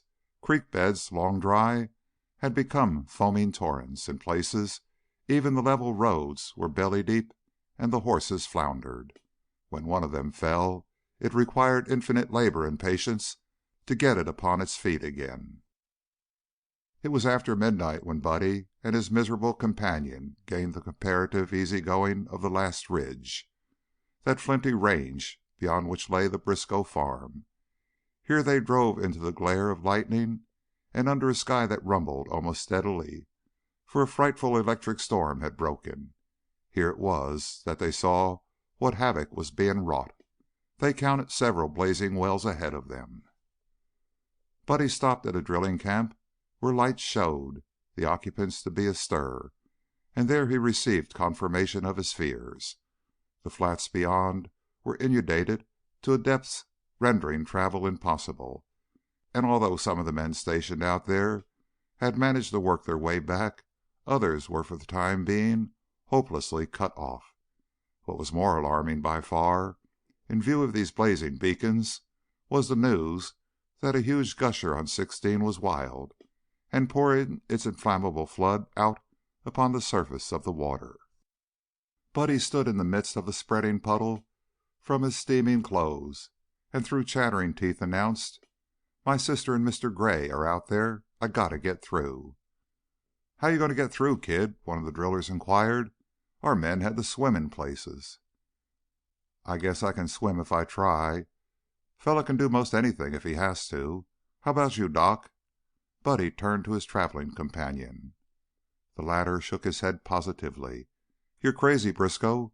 We'd probably drown. If we didn't, we'd be burned alive when that loose oil catches fire." "Looks like it's bound to catch if this lightning keeps up," someone declared. "Listen to that." Buddy cursed furiously and lurched toward the door. It took force to restrain him from going. That was indeed a night of terror in the oil fields, for destruction was wholesale, and to those who were fortunate enough to be in no danger, it was scarcely less trying than for the luckless ones out in the flooded area. Buddy Briskow was half demented. At one time it seemed certain that the surface oil was aflame near his father's farm, and the pictures he conjured up were unbearable. The rain ceased with the passing of the electrical storm, but the late hours of the night were thick, and the fires continued to burn. It seemed as if the morning would never come. With the first light, Buddy mounted one of his horses, and regardless of admonitions, set out. In miles he had no great distance to go. Nevertheless, it was midday before he came in sight of his father's unpainted farmhouse, and when he dismounted at the front porch, he fell rather than walked through the door. He broke down and blubbered weakly when he saw Calvin Gray up and around, and apparently well. He collapsed into a chair and huddled there in a wet heap, the while he sobbed and laughed hysterically. He was considerably ashamed of his show of feeling. Even after he had been helped into the kitchen and his wet clothes had been stripped from him, he could tell little about his trip, but hot food and drink brought him around, and then, indeed, the story was one that deeply touched the elder man. Already the waters had ceased to rise, but Buddy's difficulty in getting through proved the folly of attempting escape for the time being. His horse had been forced to swim with him in more than one place. In others he had waded waist deep, stumbling through thickets, hauling the animal after him by main strength. There was nothing to do, it seemed, but await a subsidence of the flood. Then, too, the boy was half dead for sleep. Under the circumstances, it was not easy for the elder man to face this delay. His affairs were in a precarious condition, and more in need of his immediate attention than ever before. To be cut off, therefore, to be lost for several days at this particular time, was more than a misfortune. It was a catastrophe. Such vague plans as he had considered, he was now forced to abandon. He could see ruin ahead. One purpose this enforced idleness did serve, however. It enabled him, nay, it forced him, to evolve a new scheme of relief. Some minds become paralyzed in moments of panic, others function with unexpected clearness and ingenuity, and his was such a mind. An idea came to him finally which seemed sound the more he thought about it. Indeed, its possibilities galvanized him, and he wondered why he had been so long in arriving at it. It was spectacular, daring. It might prove to be impossible of accomplishment, nevertheless, it was worth trying, and he could scarcely wait for Buddy Briskow to wake up so that he could put it to him. Late that evening, after Allie had gone to bed, he had a long talk with his young friend, during which he told him more about his affairs than he had made known to Roswell the banker. Buddy listened with the closest attention. He drew a deep breath at last and said, "I knew you was in deep, but I thought it was just your way. Now I know it was Nelson's crew that fired our gasser. Why, they might have cost us thousands, yes, hundreds of thousands, if it had been the kind of a gusher we figured on. Say," the speaker's brow drew together in an angry scowl, "what ails this Nelson, anyhow, trying to get you shot and firing your wells and everything? He once did me a great injury." "What kind?" There was a pause. "I'd rather not go into that now, Buddy. To repeat what I've been telling you, however, the situation is this. I've gone as far as I can go with the backing I have, and I must make a quick turn, strike one final blow or give up. Nelson and I are like two wrestlers floundering on the mat. We're both tired, groggy, and out of breath. Whichever one gets the first hold will win, for the other lacks strength to break it. Do you think your father would trust me? Do you think he'd go in blind on my say-so?" "If he won't, I will. I've got money. So's Allie." Gray declined this offer with a positive shake of the head. "It must appeal to him on its merits. I wouldn't permit you to go contrary to his judgment." "Judgment? What is Pa's judgment worth? He knows it's no good, and so do we. Everybody's trying to do him up but you. You're the only one he trusts, and the same's here. There's my bankroll. You can shoot the whole piece. I don't care if it never comes back. Trying to get you killed and spoiling a well on me." "Thank you, Buddy. You make me slow to trust my own judgment. I seem to be developing a conscience. But I'm sure this is the thing to do. for you and your father as well as for me. People can't stand still. They must go forward. The Briscoe fortune must grow or it will crumble." "I don't know if we've got as much in us as you seem to think," the boy said, doubtfully. "Look at Allie, and you, too. You took hold of this field work and ran it like a man. I said you'd make a hand, and you have. The day is coming when people like you, who went from poverty to affluence overnight, will retrace that journey. That's the time when the truly dramatic story of the Texas oil boom will be written. Then will come the real tragedy, and you mustn't be caught in it. Money isn't a servant, Buddy. It is a master, and a mighty stern, relentless master at that. When you first well blew in, it didn't mean ease and enjoyment as you thought. It meant hard work for the rest of your life." "If you'd talked to me like this when I went off to school," the boy said, after a moment of consideration, "maybe I'd made myself swallow some more education, even if I had to take it out of a bottle along with the little kids." Gray smiled. "You have common sense, at least, and that's something you can't get in school. Men wear smooth from contact with one another, and it is time you got in touch with something bigger than mere drilling. If you're willing, I'll take you to Wichita Falls with me." "Willing?" Buddy's eyes sparkled. Guiltily he confessed, "It's been pretty lonesome out here with the scorpions, but I wanted to show you I could make good." "Do you drink any more?" "Haven't touched a drop. I don't reckon I ever will, either. I don't take to the idea of backtracking to this farm and getting old in overalls, like you say. I'm sort of penurious, and I aim to keep what little sense I got. A fellow as dull as I am can't afford to drink." "One thing more," Gray nodded approvingly. "I want you to promise me that you won't fall in love with the first woman you meet. I'd never be able to lick you again." Buddy showed his strong white teeth in a broad grin. "I promise. That boy with the bass voice cured me. I'm going to be a hermit."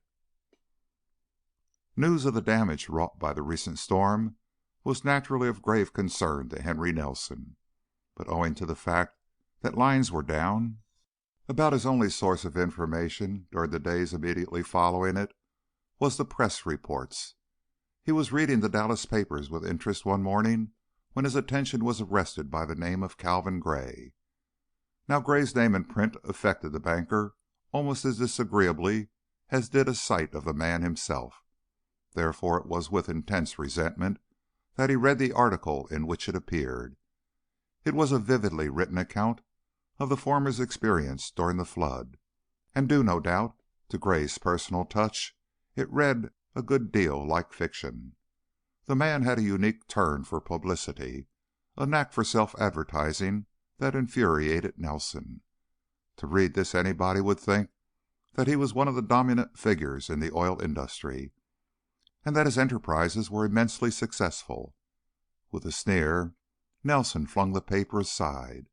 So that was how it had happened. The well had been fired.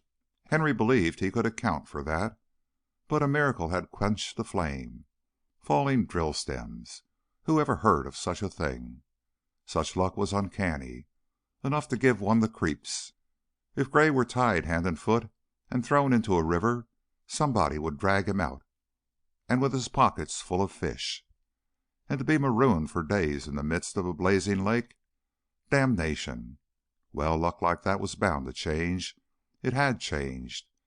The note of assurance in this self-edited story was patently counterfeit, or so Henry told himself, for surely the fellow must know by this time that his race was run. Probably this was a desperate effort to secure further backing. If so, it would fail. Henry believed that he had weakened his enemy's support so completely that he would fall of his own weight. He considered it, in fact, about the cleverest move he had ever made to dispose of a block of bank stock in such a way as not only to tide him over his own difficulties, but also to make allies of Gray's associates, the very men who had been fighting him. Those men were through with the scoundrel now, and who else could he appeal to once they abandoned him? Nobody. No, the ice had been thin at times. Henry had felt it bending under him, But he was safe at last. The crossing had been made. So much accomplished.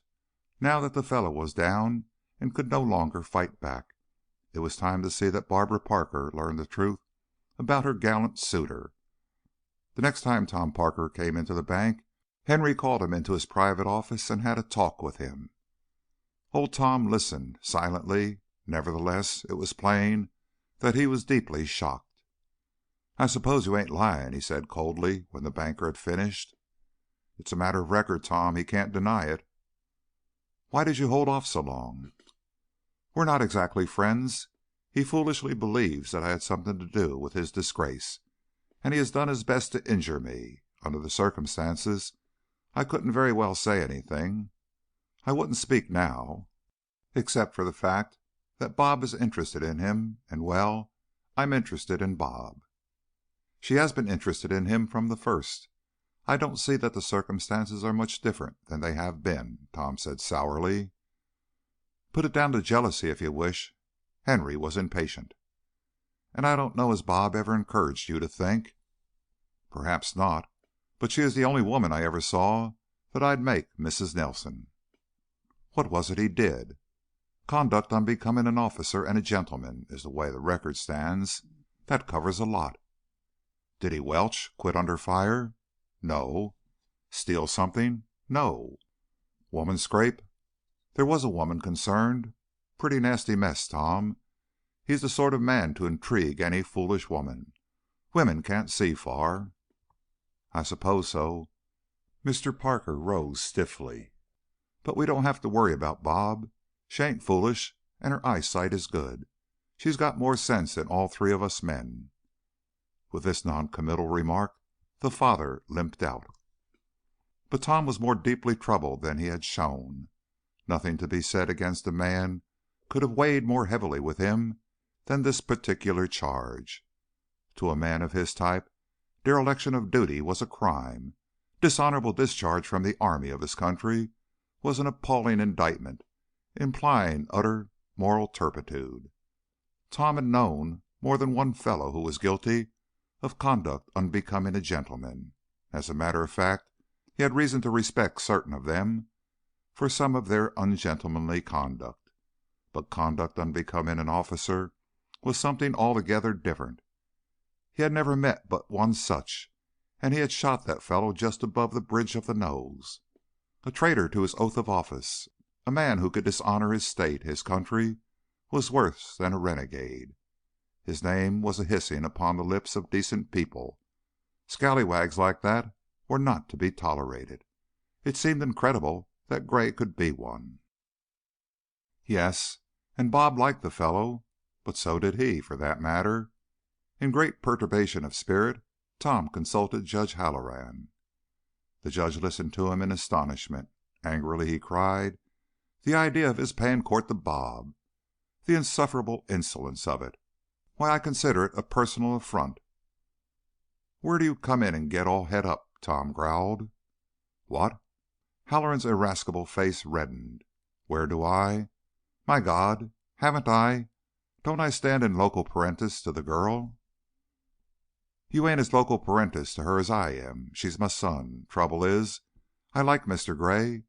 You don't think Henry could be lying?" "He wouldn't dare. It's too serious. No, Tom, there's just one thing to do. You and I will go directly to the scoundrel and tell him we are aware of his infamy, and order him out of town. Ha! That's the way to go about it. Cut deep and quickly. Tar and feathers are too good for—" "Trouble is," Tom repeated with a reluctant sigh, "I like him, and I ain't sure—" "Trouble is you're a weakling," Halloran snapped. "You are a sentimentalist. You lack my stern, uncompromising moral fiber. Like him? Pah! What has that to do with it?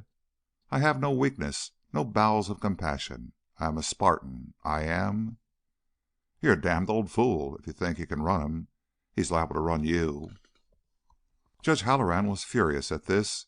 He was hurt, too.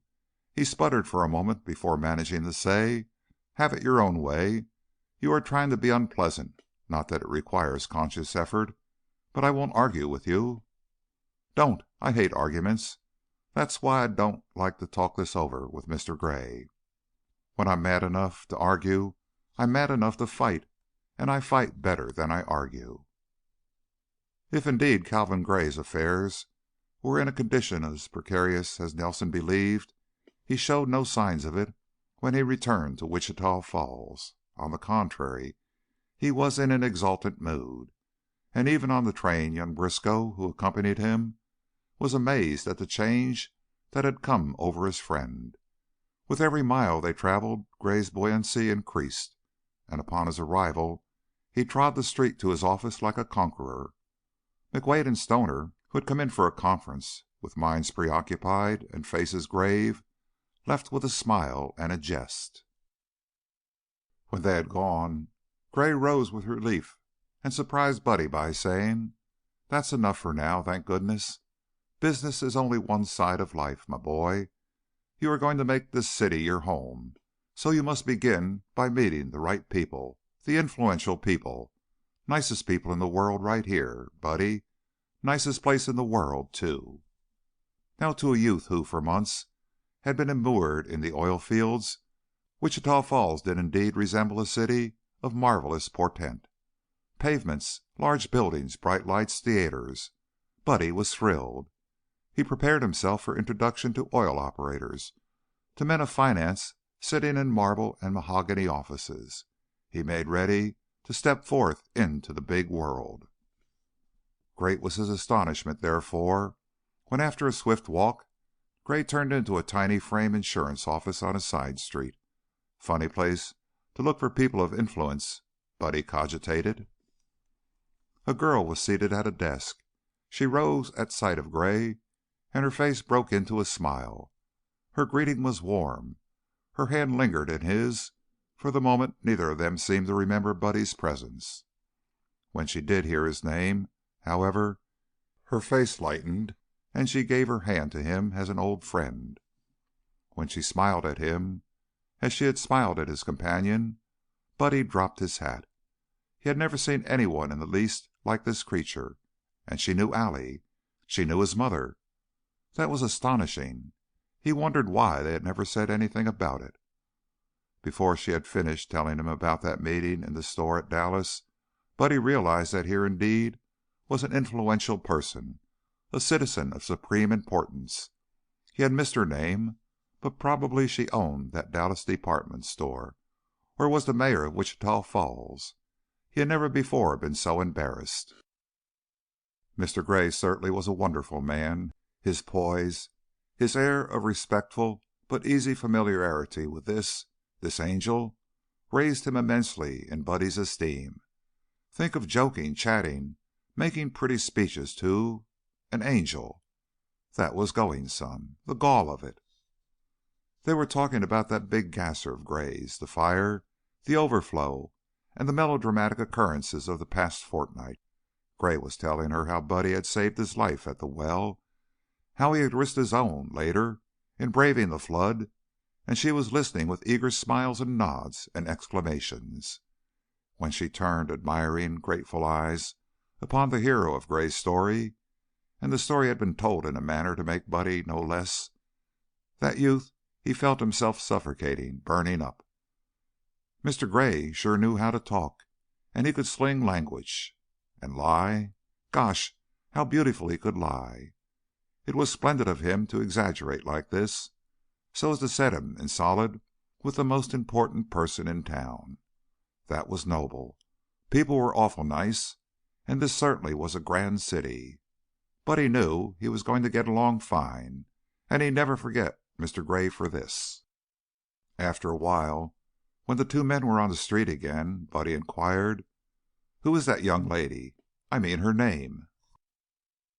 Gray told him, then with a friendly twinkle, "Well, speak out. What do you think of her?" "Oh, gee!" Buddy cried breathlessly, whereupon his companion laughed in perfect satisfaction. Chapter 28. Gray returned to his desk that morning after his call on Bob Parker, determined to tackle energetically the numerous business details needing his attention. But he found that he could not do so.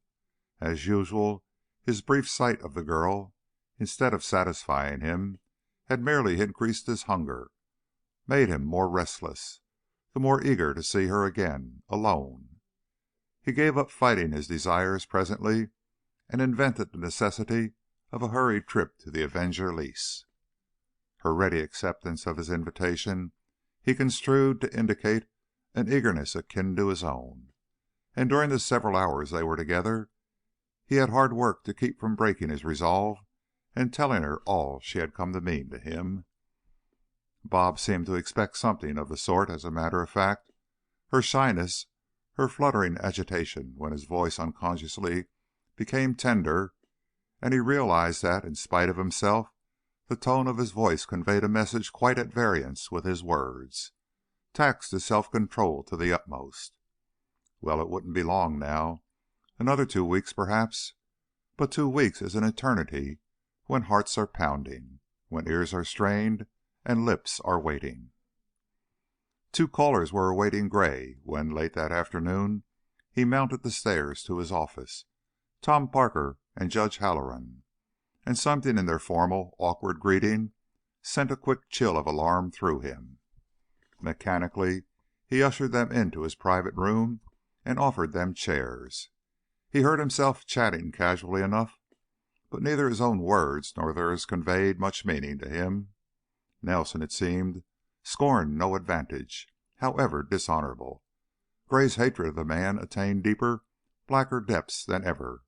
Today, of all days, what a reckoning was due. The 2 old men were talking, one lamely supplementing the other's efforts to lead up to the object of their visit. Gray turned a set face to Tom Parker finally and interrupted, saying, "Permit me to ease your embarrassment, sir. You object to my attentions to your daughter, is that it?" Tom dropped his eyes and mumbled an uncomfortable affirmative. "Not, I hope, because you question the nature of my intentions." "Oh, no." "I'd say yes and no to that," Halloran declared argumentatively. "Tom and I are gentlemen of the old school. We live by the code, and Bob is our joint property, in a way. Any man who aspires to the honor of even paying attentions to that girl must stand the acid test. There must be no blot upon his scutcheon."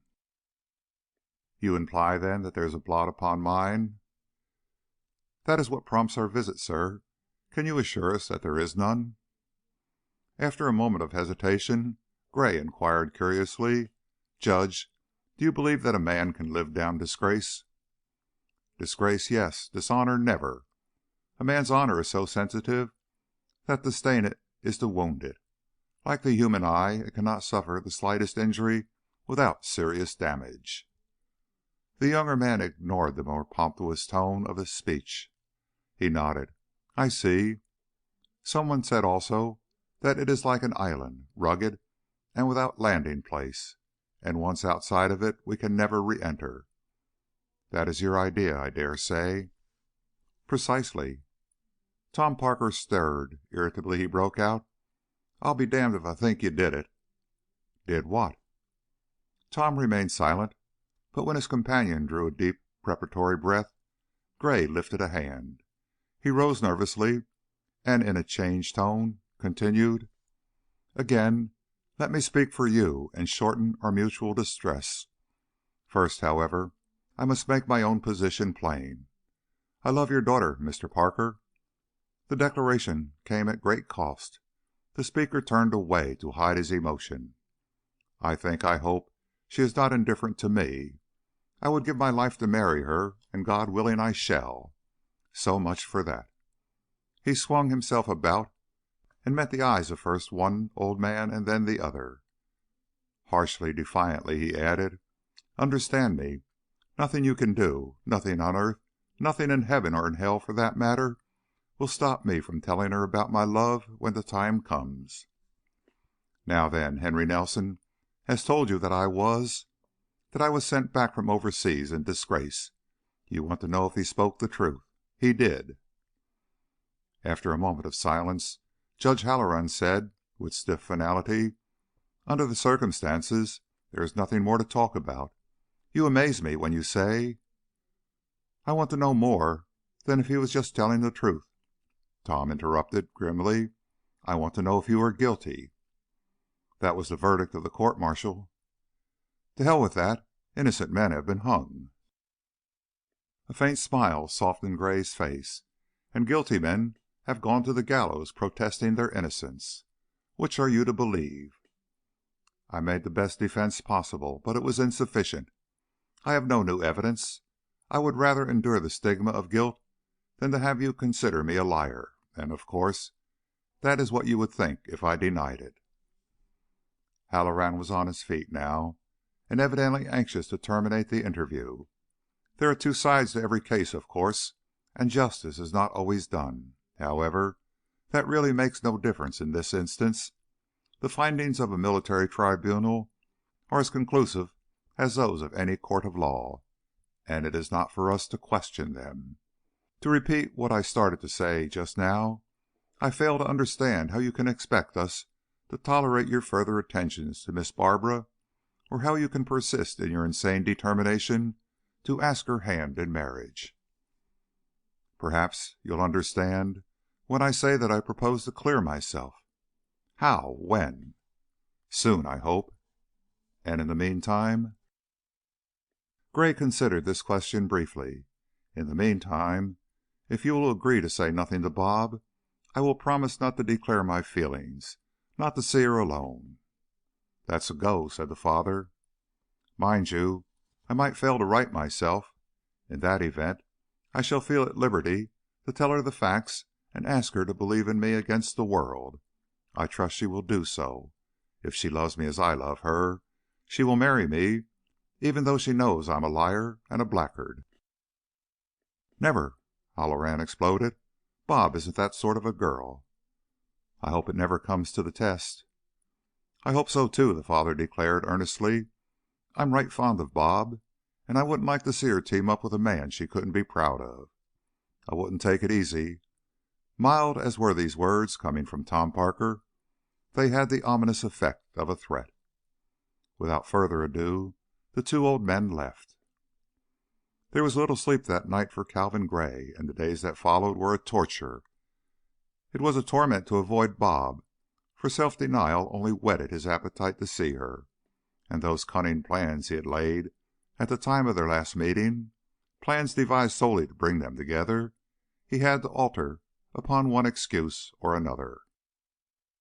He even forced Buddy Briskow to substitute for him. Fortunately, there were certain negotiations requiring his presence in Dallas, in Tulsa, and elsewhere, and it somewhat relieved his irritation to put miles between him and the city he had come to regard as his home. The Nelsons' bank was known as the Security National, and it represented the life work of two generations of the family. Bell's father had founded it in the early cattle days, but to the genius and industry of Bell himself had been due its growth into one of the most influential institutions of the state. Other banks had finer quarters, but none in this part of the country had a more solid standing nor more powerful names upon its directorate. Bennett Swope, for instance, was the richest of the big cattle barons. Martin Murphy was known as the Arkansas hardwood king, and Herman Gage owned and operated a chain of department stores. The other two, there were but 7, including Bell and his son, were Northern capitalists who took no very active interest in the bank and almost never attended its meetings. For that matter, the 3 local men above named concerned themselves little with the actual running of the institution, for the Nelsons, who owned 9/10 of the stock, were supreme in that sphere. It was only at the annual meetings, when directors were reelected, and invariably they succeeded themselves, that they foregathered to conduct the dull routine business which is part of all annual meetings. After they had adjourned as stockholders, they reconvened as directors, and again mumbled hurried and perfunctory ayes to the motions put before them, so that Bell could the more quickly get out his bottle of fine old bourbon, the one really ceremonious procedure of the day. The Security National was as conservative, as rock-ribbed, as respectable, and as uninteresting as any bank could well be, and its directors were always bored when election time came round.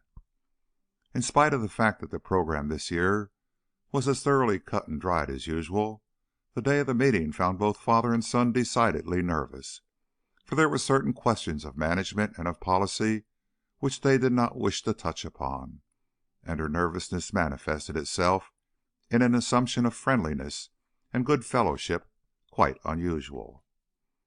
Senator Lowe, the bank's attorney and secretary, was arranging his minute books, his reports, and his miscellaneous papers. Martin Murphy was telling his latest story when a knock came at the door to the director's room. Bell himself answered it, but his protest at the interruption died upon his lips when he beheld Calvin Gray, Gus Briskow, and the latter's son, Ozark, facing him. Gray spoke sharply, and his words fell with the effect of a bomb, at least upon Bell and Henry, for what he said was, "We are attending this meeting as stockholders, and we came early to enable the secretary to record the necessary transfer of our shares." Disregarding the president's gasp of astonishment, the speaker pushed past him and entered, then introduced himself and his companions to the other men present. Henry Nelson experienced a sick moment of dizziness. The room grew black before his eyes. It was Bell who broke out harshly, "Stockholders? Where did you get any stock in this bank, I'd like to know?" "We bought it. Picked it up here and there." "I don't believe it." Bell glared at the speaker. Then he turned his eyes upon Swope, upon Murphy, upon Gage. "Did any of you sell out?" "We don't own enough to make it worth while," Swope said, dryly. Murphy and Gage agreed. Bell's peculiar display of emotion surprised them. They exchanged glances. "I thought there wasn't any stock outside of what's owned by our group. What's the idea?" Gray answered easily. "There is now a considerable amount outside of that, a very considerable amount." Henry Nelson made himself audible for the first time and sneered angrily. "Quite theatric, Gray, this 11th hour move. How much have you got? What's your object?" In spite of himself, his voice shook. "My object is purely selfish." Gray's tone was equally unpleasant. He had expected to create a sensation, and he was not disappointed. "Mr. Briskow and his son are looking for a secure investment, and I have convinced them of the soundness of your institution. My operations make it necessary for me to establish a close banking affiliation, one where I can ask for and receive consideration." His mockery was now unmistakable. "So where should I turn except to my friends? I assume you make no objection to the stock transfer? Very well." He drew from his pocket a bundle of shares and tossed them across the table to Senator Lowe. Henry made his way to his father's side. They withdrew to a corner and bent their heads together, murmuring inaudibly. Gray watched them with unblinking intensity. He nodded to Buddy Briskow, and the latter, as if heeding some prearranged signal, removed his hands from his pockets and stepped farther into the room. He, too, watched the agitated pair. "Why, look here," the secretary gasped, after a moment or two. This gives you control."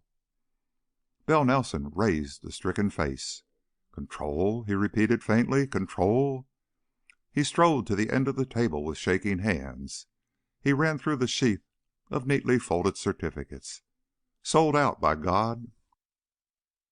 He fell to cursing certain men, the names of whom caused Swope and Murphy and Gage to prick up their ears.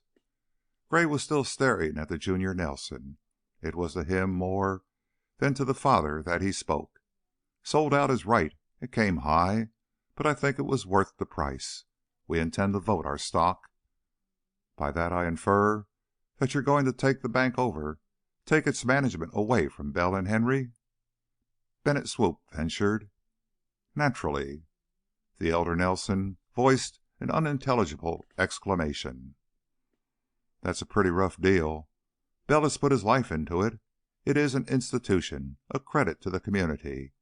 It would be a misfortune if it fell into the hands of into the control of somebody who—" The ranchman hesitated, then blurted forth angrily, "Well, I don't like the look of this thing. I want to know what it means."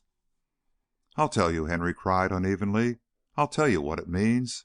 Persecution, revenge, hatred. I quarreled with this man in France. He's vindictive.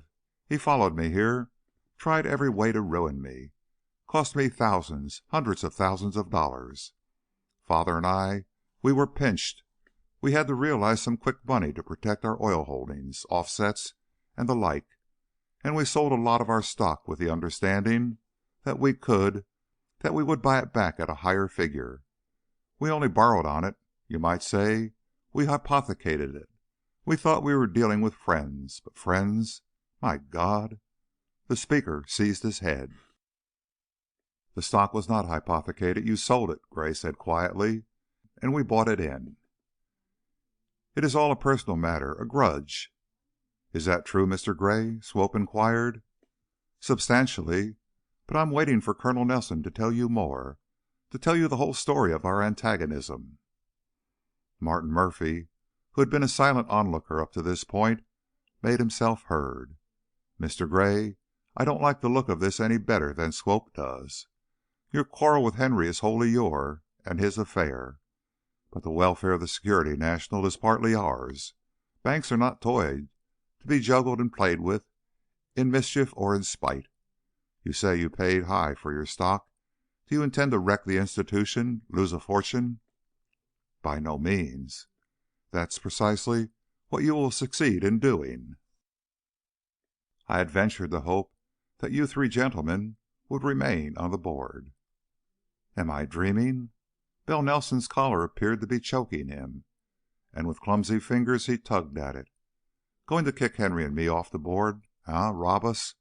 Well, I'm damned if you do. You will not kick us off." "He doesn't want the bank," the son exclaimed hoarsely. "That's all a bluff. He wants blackmail. That's the kind of man he is. He wants his price. I know him. How much, Gray? What will it cost us?" "I'll tell you what it will cost." "Ha! Didn't I say so?" "Oh, there is a price for everything. Mine will surprise you, however. It is so low. Can't you guess what it is?" The speaker's intent gaze had never left Henry Nelson's face. It was fixed there now, as cold, as relentless as the stare of a python. Bell Nelson leaned forward, his lips parted. A new eagerness came into his purple countenance.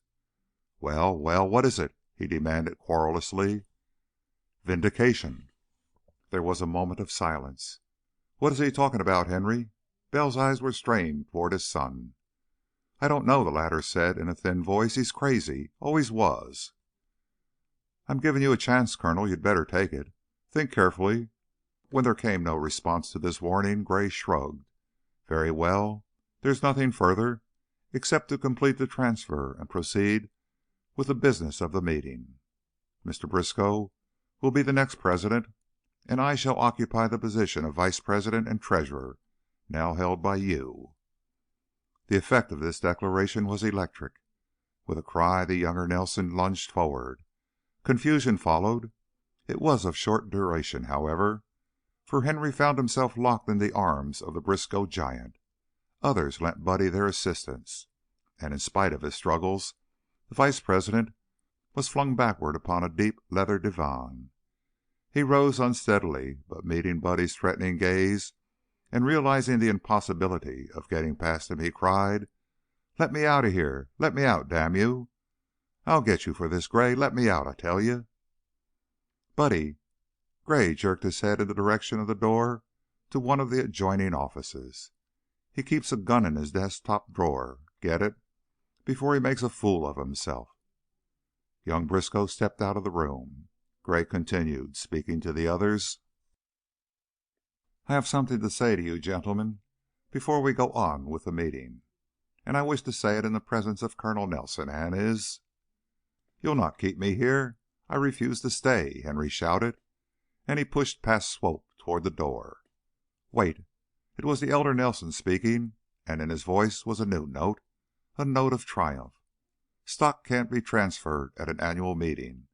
It has to be done in advance, 10 days, I think it is. Am I right, Senator?" "That is the usual procedure," Senator Lowe agreed. "Better look it up and make sure," Gray directed. There followed a few moments of uncomfortable silence while the bank's attorney ran through the bylaws. It seemed to those waiting that it was a long time before he frowned and shook his head. I can't find nothing against it. It seems I have nothing to do except transfer the shares." "Then there won't be any meeting," Bell loudly declared. The three directors greeted this remark with exclamations of genuine relief. "Sure, let's adjourn. Put it over until," one of them began, but the bank's president was bellowing in rising fury at the interlopers. Get out of my office, do you hear? Get out!"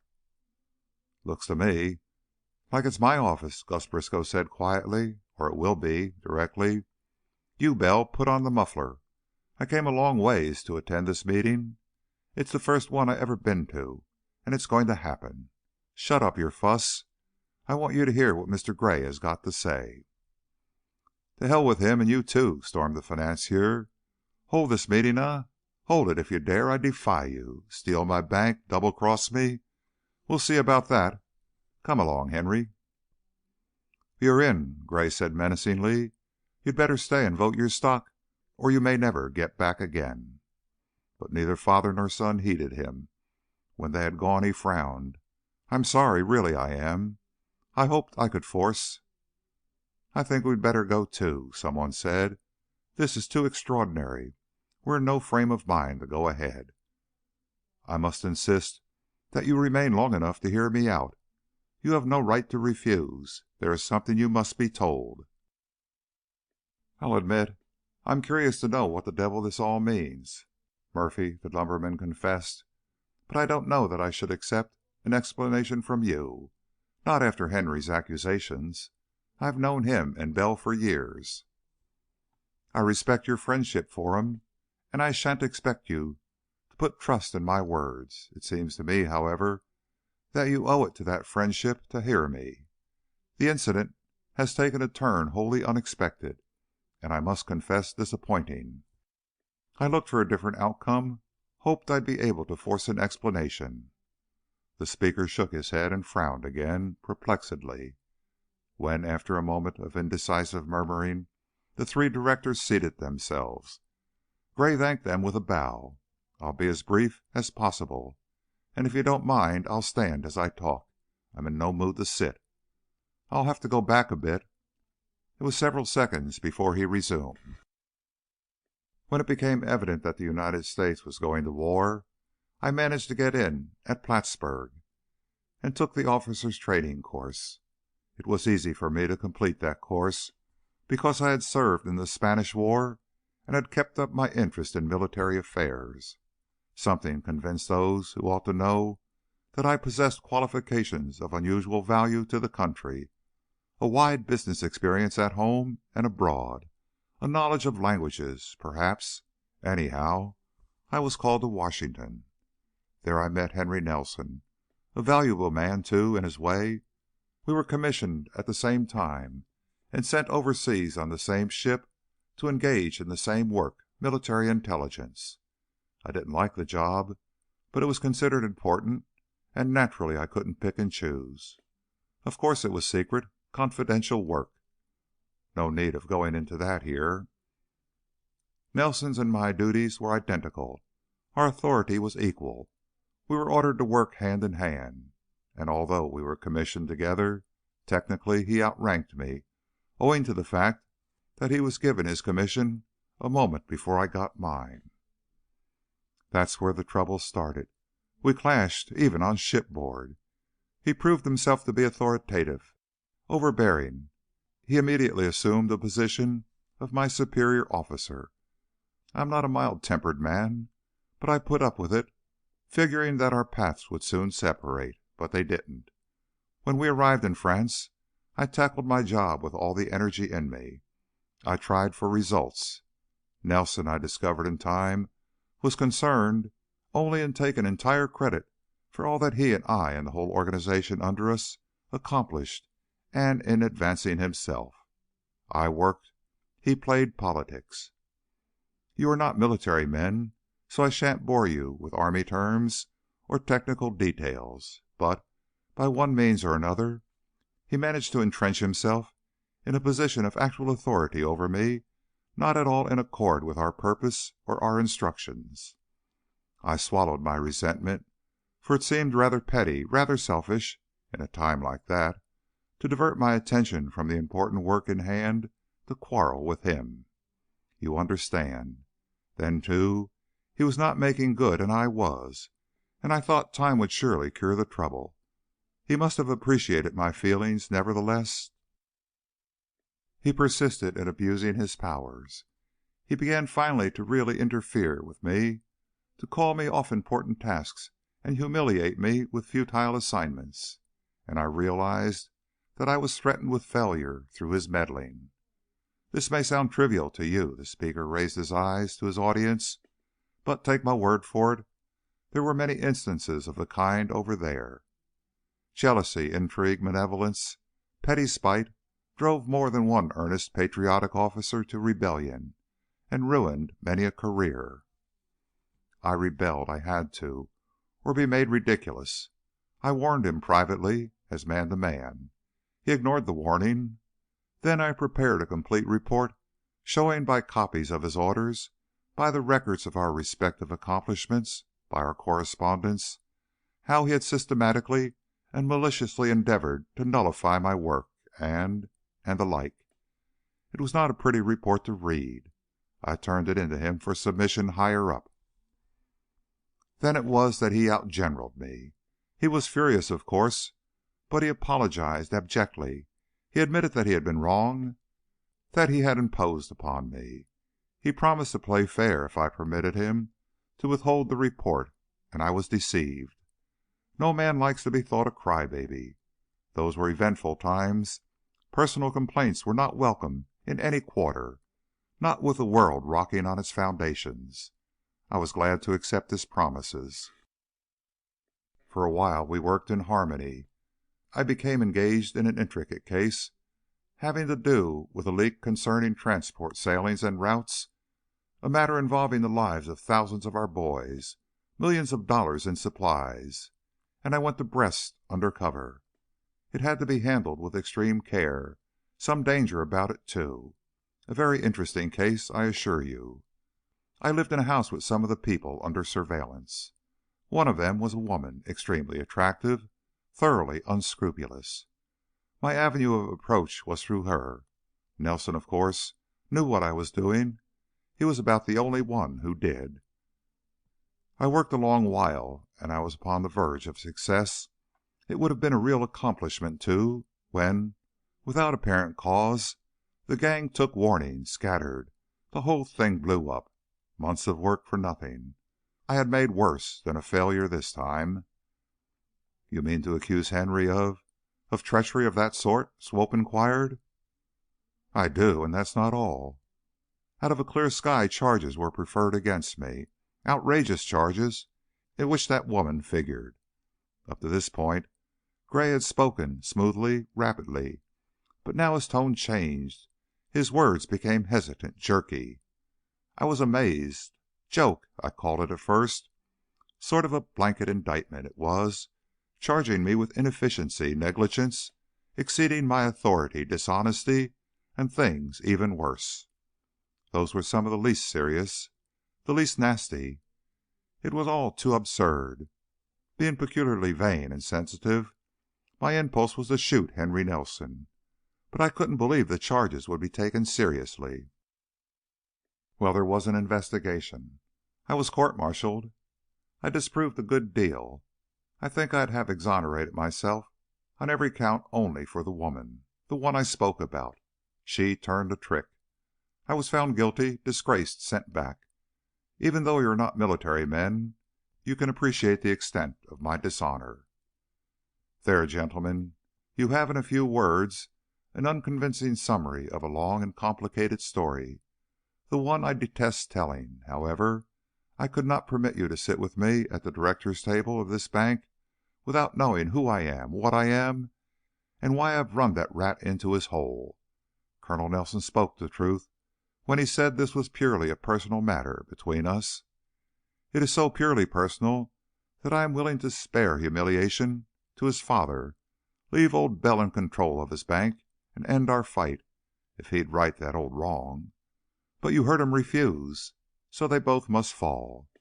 He said I've been persecuting him." Gray smiled grimly. "Let me tell you how. That disgrace cost me my friends and what money I had, for I tried long and earnestly to get back, to get a rehearing, to enter the Navy, anything to reestablish myself.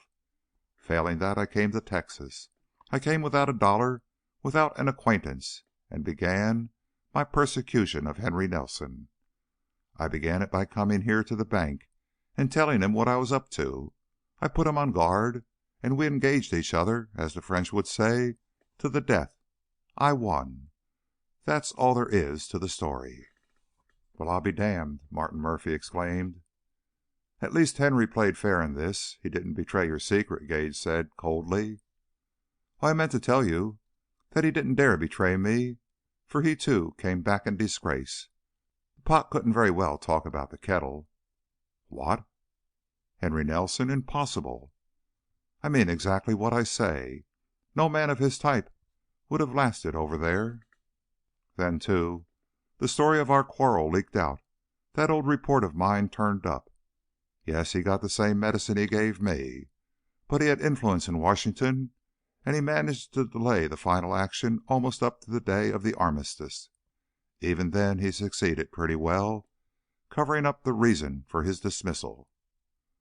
"Why, even Bell doesn't know that." "Henry's been a terrible hero hereabouts," said Gus Briskow. After a moment he addressed the other men. "Mr. Gray told me this, and I wanted him to tell you. I don't know what you all think of his story, but I know him and I believe every word of it. What's more, I believe this bank is going to be run as well as ever it was, even if I am president. A man can be president and stay at home if he's got folks under him that know more than he does. What do you say if we start that meeting we've been talking about? I'm willing to see Mr. Gray sitting in yonder at Henry's desk if you are." "I don't see that it makes much difference whether we're willing or not," Swope confessed. "You have the votes between you to do about as you choose." "Of course we have, but with Bell and Henry gone, it seems like some of their neighbors ought to stay and look out for what potatoes they left in the ground. What do you say?" Swope eyed his companions briefly, then he nodded. "We'll stay." "Then, Mr. Secretary, let her go." Chapter 29. One morning, several days after the annual meeting, Gus Briskow opened the door between his and Gray's office and inquired, "Busy?" The new vice president of the Security National raised a preoccupied face to the new president and said, "I'm never too busy to talk to you. What is it?" "Nothing. I'm just kind of lonesome, kind of tired of looking bright about things I don't savvy."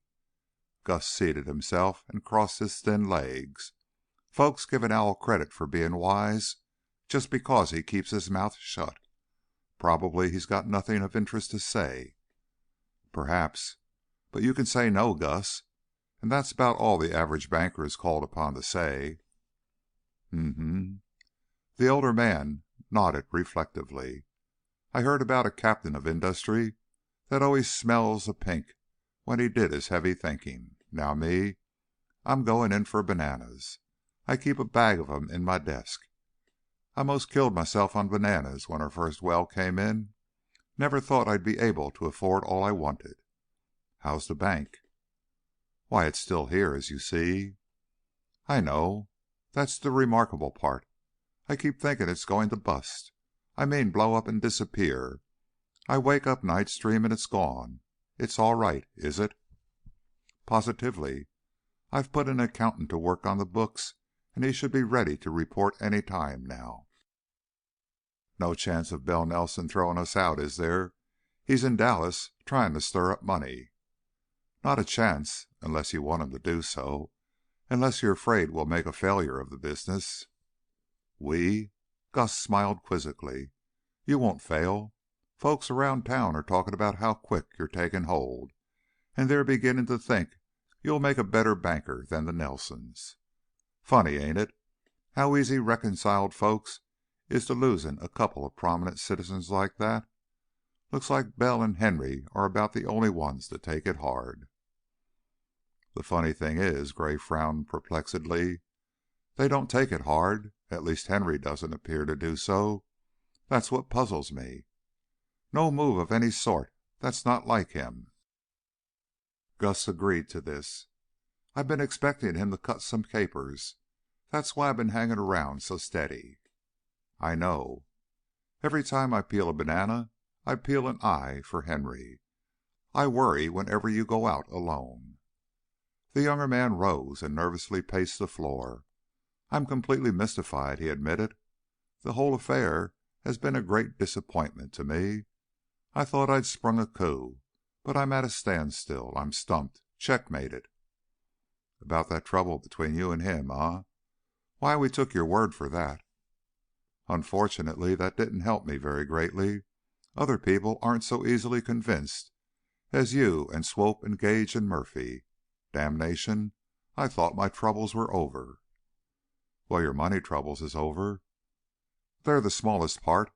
I'd go back and start all over again if I could clean up that. The Army record, it's a pretty flat triumph." "Humph. Most triumphs is. A fellow has a dream, a longing, and he bows his back and works his life away trying to realize it. If he does, the chances is he's disappointed. He finds it keeps his back bent so long he can't straighten it. Look at me, poor as dirt and scarcely enough to eat. I used to pray for a miracle, pray for money enough to do something for Ma and the children, for $1,000. Here I am, president of a whole bank. But Ma's sick, Allie's miserable, and I can't sleep nights for fear I'll lose what I got." "Poverty wouldn't have helped Ma's health." "Oh, I ain't saying I'd trade." Gus wagged his sandy head. "I get my shoes shined every 2 hours because that bootblacking stand is a nice place to look at the bank from. I set there and tell myself I'm president of it. But that's the biggest dividend I've got so far. 5 shines a day and all the bananas I can eat. Flat is the word." Gray smiled affectionately at the speaker. "At least Buddy is happy. He's reaping his dividends, if I'm any judge." "I figure he's in love again." "Good heavens!" Gray paused in his restless pacing and turned an expression of almost comic dread upon the father. "With that woman, eh?" "Well, I refuse to interfere again. I haven't fully recovered from his first infatuation for her." "I can tell the boy's symptoms. I felt the same way when I was courting Ma. I acted just like him." "He's been trying to tell me something for a week, but I've been too busy, too worried to listen." Briskow's kindly face had settled into graver lines when next he spoke. "You probably wonder why I take it so easy.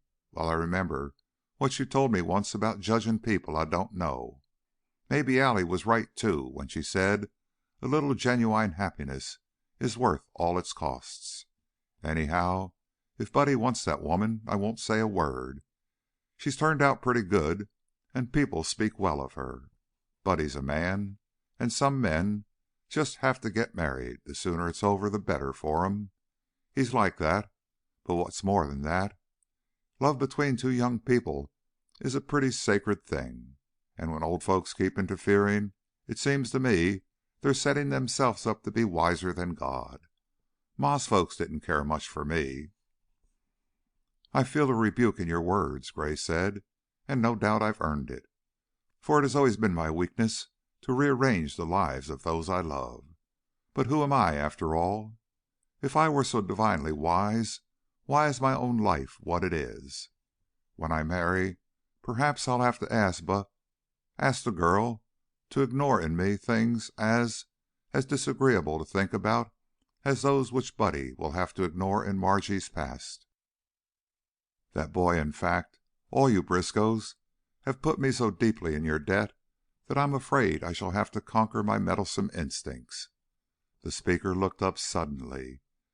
"You'll never know, by the way, How deep is my debt of gratitude?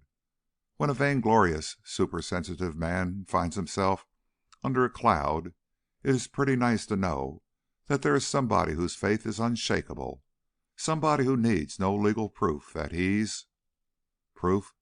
Here I am, back again right where I was when you came in, back to my own selfish concerns. I can't get away from them. What to do next? The Nelsons are on their last legs. The loss of this bank will certainly destroy what credit remained, and even a good well now would scarcely tide them over.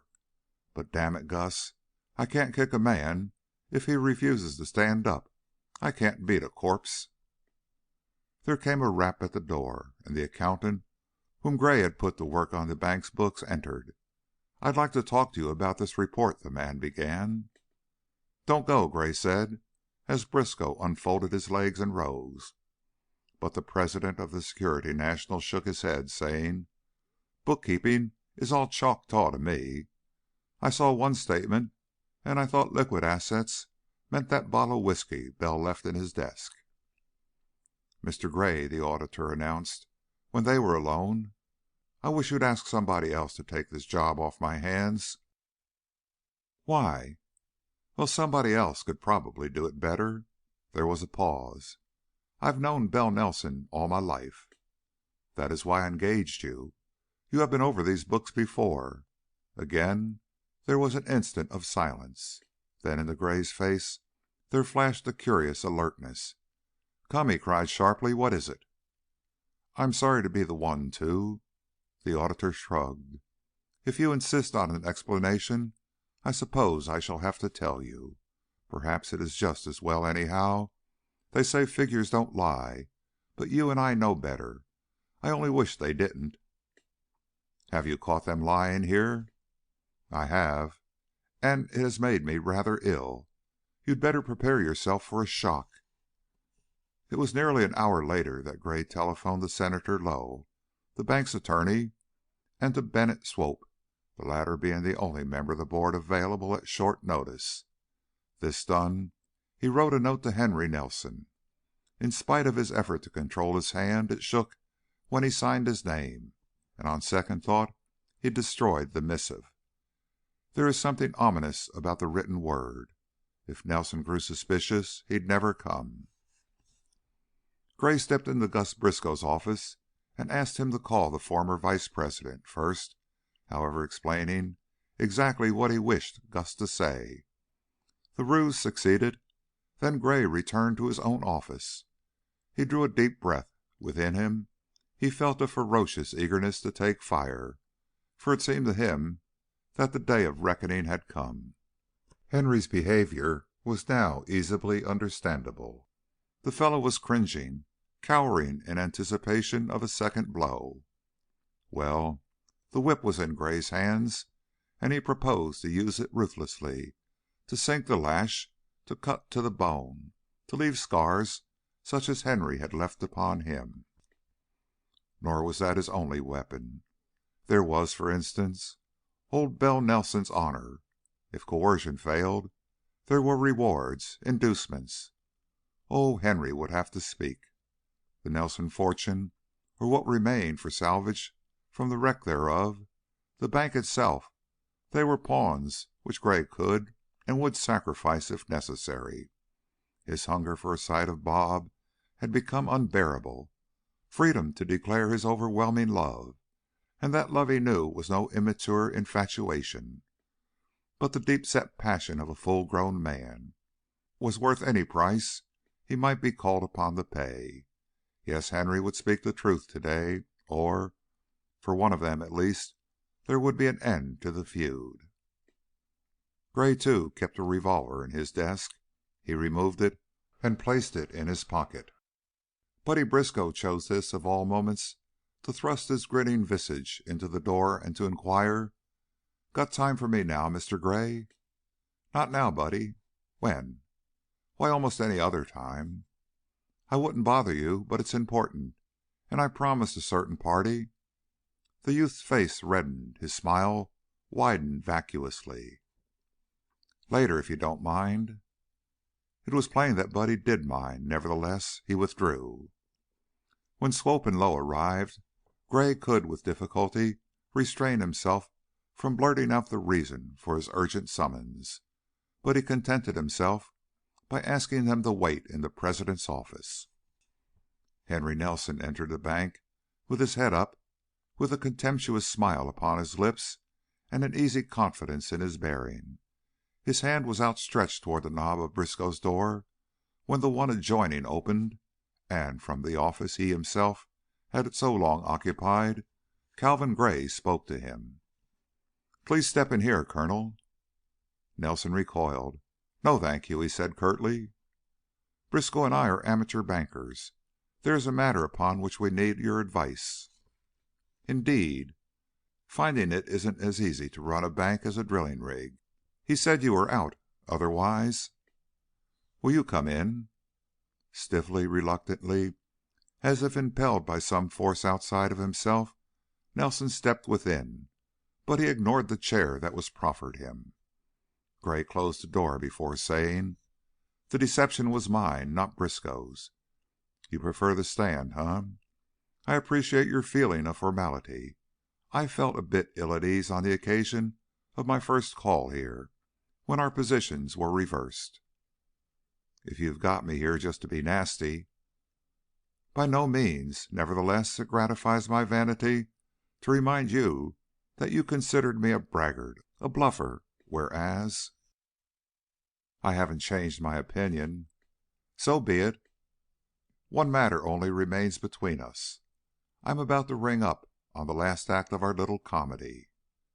"Theatrical as always, aren't you?" Nelson's lips curled. For a moment Gray stared at the speaker curiously. His tone had altered when he said, "You're a better poker player than I thought. You're almost as good a bluffer as I am. That, by the way, is probably the last compliment I shall pay you. Come, I've no time to waste." "You will soon have ample time, if not to waste, at least to meditate." "What do you mean by that?" The query came sharply. "I've had an examination of the bank's books. That, as you will readily understand, explains why I sent for you." "Why, no, I don't." "I wondered how you and your father got the money to keep going so long, for I discovered you were in a bad way even before I turned up. It is no longer a mystery. When you and he, as directors of the Security National, lent yourselves money as individuals, you must have realized that you were, well, arranging ample leisure for yourselves in which to meditate upon the stringency of the banking laws."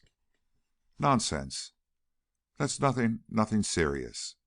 Nelson's ruddy color had slowly vanished. With uncertain hand he reached for the nearest chair, and upon it he leaned as he continued jerkily, "Irregular, perhaps. I'll admit it was irregular, but there's nothing wrong. Oh, you'll make it look as bad as possible, I dare say, but you don't understand the circumstances. Anyhow, father is getting it straightened out. All he needs is time. We'll be able to handle it all right. We're good, you know, perfectly good." "You're broke.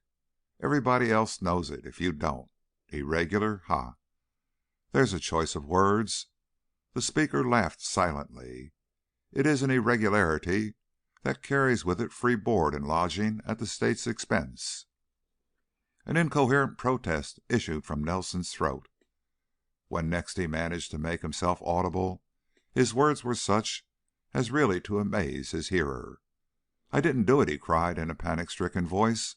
"It was father's idea. You had us crowded. There was no other way. I warned him." "Wait a minute. You blame it on him?" Gray's inquiry was harsh, incredulous. After a momentary pause his lips moved, but for once he stammered. His ready tongue refused its duty. He exploded finally with an oath. He jerked open a drawer in his desk. From his pocket he removed his revolver, flung it inside, then jammed the drawer back into place with a crash. "You rat!" he exclaimed. He turned his back upon Henry Nelson and made a circuit of the little room. "It's a thing you and I can easily fix up," the latter feebly insisted. "Now that personal matter of yours, Perhaps I could help you reopen it somehow, clear it up." "Ah, indeed?" "Give and take, I say. I'm willing to do anything I can if—" "There won't be any ifs. No conditions whatever." "Is that so?" Nelson flamed forth in a momentary explosion of resentment. "If you think I intend to stand the brunt of this, you're crazy. I can't afford to figure in a banking scandal like this. I'm a young man. Bell has had his day. He's old. You can hush this up. There are lots of ways to do that. Keep me out of it and I'll do what's right by you.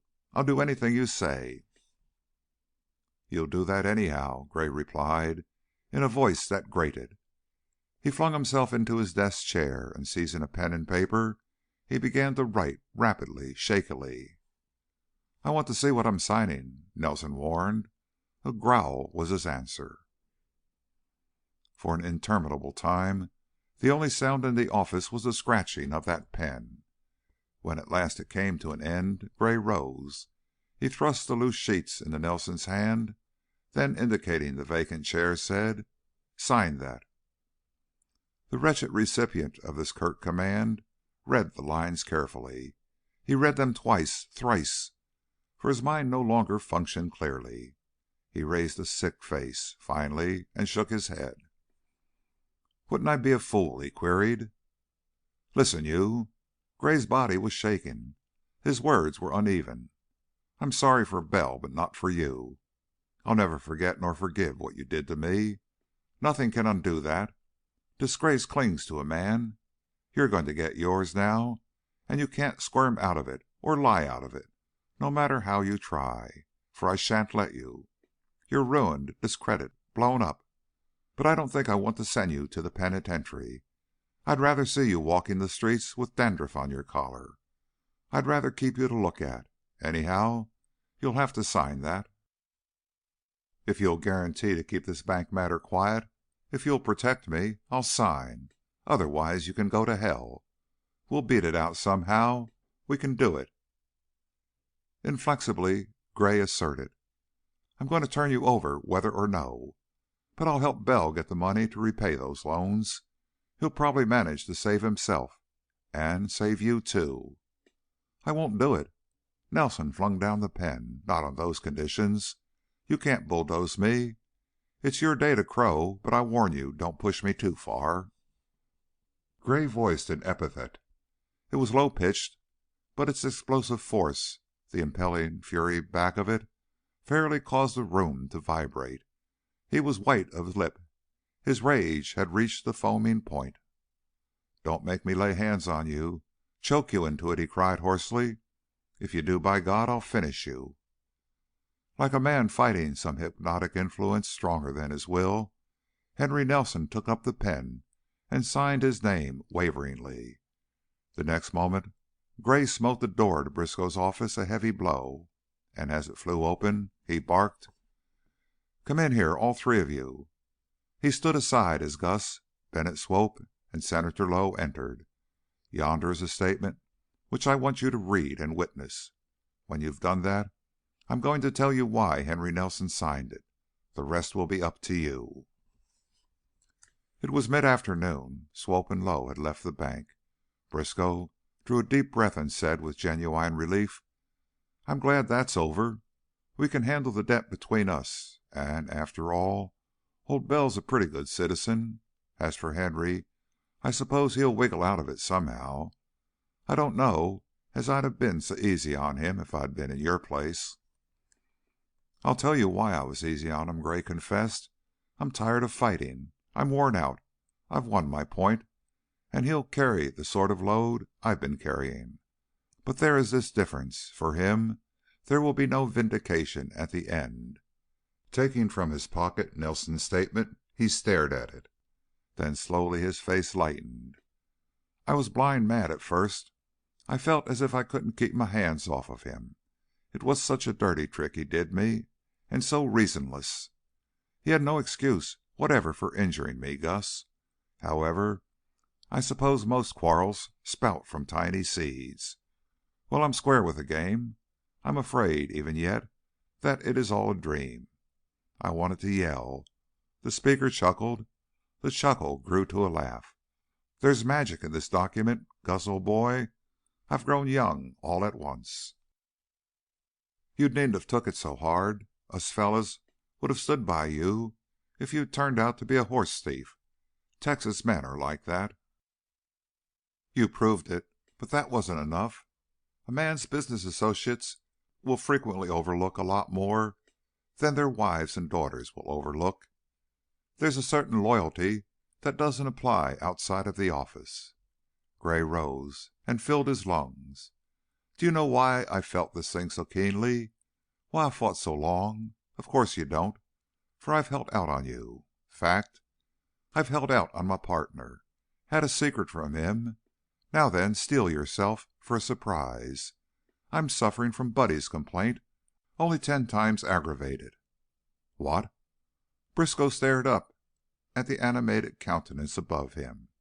"You're thinking about getting married?" "I'm thinking about nothing else. That's what ails me. Why, Gus, you've no idea what a perfectly charming person I can be when I can be what I am.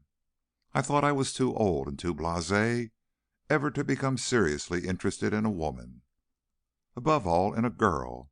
But do you remember when Ma and Allie came to Dallas that first time? Something happened about then to upset all my ideas." Briskow's sun-parched face slowly lightened. His bright, inquisitive eyes grew bluer, brighter. "I'm mighty glad. I always hoped—" He tried to finish his sentence, then shook his head and murmured huskily, "Mighty glad." Here was a marvel, a miracle, for which he had never dared even hope. He thought of Allie, and a lump came into his throat.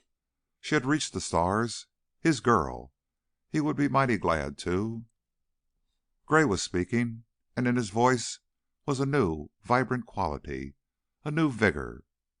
"Now you'll know why this is the biggest day of my life. Why I thought those men would never go. I'm shaking all over, Gus. You'll have to run the bank for a while. I'm too young and irresponsible. I'm going out to buy a hoop and a jumping rope and a pair of roller skates." Again he laughed, boyishly. Then, with a slap that knocked the breath from Briskow's lungs, he walked lightly into his own office and seized his hat. For a long time the father sat at his big empty desk, staring, smiling into space. This would make Ma well. Money wasn't altogether a worry after all. It bought things that nothing else could buy, stars and things. From the expressions on the faces Gray passed in leaving the bank, he realized that his own must wear a grin, but in spite of his dignified effort to wipe it off, he felt it widening. Well, this was his day to grin, his day to dance and caper. People were too grave, anyhow. They should feel free to vent their joy in living. Why act as if the world were a place of gloom and shadow? Why shouldn't they hop, skip, and jump to and from business, if so inclined?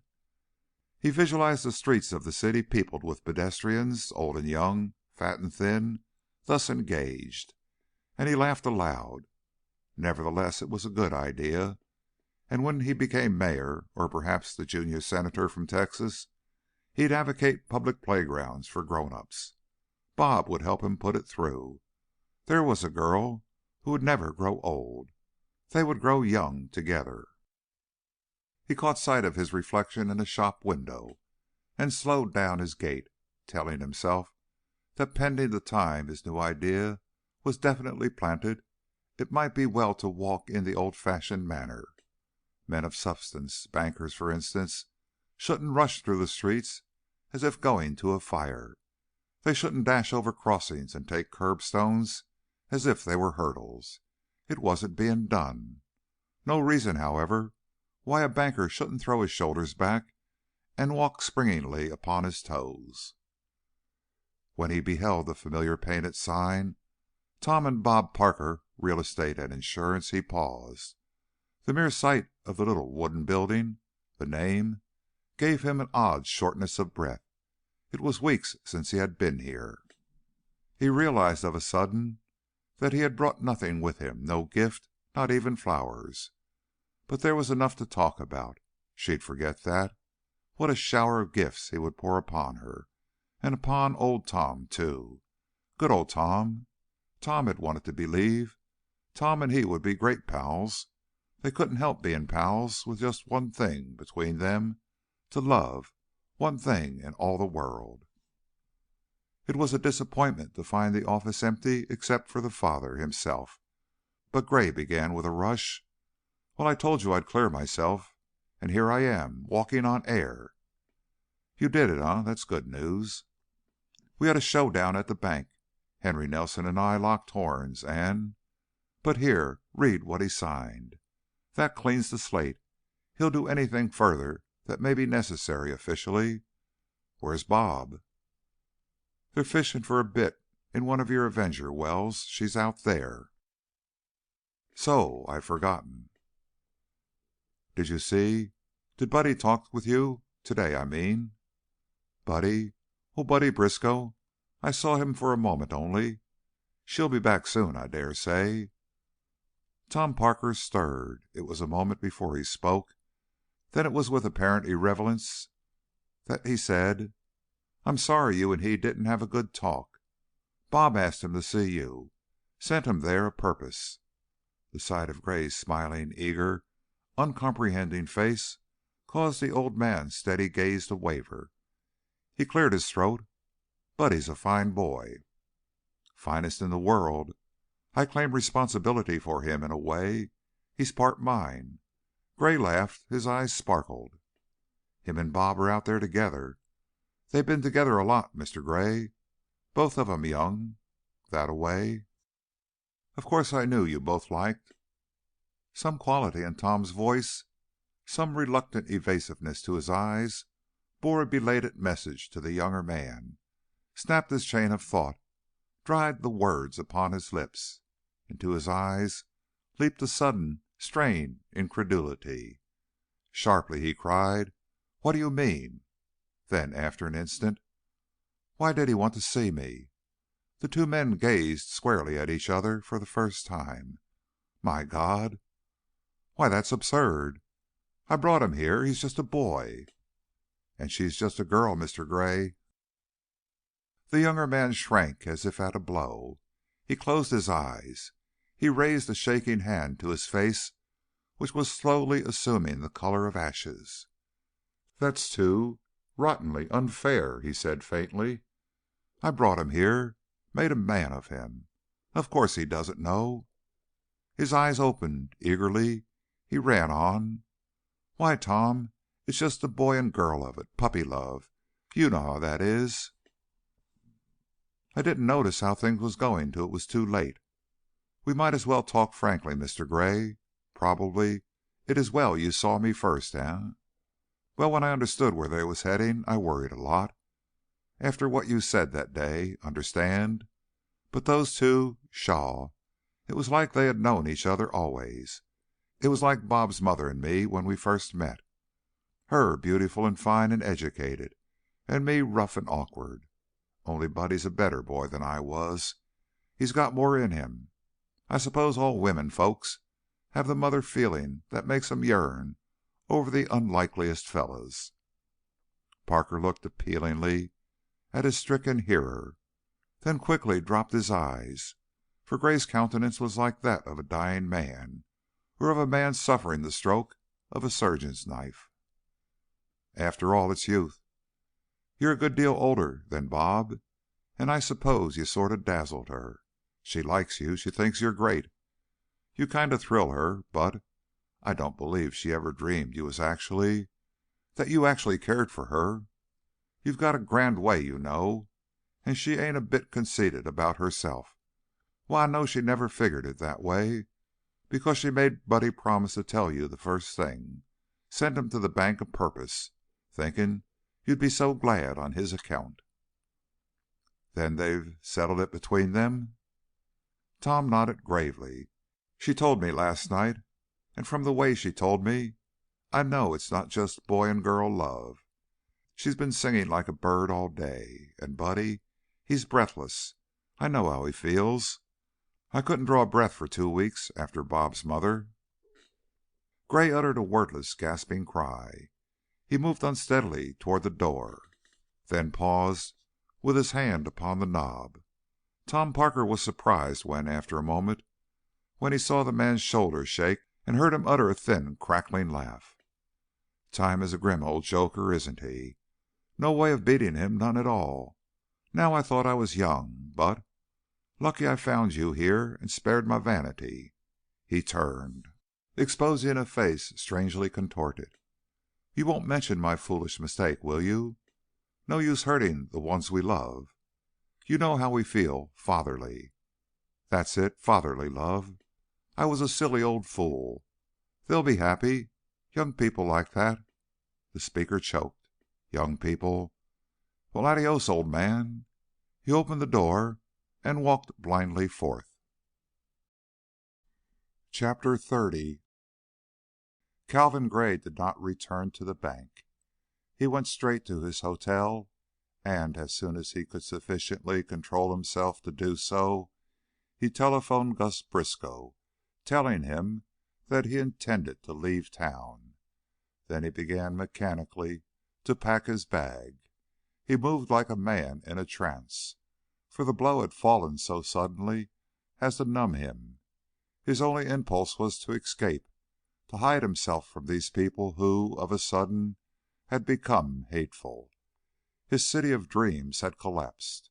The ruins, as they lay, meant nothing as yet, for his mind refused to envisage them, and he could see them only as they had stood. He groped amid a hopeless confusion of thought, at one moment bewildered, piteously hurt, at the next suffering a sense of shameful betrayal. He had grown old and dull and feeble, too, and for the time being he was incapable of feeling the full force of a strong man's resentment. This surprised him vaguely. Soon, however, like kindling fires among the ruins, his fury rose, fury at himself, at Buddy, at Barbara, and in the heat of those scorching flames he writhed. She had loved him, he'd swear to that. He had swayed her, overpowered her. He had lacked only the courage to trust his instinct. Coward's luck. It served him right. He had held her in his arms and had let her slip through. Her lips had been raised to his, and he had refused to press them. Imbecile. He groaned. He tore the collar and tie from his neck, for they were choking him. Old, huh? Too old? That was the grimmest jest of all, for at the mere thought of Barbara's lips unruly forces took possession of him. He experienced a fierce, resistless vigor such as he had never felt in his younger days. It was dreadful, an unappeasable yearning of soul and body, and when the paroxysm had passed, it left him weak. He sank into a chair and lay there, stupid, inert, until again those fires began to lick at him, and again he twisted in dumb agony. Buddy Briskow, Buddy of all people, that lout, that awkward simpleton, who owed him everything. But Buddy was young. Gray heard himself laughing in hoarse derision. He rose and tramped heavily around his room, and as he went, he crushed and ripped and mutilated whatever his hands encountered. His slow, deliberate, murderous rage demanded some such outlet. All the while he felt within himself two conflicting impulses, heard two voices. The one voice shouted at him to search out Buddy and visit upon him the punishment warranted by a base betrayal.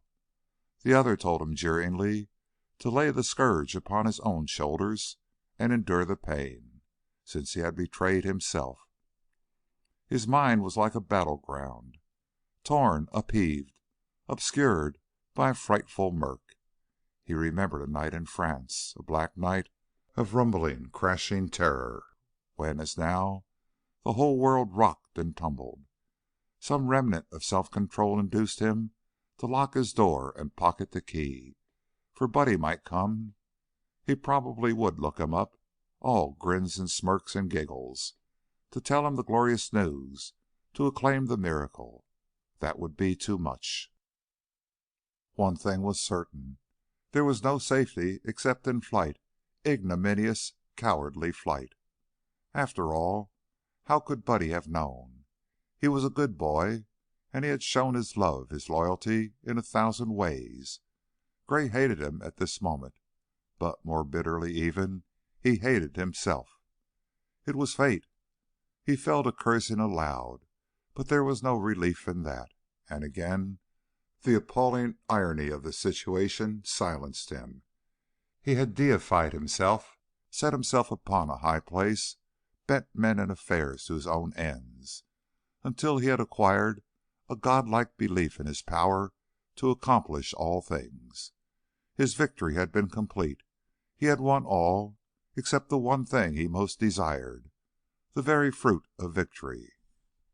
Some time later he heard Buddy come whistling merrily down the hall and knock at his door. Gray cowered in his chair, listening in breathless dread until the footsteps retreated. When he rose, he moved about stealthily. When night came, he took his bag and slunk out of the hotel, for it seemed that men must surely know what a fool he had made of himself. It would have been a relief to feel that he was leaving never to return, but even that was denied him, for after his first panic the truth had come home. He could not run away. He had forged chains for his own limbs. Like a tethered mustang, he could plunge only to the end of his rope. Friendship again. There was simple, trustful, faithful Gus Briskow, and the bank. God, what a mess things were in. Gray knew he would have to return, have to see Bob and Buddy day after day, month after month, and the prospect was too distressing to dwell upon. Again his mind grew weary, baffled. He experienced a wretched physical illness. Where to go, where to hide until his sickness had passed? That was the question. For the first time he appreciated the full extent of his loneliness, his utter lack of resource in a crisis like this. Most men, however solitary, lay by material things for themselves, build homes, and surround themselves with personal possessions from which, or amid which, they can gain some sort of solace in times of trial. But he had not fashioned so much as a den into which he could creep and lick his wounds. Once he had left his hotel room behind him, he was in the open and without cover. Not a single soul cared whether he came or went. Not another door stood ajar for him. And he had planned so much upon having a home, a real home. But he could not trust himself to think much along that line. It induced an absurd desire to weep at his plight. It made him feel like a child lost in a wood. That was silly, just an emotional reaction. Nevertheless, the impulse was real and caused him to yearn poignantly for human comfort. He thought of Ma Briskow finally. She was human. She had a heart. And Dallas was a sort of homey place. Anyhow, the bellboys at the Ajax knew and liked him. That was probably because he had tipped them handsomely. But what of that? If they had been kind to him, now he'd tip them more handsomely than ever. Lonely men, old ones, must expect to pay for what they get. He bought a ticket to Dallas. Ma Briskow's eyes were dim. Nevertheless, she saw the change in Calvin Gray when, late in the following afternoon, he came to see her. "Land's sake!" she exclaimed in a shocked voice. "Pa never said you was ailin'. Why, Mr. Gray!" "I'm not really ill," he told her wearily. "Just old. I had a bad night." Seating himself beside her couch, he took her hand in his and made her tell him all about herself. He had brought her an armful of flowers as usual, and extravagant gifts for her adornment. Giving, it seemed, was his unconscious habit.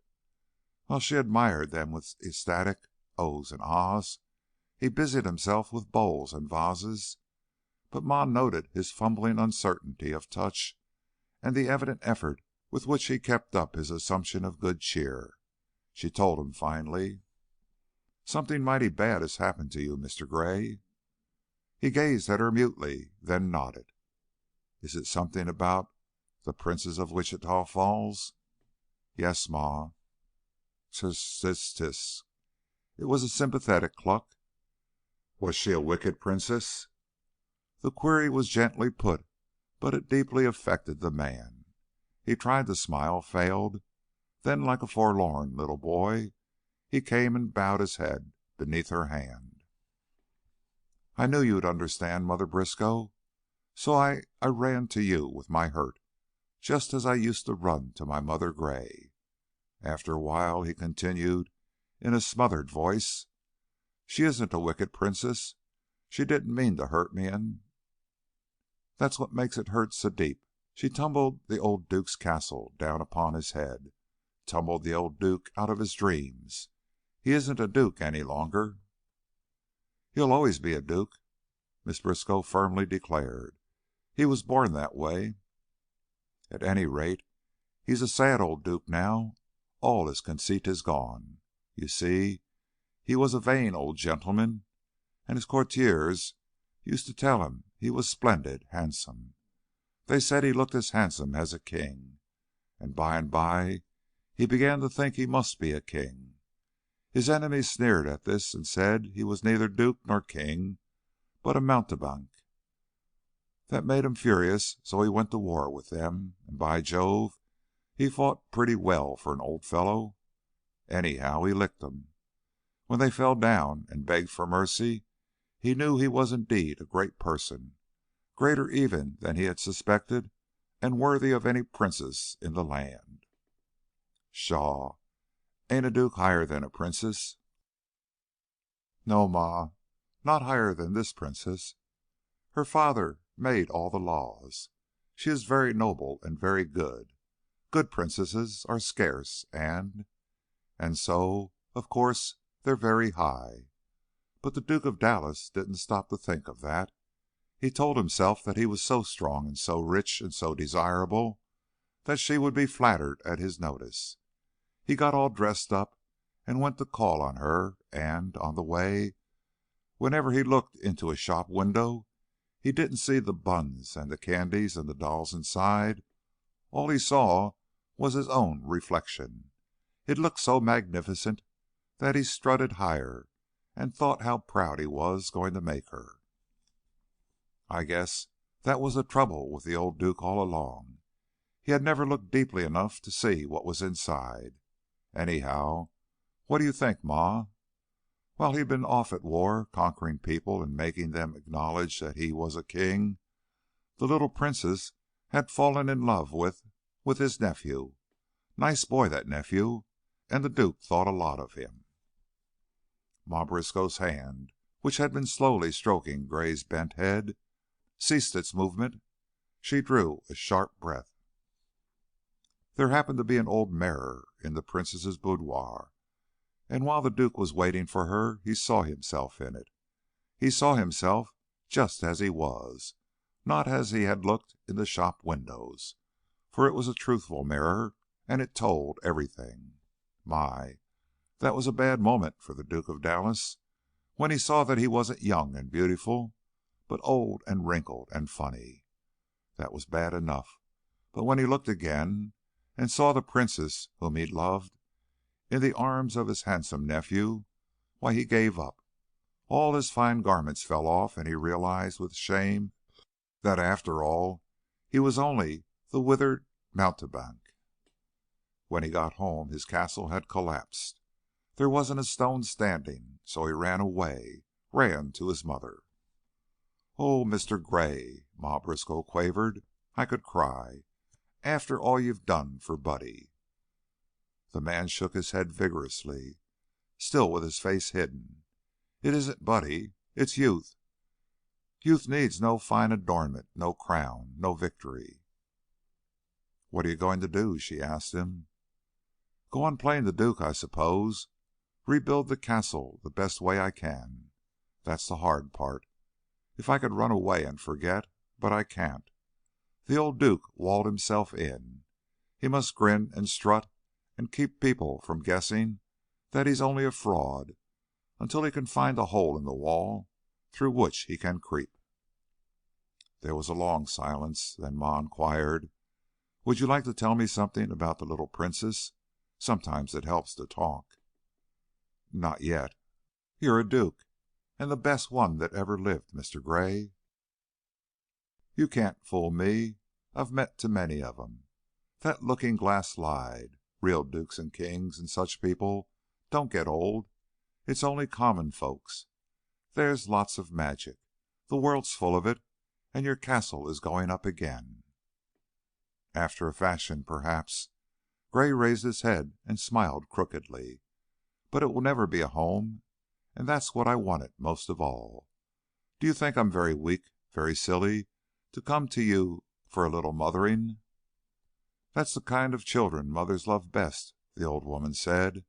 Then she drew him down to her and laid her cheek against his. "There, I've made you cry," he exclaimed reproachfully. "What a selfish beast I am. I'll go now." "Won't you stay and have supper with Allie and me? We're awful lonesome with Pa gone. Allie's out somewheres, but it would do me good to know you were here, and it'll do you good to stay. You can rest yourself while I take my nap." Ma Briskow did not wish to take a nap, but she knew that Gray needed the solace of his own thoughts just now, so, when he agreed, she sent him downstairs. First balm, indeed, had come to the man. The smart was less intense. To put his trouble into words somehow lightened it. Then, too, the grateful knowledge that some warmth of sympathy was his made it easier to bear, but it remained a cruel burden. That gentle, dreamy soul up yonder could not know how it hurt. How could she understand, for instance, what it meant to go back and face the deadly dull routine of a life from which all zest, all interest had fled? A routine broken only by moments of downright torture. Yes, and the effort it would take to smile. God, if there were only some way to break his fetters, to slip his jayons. Gray's brain, like his body, had grown tired and feverish. To be sure, little more than a day had gone by since he had sallied forth like a knight, but it seemed a year, an age, and every hour brought a new and keener distress. He found it possible now, for the first time, to relax a bit physically, so he closed his eyes and lay back in an easy chair while the twilight stole in upon him.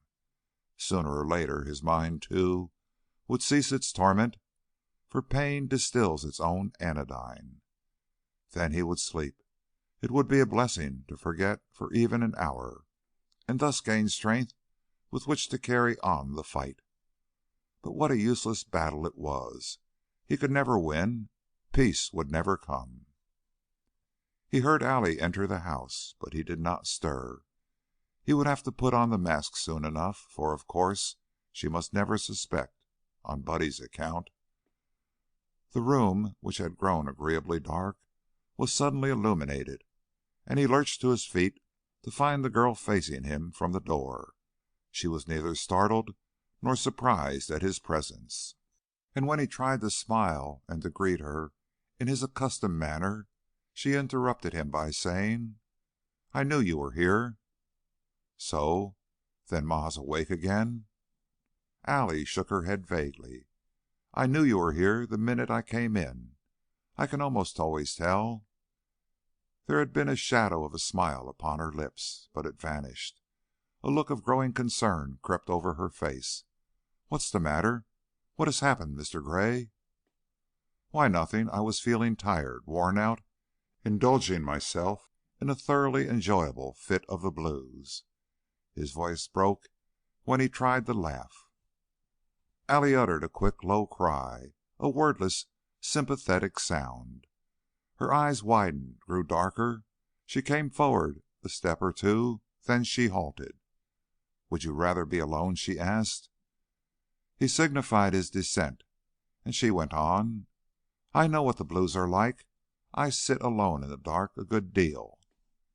She busied herself about the room for a few moments, straightening things, adjusting the window shades. Allie had the knack of silence, blessed attribute in man or woman, and to Gray's surprise he found that her mere presence was comforting. She startled him by saying suddenly, "You're hurt badly." He looked up at her with an instinctive denial upon his lips, but realizing the futility of deceit, he nodded, "Yes, Allie." The girl drew a deep breath. Her strong hands closed harshly. She said, "I could kill anybody that hurt you. I wanted to kill Buddy that time. Is it those Nelsons? Have they got you down?" There was something fierce and masterful in Allie's concern, and her inquiry carried with it even more than a proffer of help. She had, in fact, flung herself into a protective attitude. She suggested nothing so much as a lioness roused. "No, no, it's nothing like that. I merely fooled myself, had a dream. You wouldn't understand, my dear." Allie studied him soberly for a moment. "Oh, yes, I would. I do. I understand perfectly. Nobody could understand as well as I do." "What do you mean by that?" "I've been hurt, too." She laid a hand upon her breast. "That's why I sit in the dark." "My dear child, I'm sorry," Gus said. "You were unhappy. But I thought it was merely the new life. You're young. You can forget. It's only us old ones who can't forget. Sometime you must tell me all about it." The girl smiled faintly, but he nodded positively. "Oh, it's a relief to tell somebody. I feel better already for confiding in Ma. Yes, and your sympathy is mighty soothing, too. It seems almost as if I had come home." He closed his eyes and laid his head back. Allie placed her hand upon his forehead and held it there for a moment before she moved away. It was a cool and tranquilizing palm, and he wished she would hold it there for a long time, so that he could sleep, forget. Allie Briskow went to her room, and there she studied her reflection in the mirror carefully, deliberately, before saying, "You can do it. You've got to do it, for he's hurt. When a girl is hurt like that, it makes a woman of her. But when a man's hurt, it makes him a little boy. I guess it pays to keep on praying." It was perhaps a half hour later that Ma Briskow heard a sound that caused her to rise upon her elbow and listen with astonishment. It was the sound of low, indistinct, but joyous singing. It came from Allie's room. Allie singing again. What could have happened? Slowly Ma's face became wistful, eager. "Oh, Mr. Fairy King," she whispered, "please build up his castle again. You can do it. There's magic in the world. Make him a duke again and her a queen. For yours is the power and the glory for ever and ever. Amen." End of chapter 30. Recording by Richard Kilmer, Rio Medina, Texas.